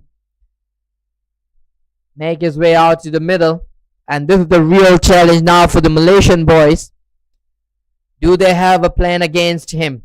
And he has been the real threat for the Malaysian boys. If they've been able to get him out, not to letting him survive here for a longer time, that's where they're creating a chance to win this game. They are still in the right position. If this man has been sent back to the pavilion, Aman Khan.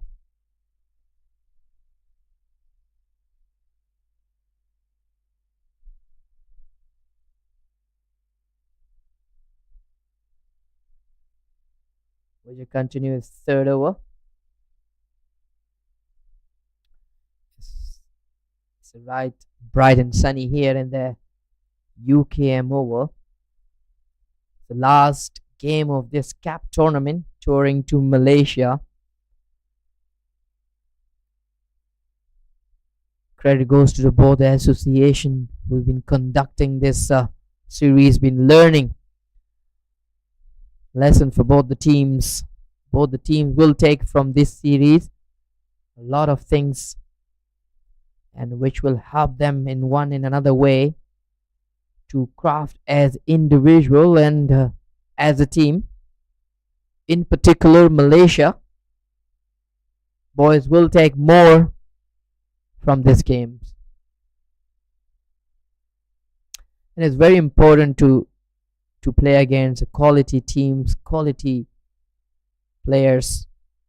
It's always is helpful for as a team and as an individual to be crafted.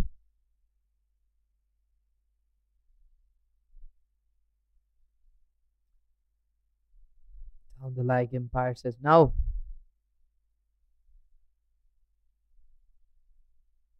Right away start. Well, Aman Khan generally have a look a few balls, and when he feels like he is set, well enough, and then where he start hitting those long boundaries.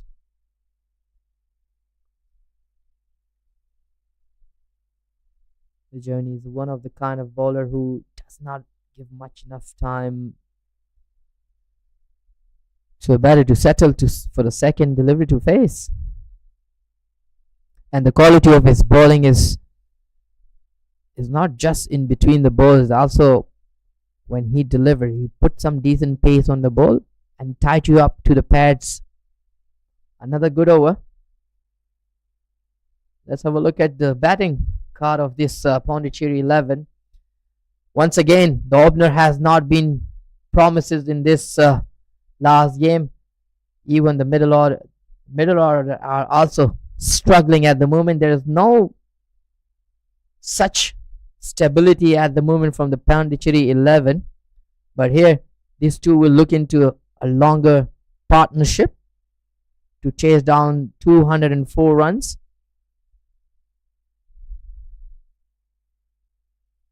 Again, this man on the screen, Aman Khan, will look into it. Captain to captain.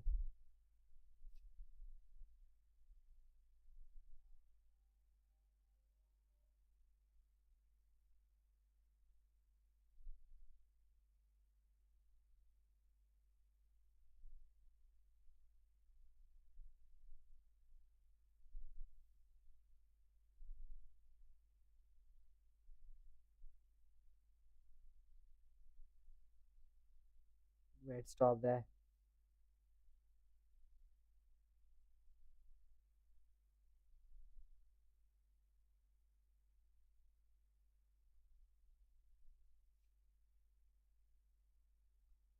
It's a very interesting contest here against one captain to another captain.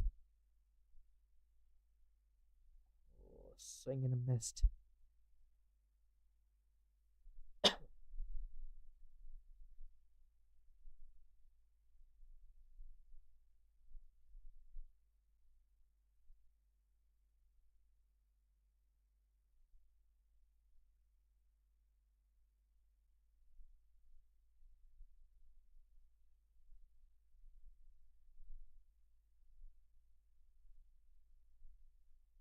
Another great ball.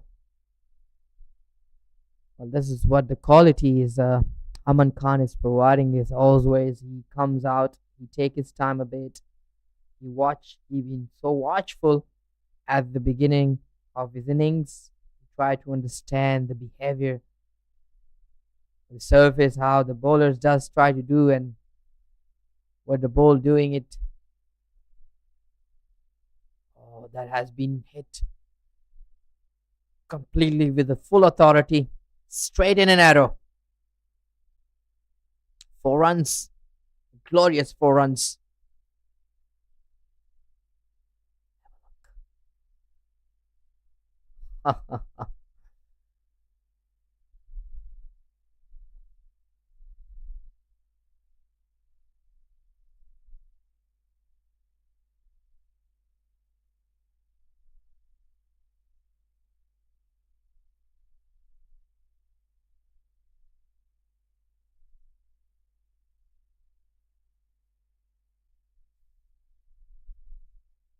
Another great delivery. It's a great line and length. Oh, that has been given no ball. Strategies as this unhappy. Well, this game has been bowled few couple of no balls.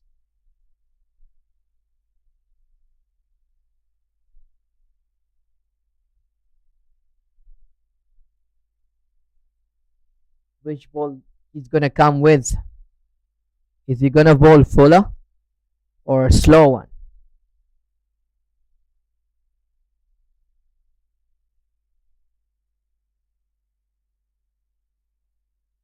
Oh, that has been dispatched with completely hammer it.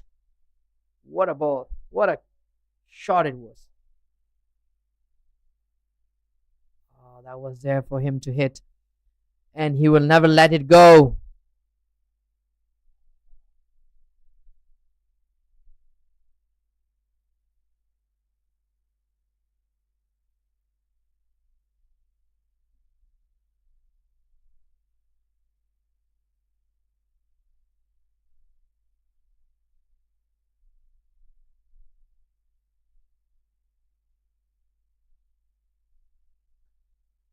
beautiful venue of BAYUEMAS. Greenery around, place and a home for many cricketers. A lot of hearts belongs to this particular ground. Been hosting a lot of international and domestic cricket just in the recent past. World Cup Women Under 19, and we'll be hosting ACC Under 16 as well. Vijay will continue with fourth over.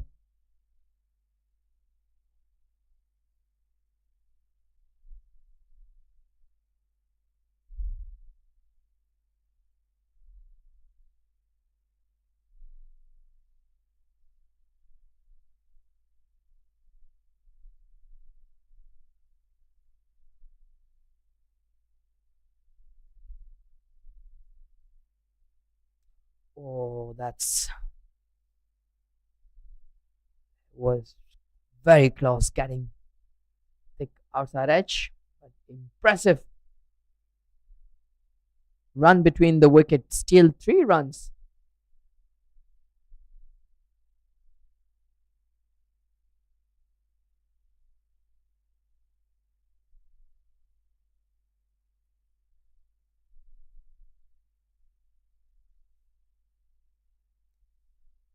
Required run rate is just under 4.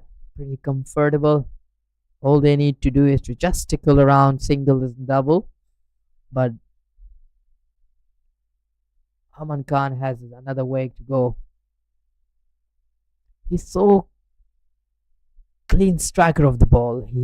When he hit, he has create no doubt whatsoever. You know from the time when he connect the ball, you know it's going. And that's where he has this quality. So clear in his mind. That's where he becomes a special player. Different caliber.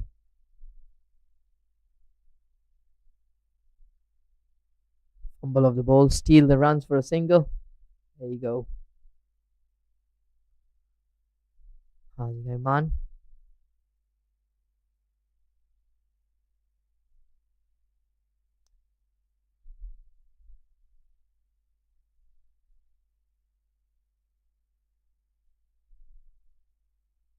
And with that, we come to end of over number 15. Malaysia is rightly there if they take this man out, Aman Khan.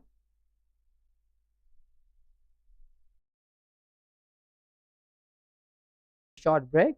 I'll hand it you guys over to my friend Robert.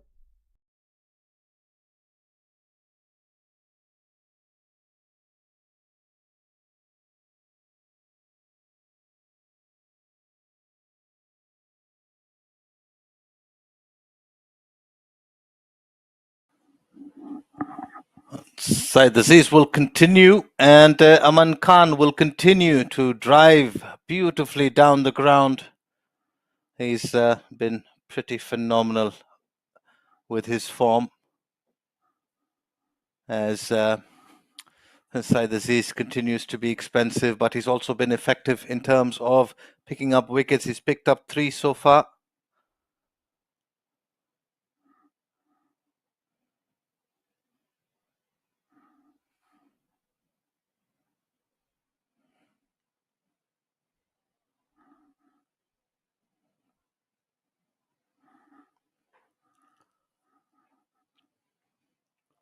Oh, two slips still in place for Said Aziz. We're heading in to the 16th over, and Pondicherry, half their batting lineup back in the dugout. Last of the wickets, not pleasant sights. Batter not entirely in agreement with the umpire's decision, but Aman Khan, since he's walked out there to bat, has seemed like he's got an appointment for early on in the evening and he wants to wrap things up early. And, well, that's just the way he bats. And he's been assisted by some pretty ordinary bowling, a couple of full tosses. The likes of Aman Khan not going to miss out on that. The leading run scorer in the Pondicherry Premier League from last season, 511 runs he got. And he's been given the license to bat the same way he does, which is why he prefers batting, I would say, towards the lower middle order. He usually comes in at a time where his side would require him to go big anyway. Today, however, on the final fixture of Pondicherry's tour to Malaysia, he finds himself out in the middle slightly earlier than he would have liked. But he's no stranger to this situation. In the fourth game, the previous game, similar equation as he clips that one effortlessly off his pads. So very expensive over from Saeed Aziz, continuing to leak boundaries. Just exquisite there with the timing, not looking to overhit it.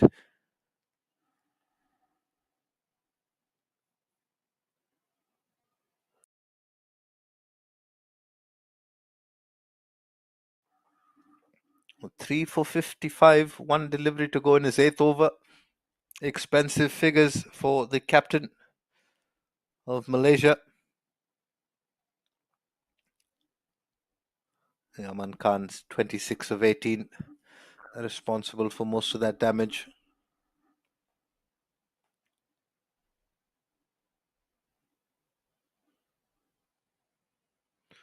Oh, this one, there's no bat involved though. Off the keeper's gloves. Ainul Hafiz just walling that into Kisar Hayat.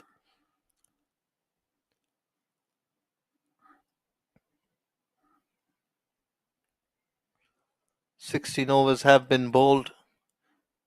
88 for 5. As drinks come on to the field, we'll take a short break here and come back to you when action resumes. Stay tuned.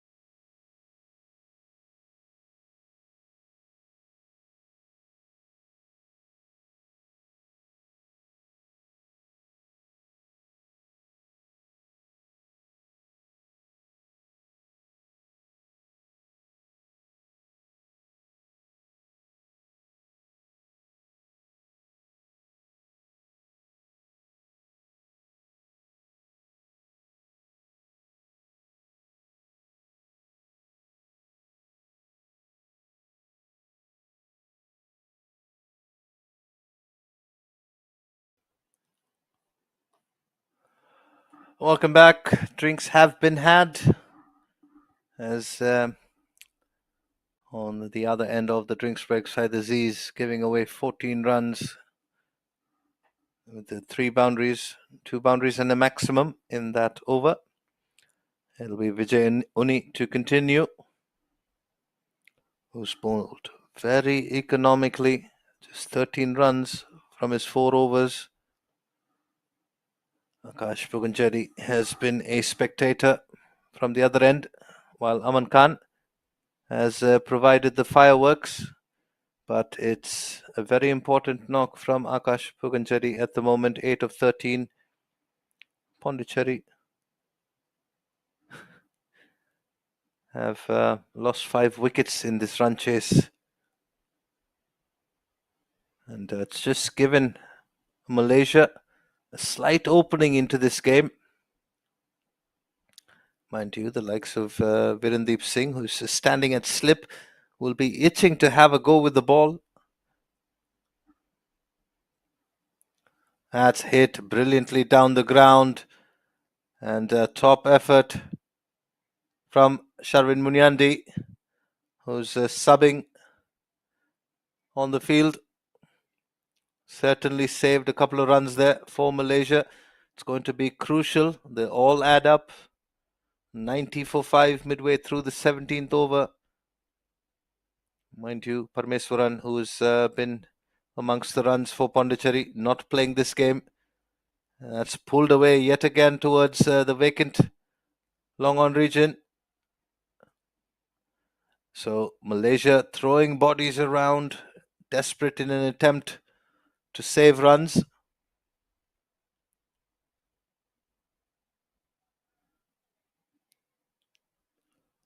Back-to-back doubles here for Akash.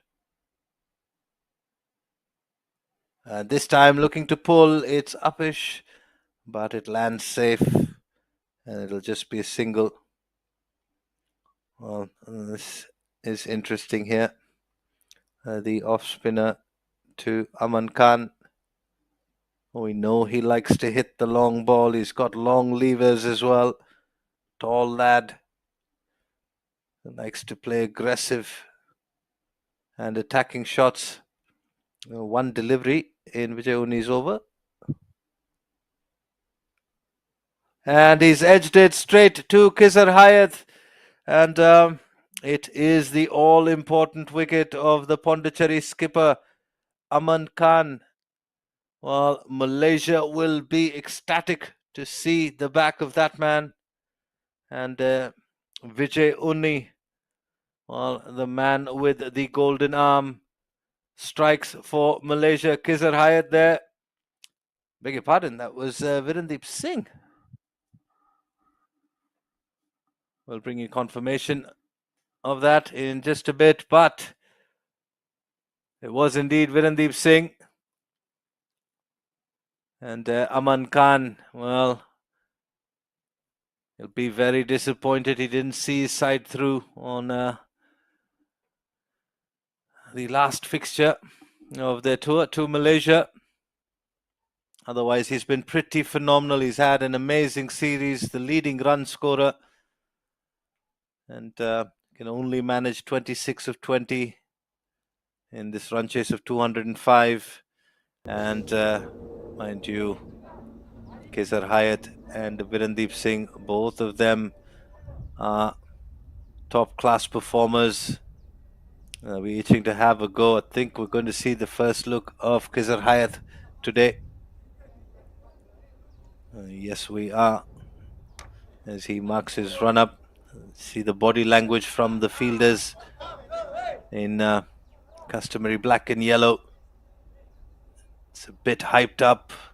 They can understand the position that they're in. And a lot of chatter will come from around the bat. Try and put pressure on these last 4 wickets. Siddharth Singh, who had a wonderful series with the ball, well, one final time has the opportunity to save the game. For Pondicherry with the bat here, it's going to require some batting from the last 4 wickets. But they've got Akash Pondicherry, who's batting on 13 of 17. Tilak Singh, who's just walked out there to replace his skipper, Kizar Hayat, with his first ball in this innings, in this game. Oh, that is just over that fielder at mid-wicket. And, well, Malaysia are throwing their bodies around. That is Vijay Uni with an incredible effort and attempt. Well, he's shaking his hand, which suggested he got a hand to it. It was hit powerfully on Kizar Hayat, almost starting with a wicket there.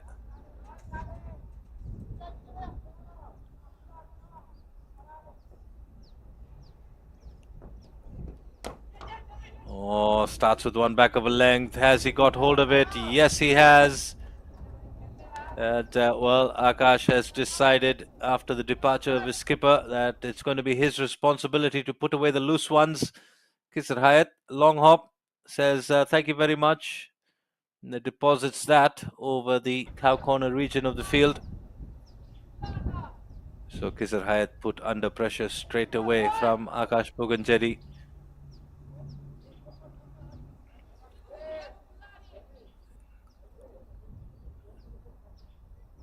Kizar Hayat very similar to Vijay Uni in terms of the speeds at which he operates. Likes to go flat and dart those in.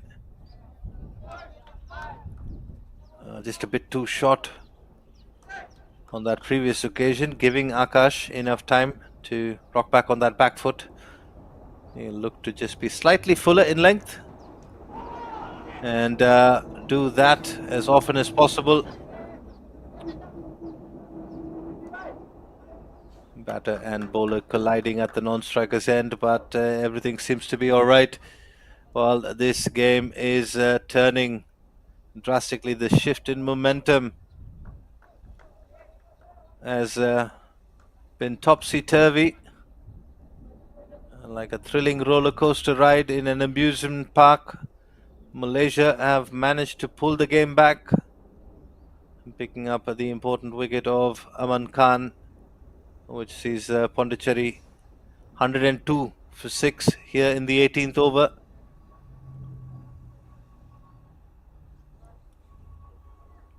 Kizar Hayat will have to be careful here, as you can see. No protection on either side, behind the wickets. So he'll have to be very accurate and on the stumps, as he normally is. In the previous games, we've seen him change his pace up, slow it down, give it a bit more air. Will he do that today? Fires this one through as well. Brings a good end to the over. After 9 came off the first 4, back-to-back dot deliveries. He's pulled things back nicely. The bowling card for Malaysia, Wafiq Irfan, was a bit off colour today, but still picked up the early wicket with the new balls. 1 for 16 for him. Saeed Aziz was expensive throughout his spell, but he did the damage with the ball, picking up 3 wickets for 55. He's got a couple of overs to go. Vijay Uni has been phenomenal. 1 for 18 from his 5, and Kizar Hayat just the solitary over, the most recently concluded. He'll get into his groove and he'll start bringing that economy rate down, and if possible picking up a wicket or 2 here. But at the moment it's Vijay Uni.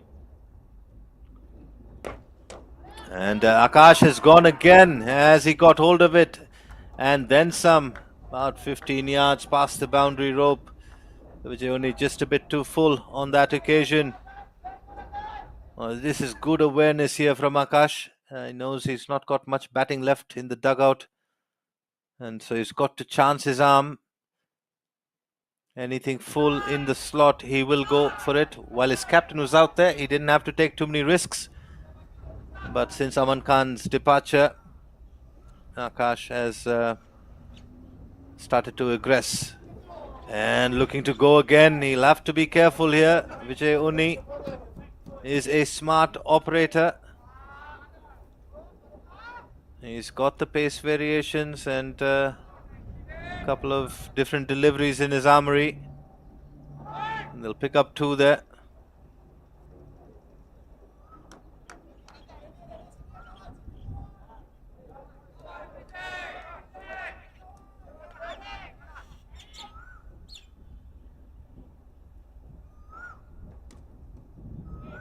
Gets this one straight to Amir Azim.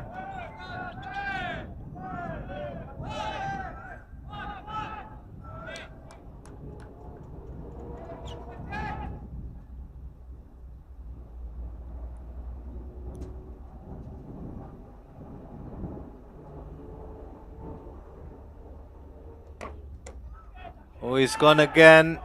And, well, Vijay Uni choosing to operate without protection on the leg side. Concedes another boundary, and Akash races along to 34 of 25.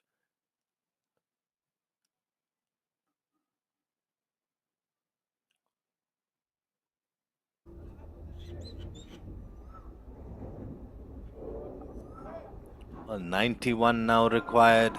Plenty of time to do it in. A required run rate again. Not too alarming.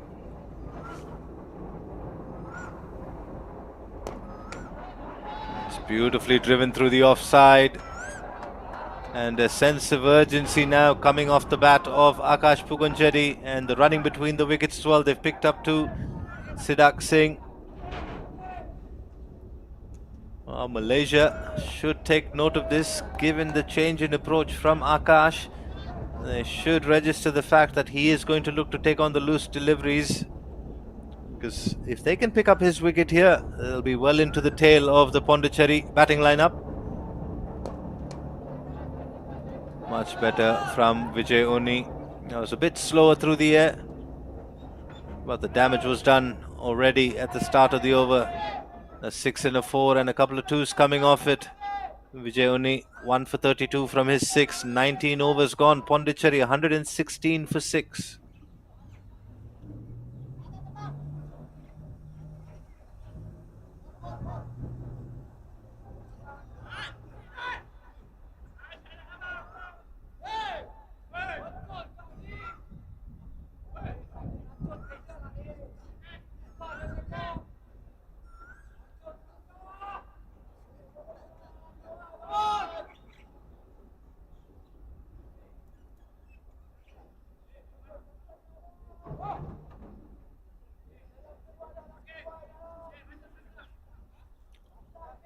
Well, the man who's Malaysia's leading run scorer, second on the list, just behind Aman Khan, is Shahadat Ramli. And if you think you're seeing things, you're not. He's been given the ball. And, this is exciting. He's been given the ball ahead of Virendeep Singh. That's because 2 left-handers are out there. And he looks to be a slower spinner than Vijay Uni and Khizar Hayat. The pace on working in favour of both these left-handers. And so he's looking to slow things down. Good change from Saeed Aziz. Good start from Shahadat Ramli. And, a good attacking field placement as well. He's kept the mid-on up in the circle, asking the bat to go against the turn. And he's done just that with a good execution, and it's travelled all the way. So Siddharth Singh, to the applause of the Pondicherry dugout, there they are, enjoying this display of batting. 6 to bring up your first runs and get off the mark. That is some batting from Siddharth Singh. Malaysia will know that a wicket here is exactly what they need, so they won't mind these batters going after them.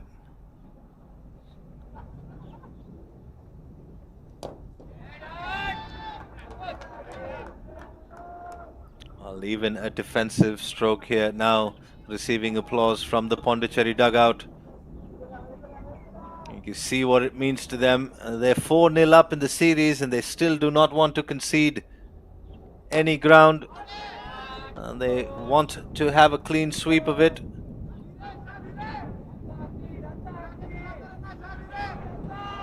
As Shahadat Ramli has got 1 delivery to go here in his first, and the 20th of this run chase.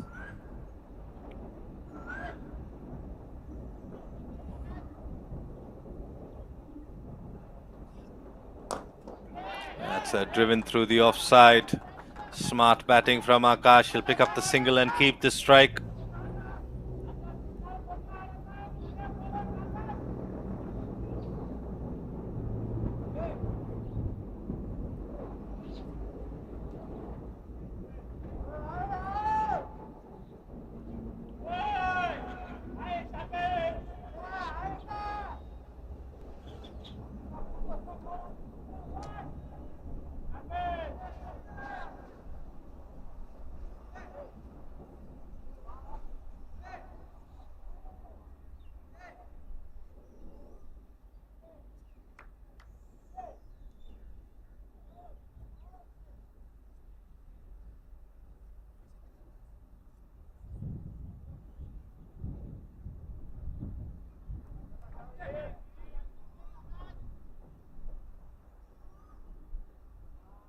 Well, it's trusted to see Shada Ramli has been introduced for the first time in the series.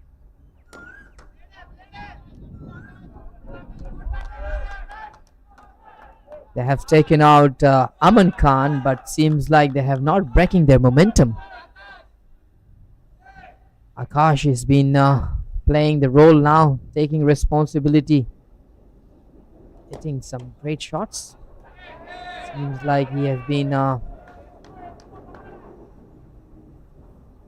in a rush, scoring 37 of 29 delivery.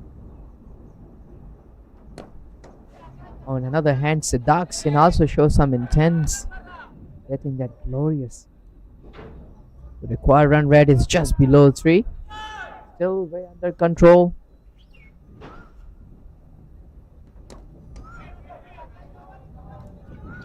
If Malaysia wants to win this game, they have to bowl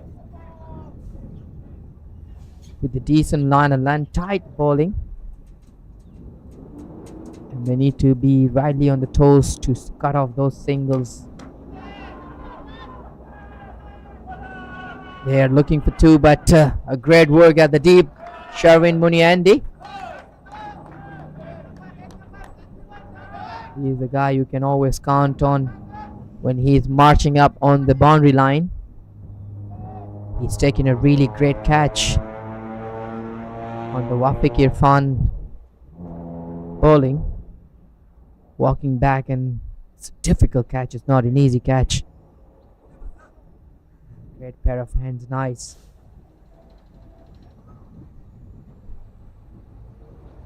Right back with the ball too. It's a slightly adjustment by Vijayuni in the field to making sure that everyone is right in the position. Every ball is matter now. Oh, that was close.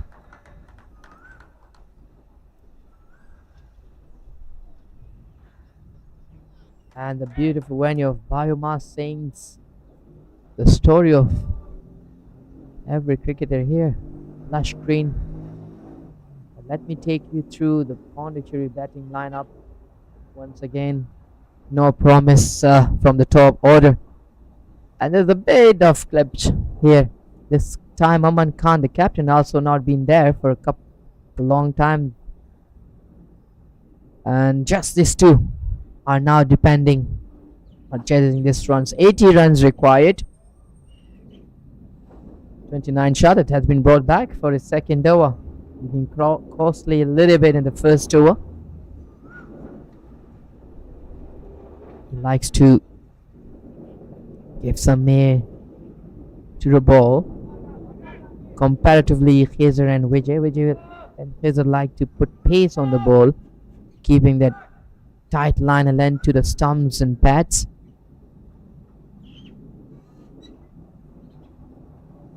Look at that, finally in front of fielder.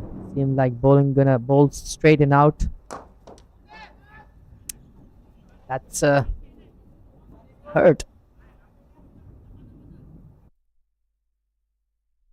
Look at that. Oh, yes. God. It's hurt.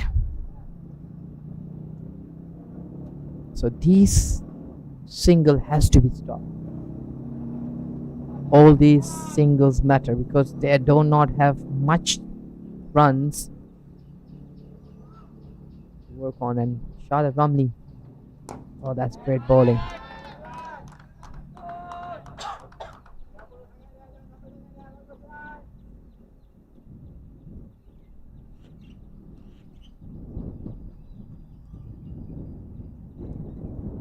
On the legs, completely missed. Great work behind the stumps.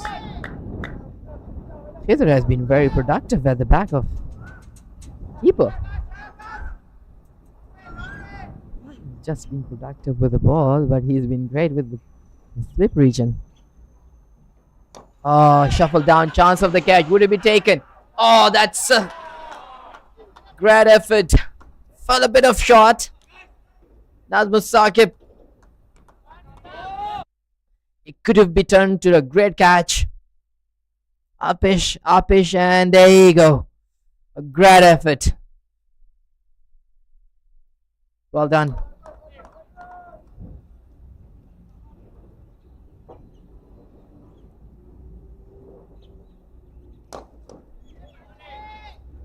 Well, they need to understand, these Malaysian boys, that now it's time for them to, yes, keep more dot, but they need to take wickets. The wicket will help them to get over the line and win this game. If this 2 is there, it's way easy to chase because the required run rate is just below 3. As far as my concern, it's easy game at the moment still for the Pondicherry 11.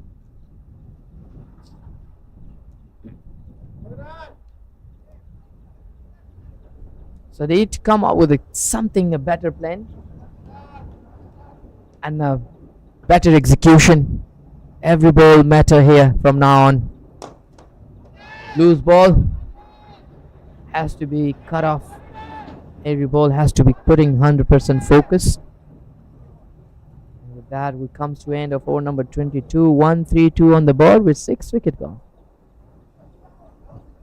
73 runs required in 28 overs, just below 3 overs.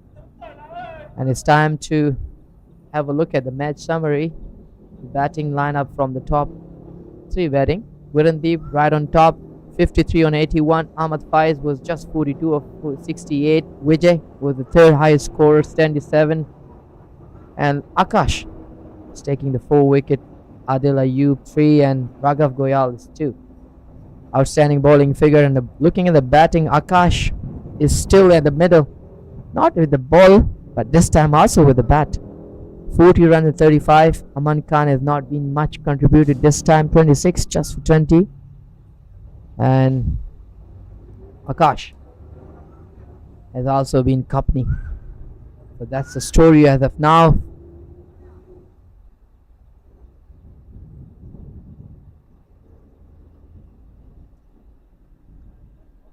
Captain of Malaysia, Syed Aziz, has decided to continue with the Vijay Uni from the Golden Hope end.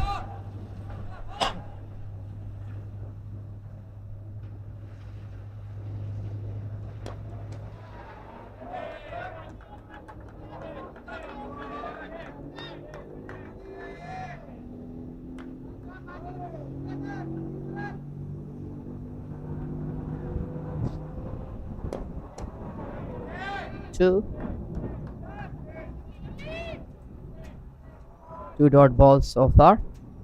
That should be the story. Just keep that ball into the line, making sure just not allowing any whatsoever.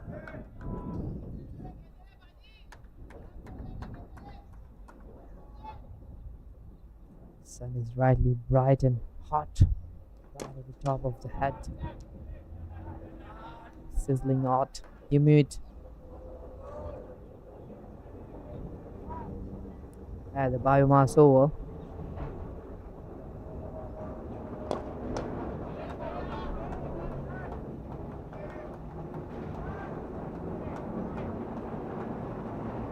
This is the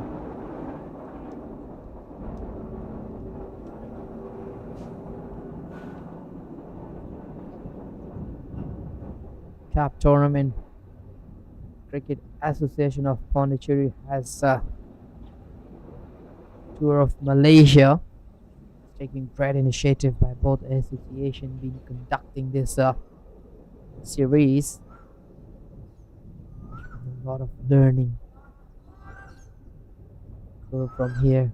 Both teams, in particular, Malaysian team, wild swing, get the thick of edge of the bat, and they will steal 2 runs.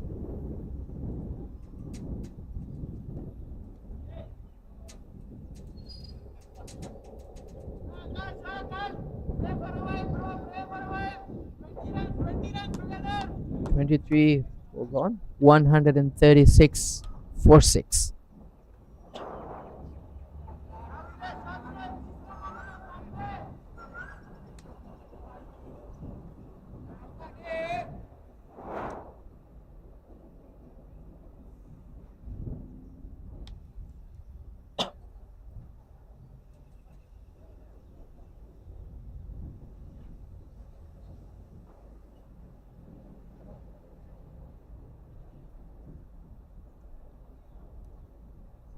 Charlotte Romley will continue his 3rd over.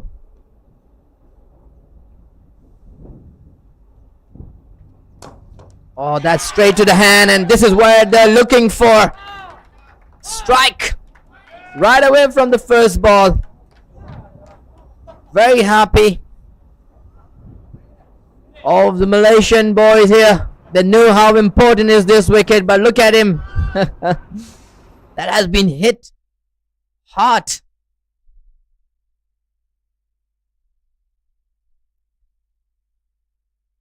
Right at the block hole, and just try to go up and out and straight to the hand. Shada Ramli said, "Yes, I got you."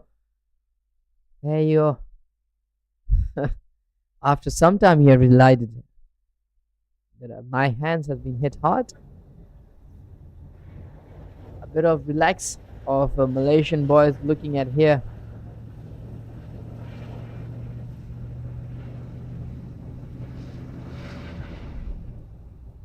"135 for 7, 23.1 over." Seems like all they need to do is to just run. That scene has been just departed.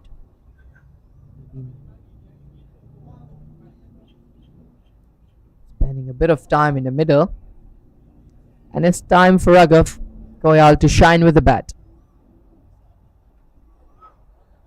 Well, they need to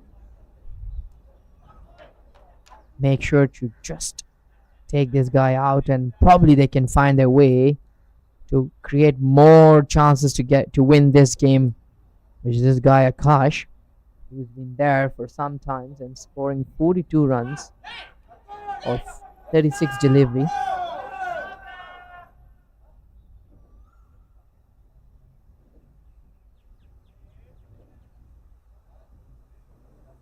"70 runs required of just 26.5 over. Now, matter of taking wickets.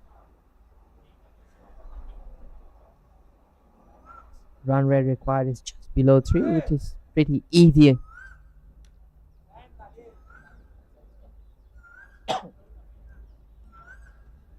Went out.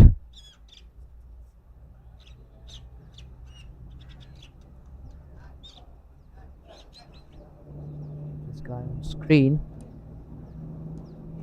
Riley there for the team, and he looks very good at the middle, looking at the ball, striking the ball so well.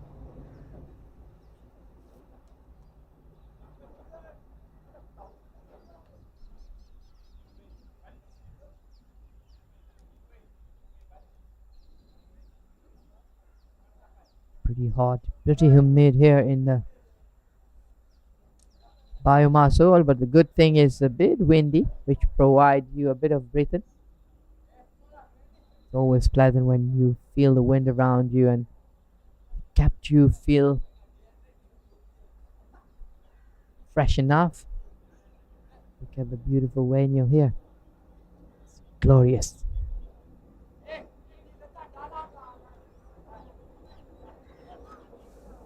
Being the place where a lot of cricket cricketer has the heart belongs to.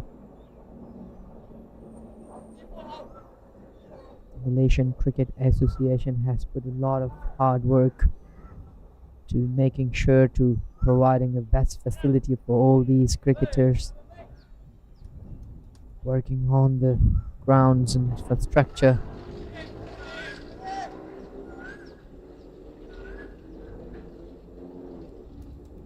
Home of cricket, many of us. Shahid Ramli striking the very first ball to slip in place right away.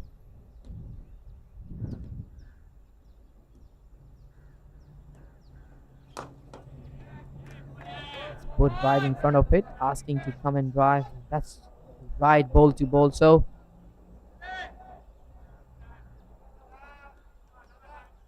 and a very great intent to see from the Malaysian skipper Syed Aziz is pleasant.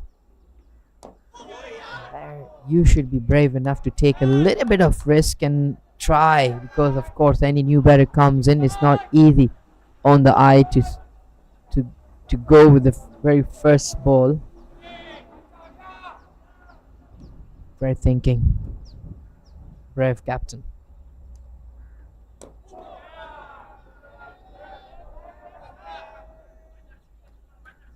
At the same time, Shahid Ramli also providing that promising that yes, don't worry, you have set the field there for me, I'm gonna bowl to you there.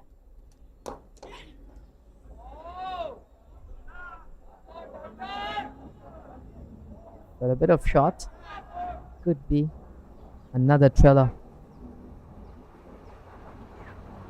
There you go. Pressure, trying to build the pressure on and creating a doubt on the batter mind, and that's a great strategy as a captain, as a bowler. You need to make sure. Brilliant ball. A great over for Malaysia. Comes to end 24 over, 135 for 7. Not too far enough to get that victory, just 3 wickets away.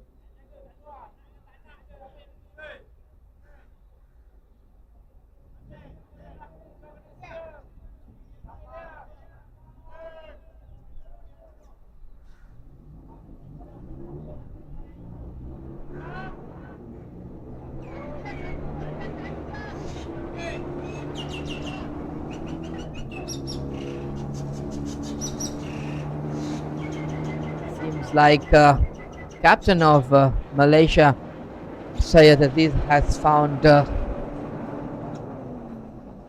so much of trust on Vijay to asking him to continue his 9th over from the golden hand hands, hop hands. I'm taking pressure. Why would I?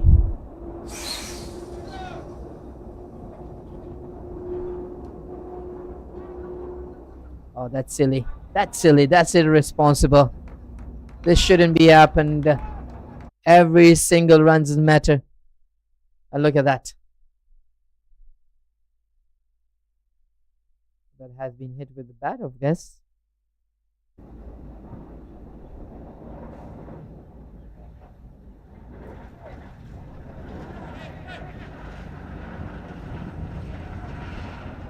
I was just questioning umpire why would run, but I think when you're not hitting with the bat intentionally, then you can go for runs. And I think unless or until you hit with the body or with the pad or bat intentionally, you can't, and that's warning from the umpire if I'm not mistaken.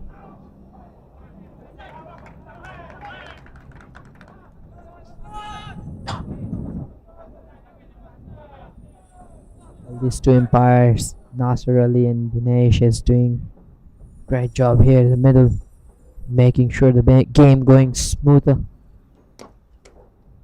They must be thrilling, enjoying this game.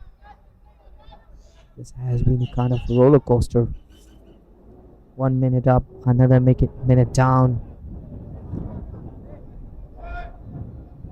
And I think Malaysian boys has figured out somehow, and this is where the game is not just they are, as they are lost 4 game, but they have fought well and they have been trying their best.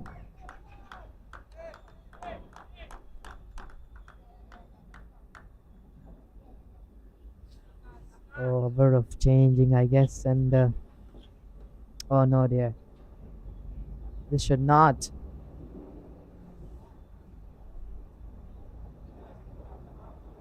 A little bit of heat up, and that's the beauty of the game, but it just should be the healthier one.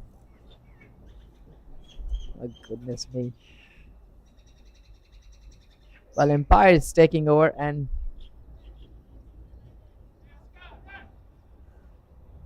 it's a drama, drama. A bit of heat up, and I think that's a bit of misunderstanding between this batter and bowler, which only is just.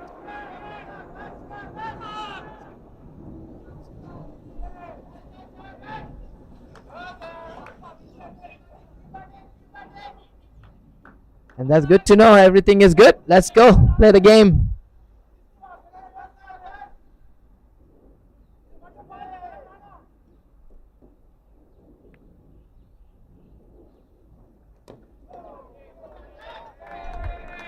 Nicely come forward. Just play convincingly.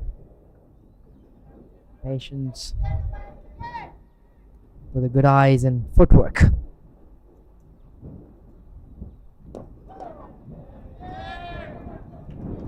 Consistency that Vijayvini is providing with the ball. 9 to 39 runs and just taking 1 wicket in hand. Good bowling. 25 over done. 138. 7.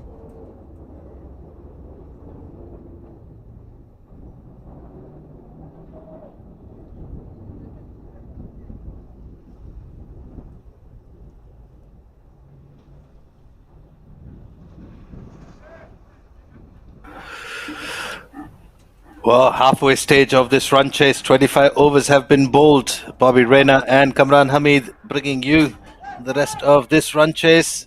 It's going to be exciting if we are to go by what's happened in the last over. Shadat Ramli will continue. He's picked up a wicket. He's done exactly what he was introduced to do. Well, Kamran Hamid. Well, yeah, of course. Things heating up quite a bit in that previous over. Well, I was just pointing out the sun, but here you go. The players are also slightly heat up. Well, that heat from the sun has to go somewhere. And, well, it's turning out to be a cracker of a game here. 139 for 7. Pondicherry also feeling the pressure a little bit. Oh, that's... Look at that. Look at that. What a catch, and why not? This is not an easy one, but he makes it so easy. What do you take on this, Robert? Well, I'm more interested in the reaction from Akash at the non-striker's end. Take a look at what happens once that catch is pouched. Watch him throw his bat up in the air. He's losing partners from the other end. Malaysia right in front of him are celebrating. And what a comeback from the home side, as Akash is now batting on 46 or 41. But the problem is he's at the non-striker's end and he's got just 2 more wickets to go to partner him. And they need 66 runs. Malaysia with their noses out in front in this game.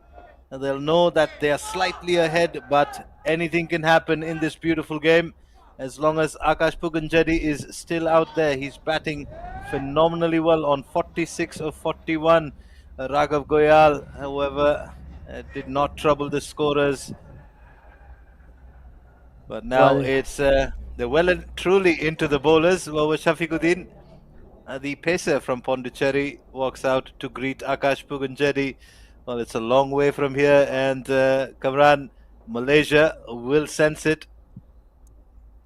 Yes, indeed. Look at this man who is with the golden left arm, who's been driving rightly, stretches his hand and reaching out to that catch, making it look so easy, but not that easy.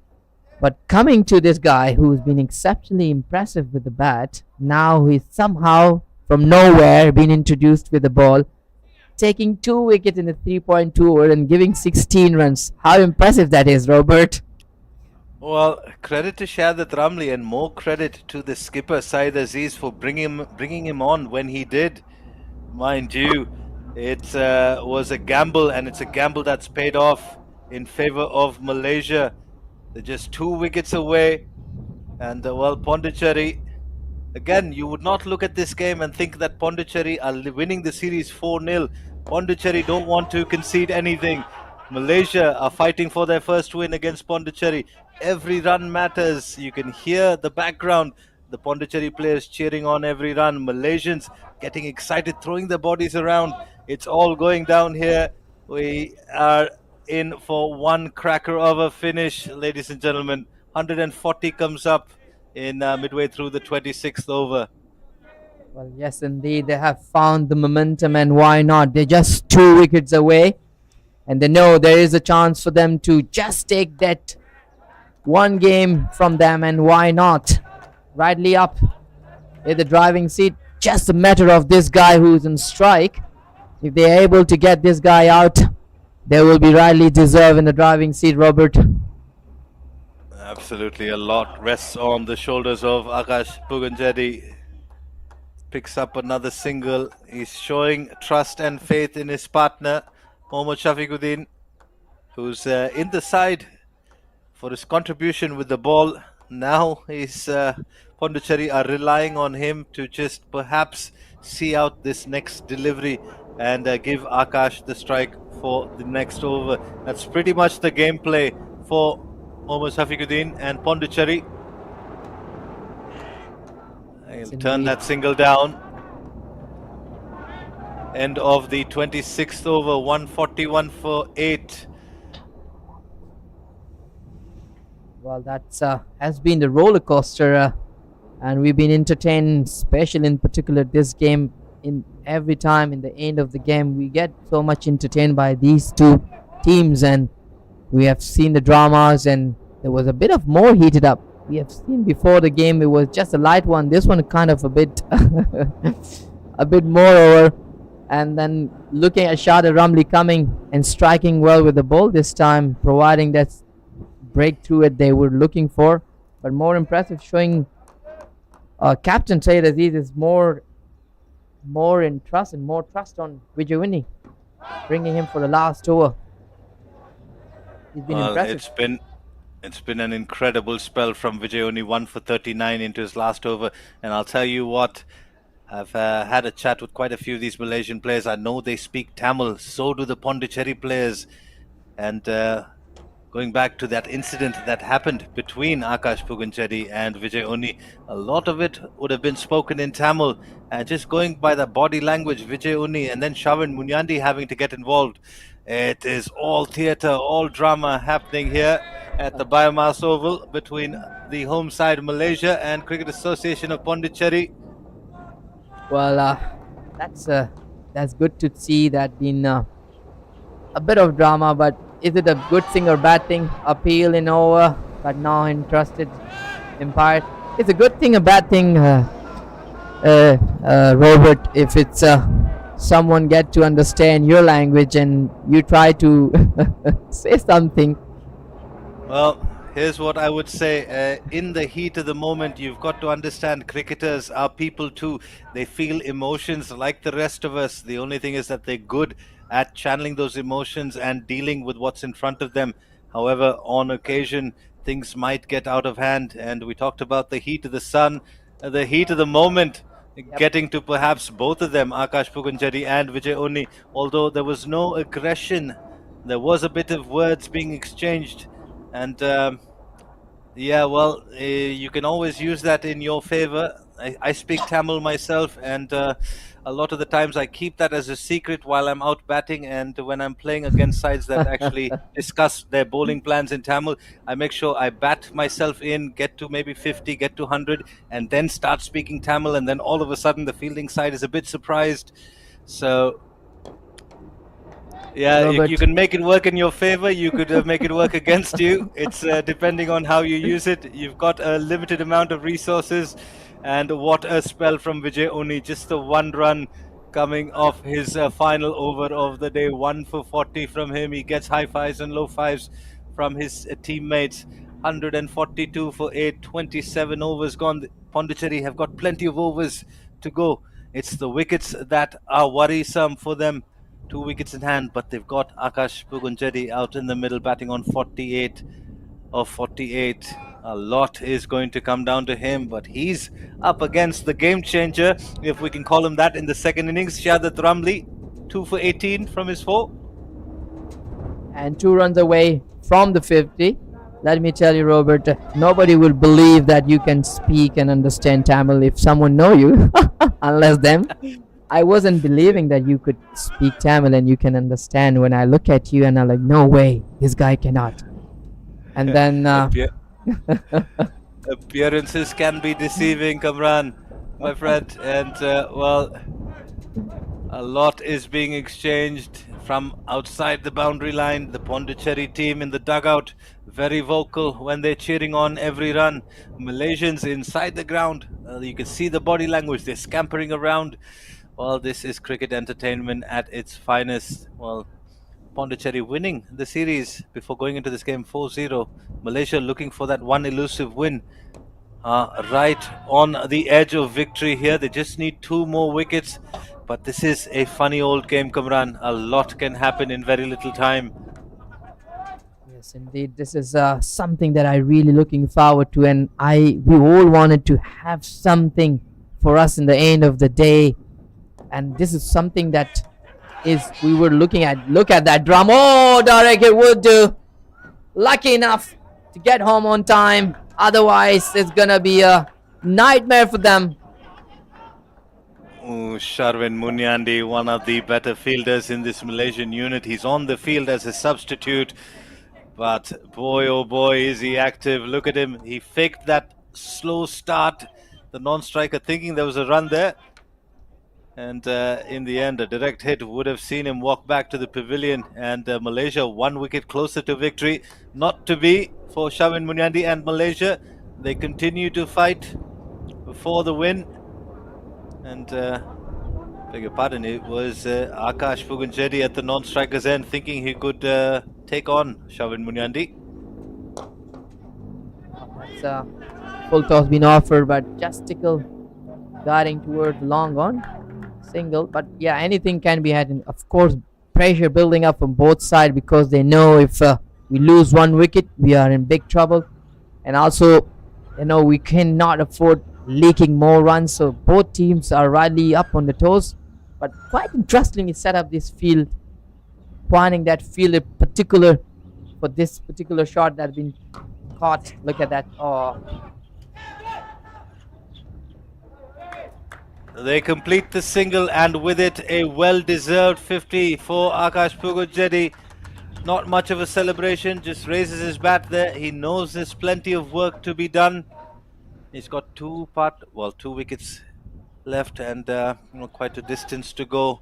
A lot of that distance is going to have to be covered by Akash Pugunjedi.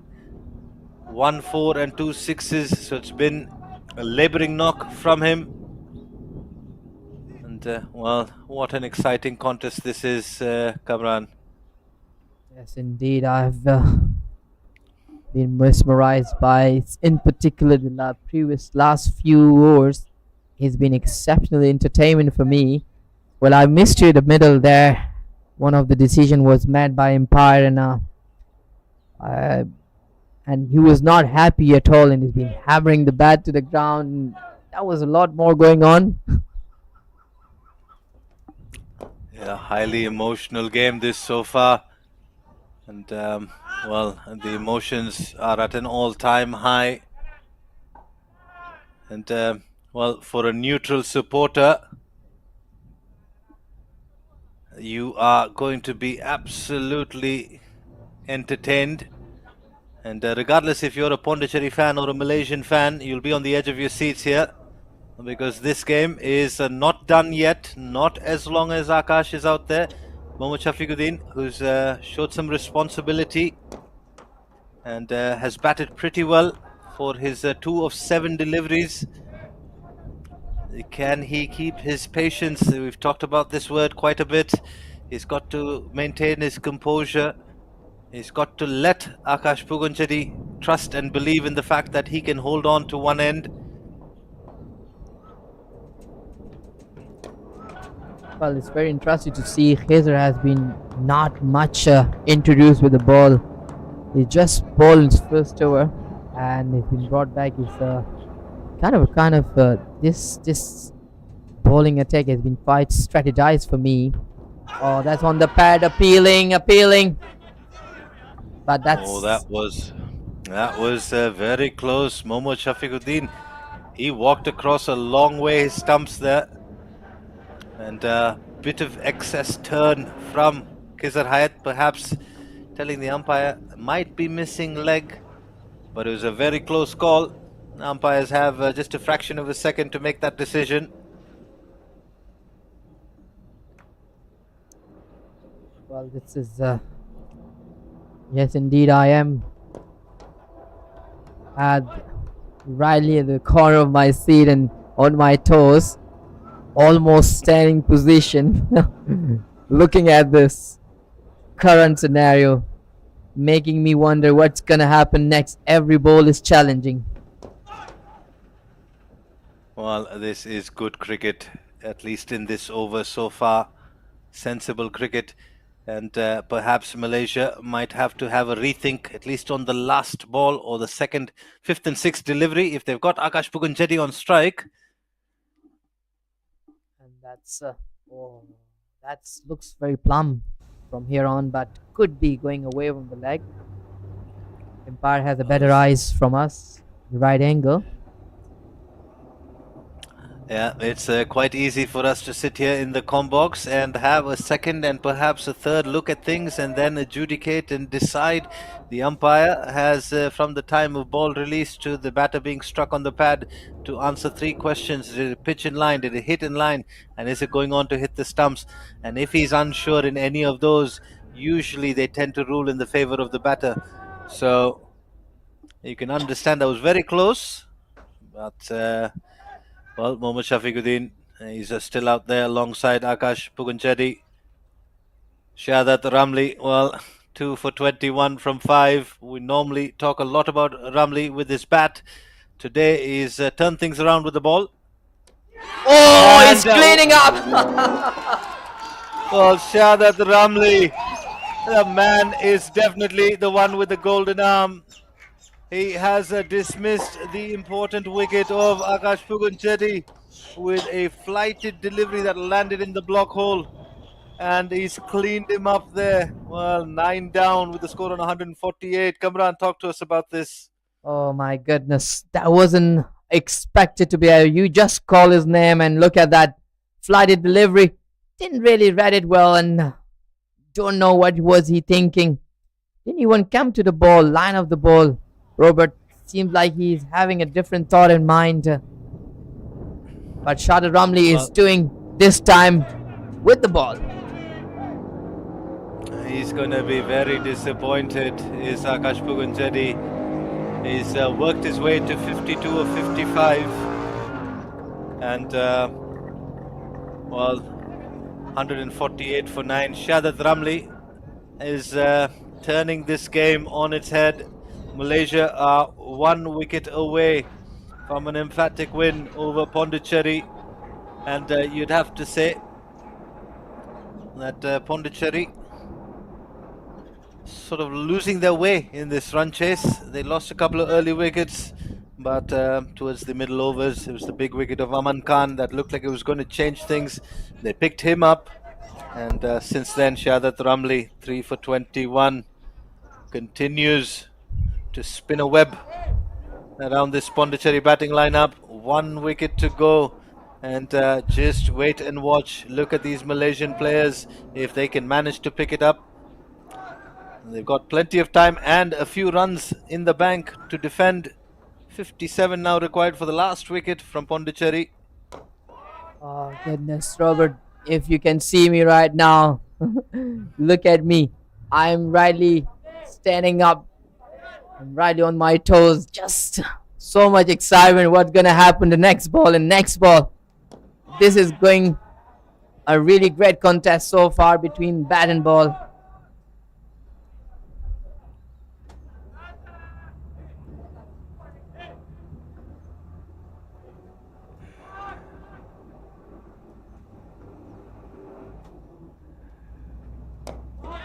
Well, 3 dots celebrated by the Malaysians.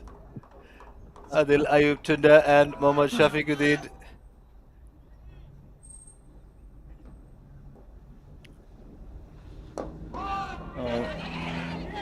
They got attempting a quick single. They'll get there safely in the end. As the 149 for 9.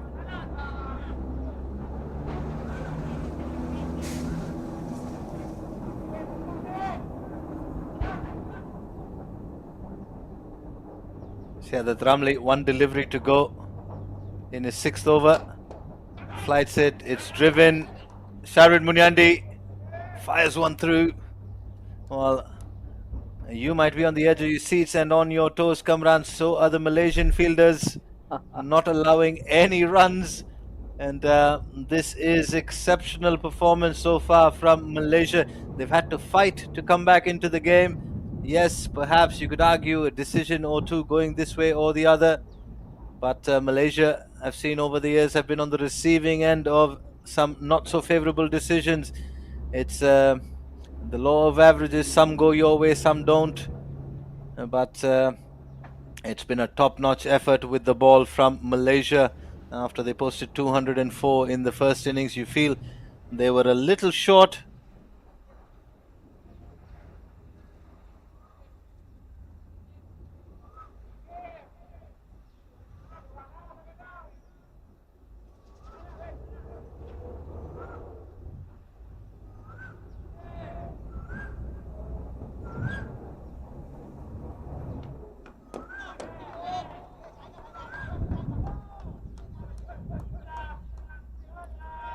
Oh, Kizar Hayat bowling his 3rd here, 31st.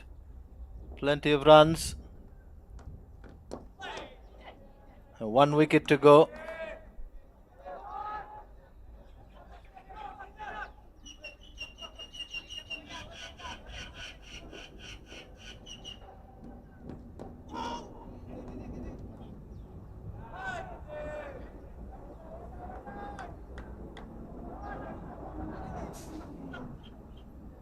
Well, this has been a great bowling so far by the Malaysian guys here.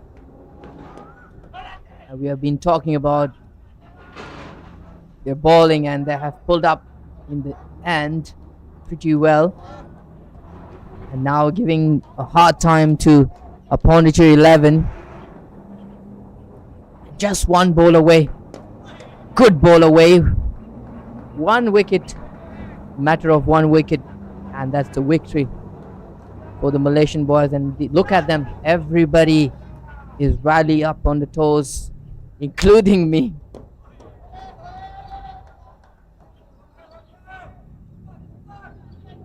Kizar Hayat bowling a maiden. The score coming to a standstill. 149 for 9. What can Ayub Tunda and Mohammad Shafiquddin do here? They're in the side for their bowling. And they find themselves, well, not too far away, but far enough from the finish line. It's agonizingly close. You've been in the game, the tournament, the series, ahead of the Malaysian team for so long. In the final game, they were looking to do a clean sweep of the tournament. They find themselves 56 runs short and with just 1 wicket in hand. Can they get there? It's going to take a miracle from the bat of Shafiquddin and Tunda. It's Well, my pulled away into question the leg is side. sorry. Well, my question is from you, Robert. What do you think that who has more chances? Would you give it to Malaysia team or would you give it to Pondicherry? What do you think of it? Looking at two batter in mind at the moment. Well, I love statistics and 55 runs, 1 wicket in hand. I'm going to go with the numbers here. Although I'm also a fan of the underdog in this situation. It's Pondicherry. You don't get to say that a lot. They've been superior through most of the series. In this situation, it would be Pondicherry as the underdogs fighting for victory. Malaysia on top at the moment. So different ways to look at it. If I'm going by the stats, I'm going to say Malaysia firmly in control of this game. They need just one good delivery, like you pointed out. And they're relying on human error on the part of Shafiquddin and Tunda, who are known for their bowling, not so much for their batting. So at the moment, the numbers definitely favouring Malaysia, and if not, if they can just be smart about it, there's no reason why they can't pick up this last wicket of Pondicherry. But then again, it's a funny game. People have been in more difficult situations and they fought their way out of rock bottom. Here's an opportunity for Tunda and Shafiquddin to do the same and become heroes. So exciting stuff. But yes, if you're going to ask me a point blank question, I'm going to say the match definitely in favor of the home side at the moment. You said it right. There is more chances because these two batters are not underestimated, but yes, it's in general they are a bowler, so if any good ball being bowled, they're gonna lose their life there in the middle. And more chances looking at the bowler, especially these Malaysian bowler has pulled the trigger very well and putting a batter in trouble. In particular, we've seen Aman Khan has not been able to allowing him to runs, even though he was looking so good in the middle when he walks in. At the moment here, 52 runs required in 18 overs. The required run rate is just below 3 runs. One good ball will do the job for the Malaysian boys. Well, take a look at those scenes. The sun is out in all its glory. So are the Malaysians in their black and gold attire. And thank you to all our viewers who are staying tuned to this very late stage of the game. 153 for 9. Shafiquddin and Tunda batting on 4 apiece. Shafiquddin facing 11. Ayub Tunda 15 deliveries. So they've been out there. They can hold up their end.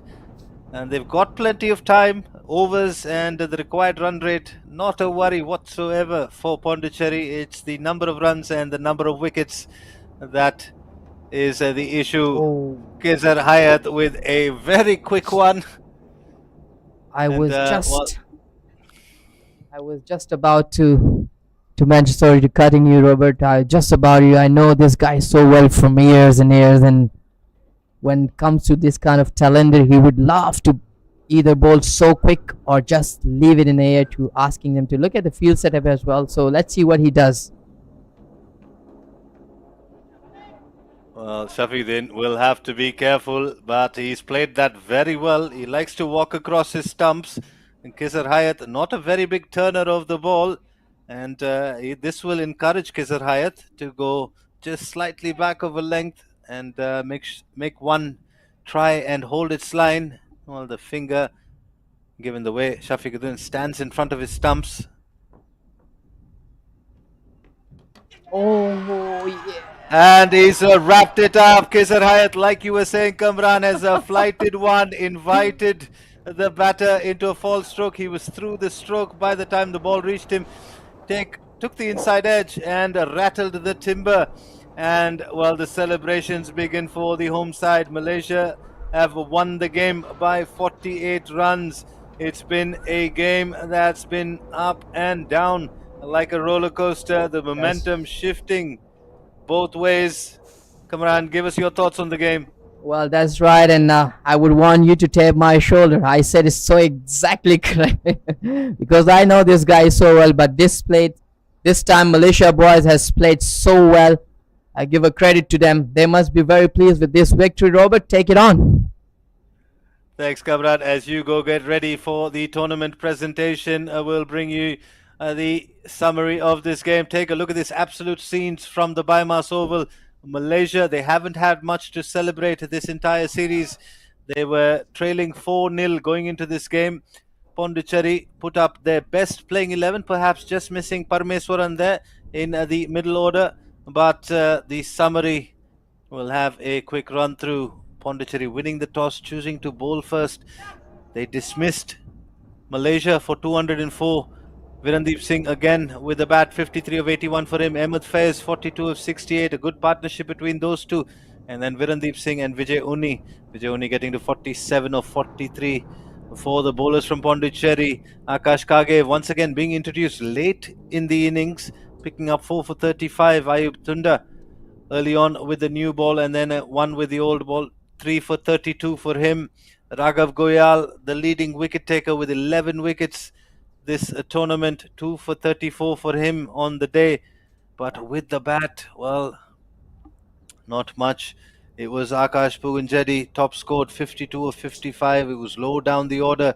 Aman Khan with a blistering 26 of 20 with a few lusty blows there. Akash Kage at the top of the order, 23 of 23.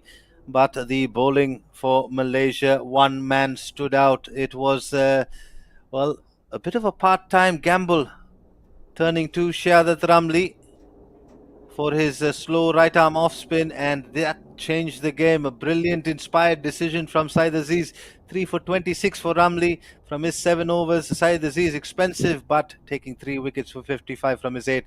And Khizar Hayat taking the last wicket there to close out the game and bring Malaysia their first win by 48 runs in Cricket Association of Pondicherry's tour to Malaysia. Well, it's been a wonderful series. We hope that the viewers, you've enjoyed it. Pondicherry certainly have. They clinched the series 4-1. Malaysia, a bit of redemption here on the last day and the last game as they win the game by 48 runs. We will have the post-match and tournament presentation coming up shortly, brought to you by Kamran. But for now, from the Combox, it's me, Robert Reyna, signing off and saying we'll see you soon. Thanks for tuning in.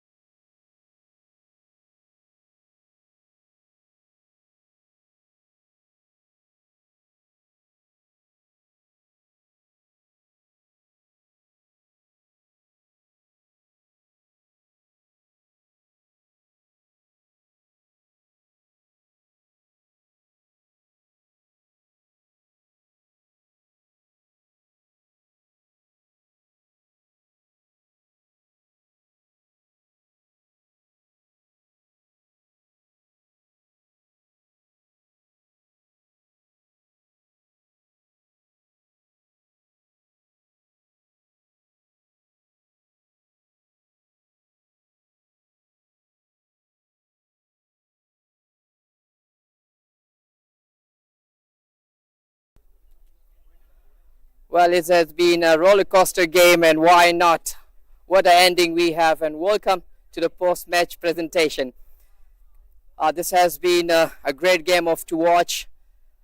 Cricket Association of Pondicherry has been touring to Malaysia 2025. Pondicherry has won the toss early this morning and decided to bowl first.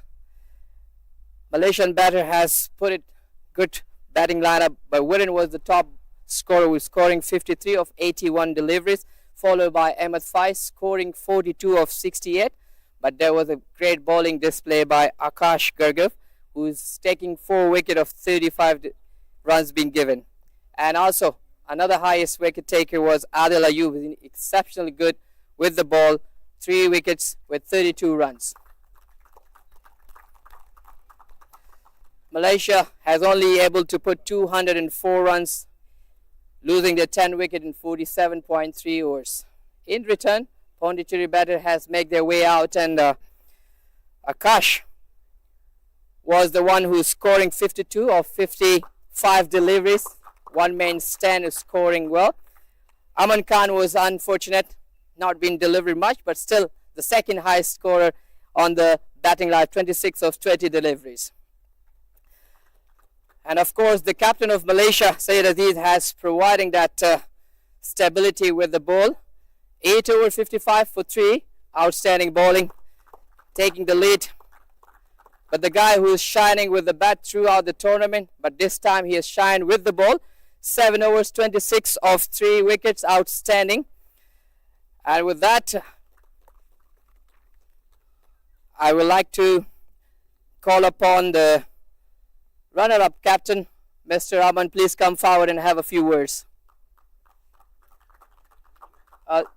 Sorry, my bad. Winner-up captain. Aman, you have win 4 games. Unfortunately, losing the spot in the last game. What was your thought in going on in your mind? I feel we could have had a better start in bowling. I feel the bowling wasn't done well in partnerships. I feel and also fielding, and in batting I feel only out of the 5 games that we played, only in 1 game our top order gave us a good start, and every time when the top order doesn't give you a good start, the pressure comes on to the lower order, and when you don't have wickets in hands, it's always difficult to chase. Well, you have not contributed with the bat this time. Disappointed?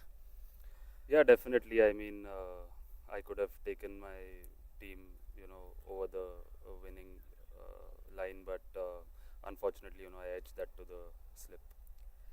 What are the few things that you think the batting was not really worked out this time against the bowler, or the bowler was doing great job this time? I mean, yeah, they also bowled tight lines. Spinners didn't, let me free my arms today, but I feel our top order could, take some more time, as it was only 4 runs per over required, so there was no pressure as such of getting quick runs, and they could have taken their time and played a little more with more stability. Well, thank you very much. I'll call you later. Please hold on there. Now it's time for me to call upon the Malaysian captain, Syed Aziz, to please come forward and have a few words.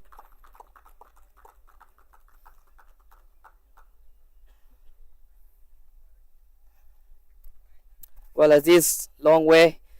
How much you are happy to winning this game? Look, yeah, really happy to be, finishing on a good note, winning the game, and really happy with the performance of the boys in today's game. Well, there was a time where the boys were really playing very well. Of looking at the scoreboard, taking 250, 300, almost losing this spot in the middle, but you guys pulled back with the ball. What went good for you guys in the bowling department? Look, I think first of all in the batting, I think we are definitely short of runs, but we came back as a bowling unit as a team and tried to stop the run flow in the power play itself, and we got a couple of quick wickets, and I thought that helped us, and that's the result. Well, you've been always outstanding with the bat and ball, but of course today you have take responsibility with the ball, something that you work on for a long time. Look, yeah, I think when something doesn't go well in up top at the bat, I think I'll try to come back with the ball, and I thought today it worked as well. So we just try to put it on the right spot, and it worked today. Well, you guys fought well, well-deserved win. Thank you very much. I'll call you later. Well, now it's time for me to call upon Mr. Ramani. to please come forward and to present the player of the final. Well, of course, there is a lot of names, 3 names being popped up with great performance, but you cannot take this guy out. He was shining with the bat, but of course, with the ball this time, please come forward. Shahid Ramli taking 3 wickets, 26 runs and 7 overs.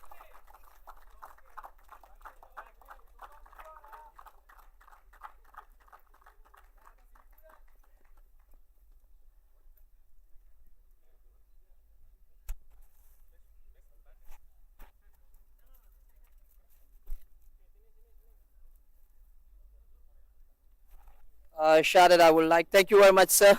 Please hold on there. We'll, Shahid, first of all, congratulations. Thank you.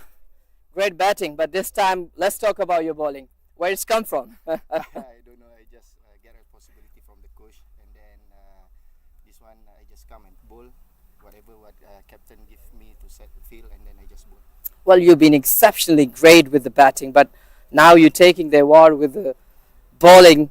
So take me through with your bowling preparation. What was in your mind? Is there any specific plan given by the coach? No, actually, I don't have any specific plan. I just come and want to bowl because of left-handed, so it is an advantage for me as a off spinner.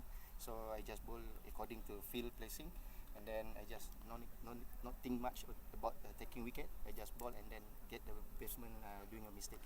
Well, many of the youngster and many of the cricket will admire your bowling and your batting. In particular, this tournament, you deserve this award. Enjoy. Thank you very much. Thank you. Now, and of course, the man we have been always pleasing and all been call his name again and again.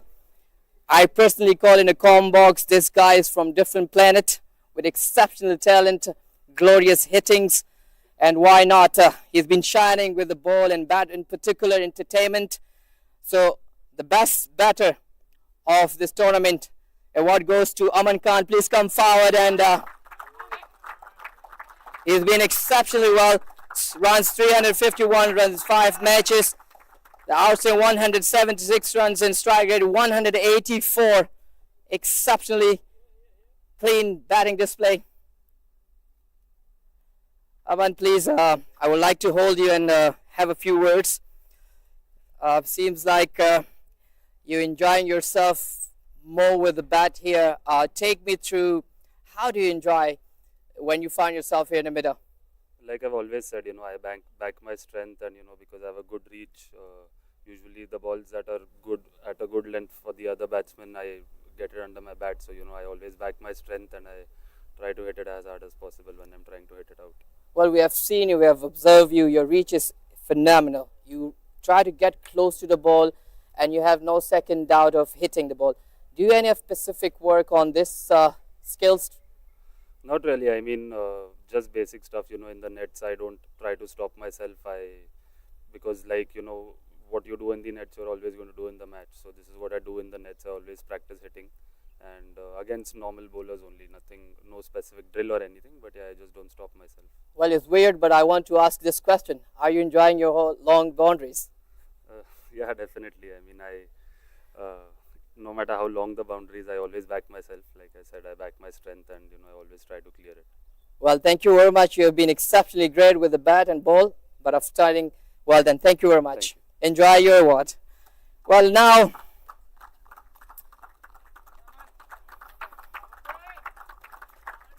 well, of course, we can only please this guy always with the ball. He's been exceptionally mindset. Is taking the crease so much well, using that in and out and turning of the ball like a magician. Well, he's been exceptionally great. I would like to call upon Raghav Goyal to come forward and take the best bowler award. 11 wicket with 5 matches. The best one, 4 of 10. Economy under 5. Well done.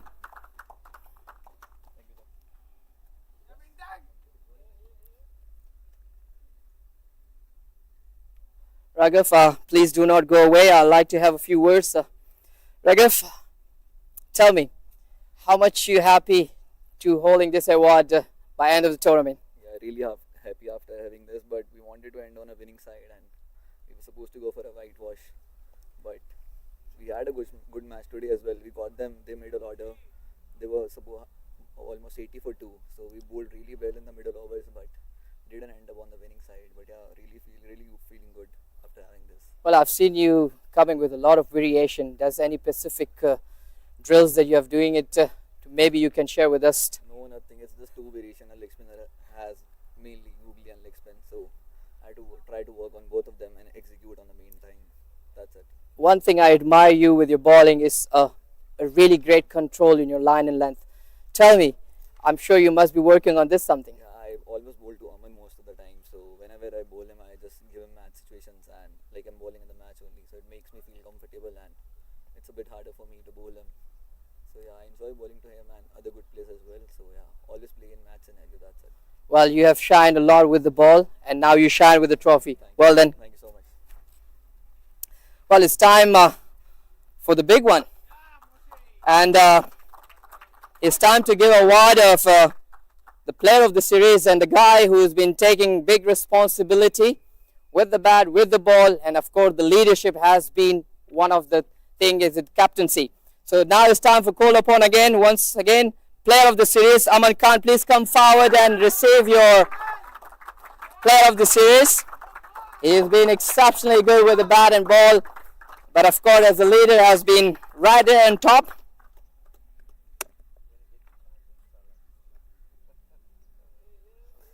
Exceptionally a good leadership has been there. Aman, I wouldn't let you go that easy. We'll have a few words and then I promise I'll let you go. So we talk about your batting, we talk about your bowling. Tell me something that you wanted to share with us coming to Malaysia, especially for this tournament. Firstly, yeah, I mean, when we are playing domestic cricket all around the year and when we are not playing international cricket, we get very few opportunities to leave the country and play cricket. So, firstly, I'm very grateful from my team to the Cricket Association of Malaysia for inviting us over here, and we also invite them back to Pondicherry. We've got a really good facility over there with 5 grounds, and it's really beautiful. So we definitely invite them to come and play against us over there as well. Well, how easy or how hard it is to not just be performing individually but also manage the whole bunch of talented guys. Take me through about it. I mean, yeah, it's a challenge, and I always love a challenge. There are few young boys in the team who are not that experienced. So, I love sharing my experience with them. And if you saw a few times when our wickets had fallen, and there was a partnership between me and some other guy, I was always talking to them, and I took that responsibility as a captain, which I enjoyed a lot. Well, we have enjoyed you a lot here in the middle with the bat, with the ball. Would you like to say something in your own language back then in your country? I mean, everyone speaks in English only over there. So all right, and I've known that you guys have a league coming up back in India, and I wish you best of luck, and look forward to see you again here back in Malaysia. Thank you. Thank you very much. Please, ladies and gentlemen, Aman Khan, the man of the series. Thank you, Mr. Ramani, for being here with us. Now it's time to call upon Mr.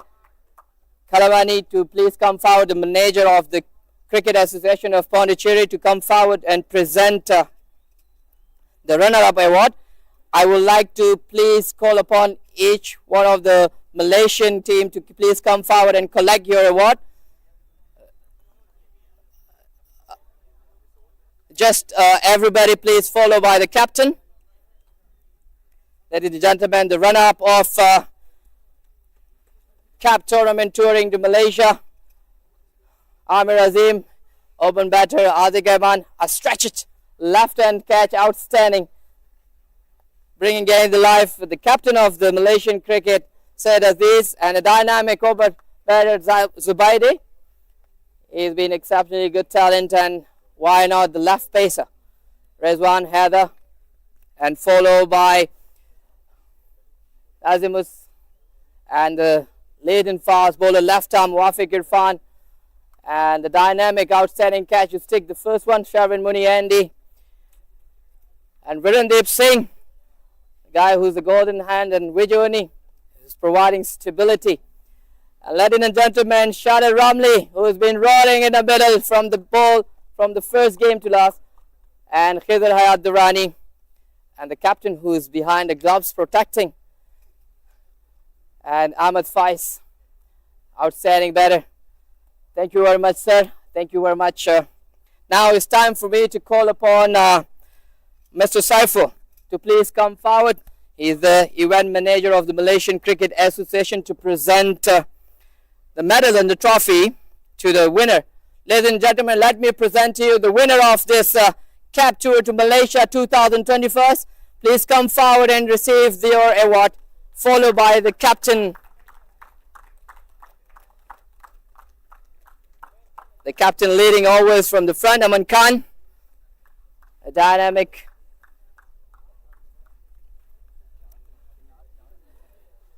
Akash Karge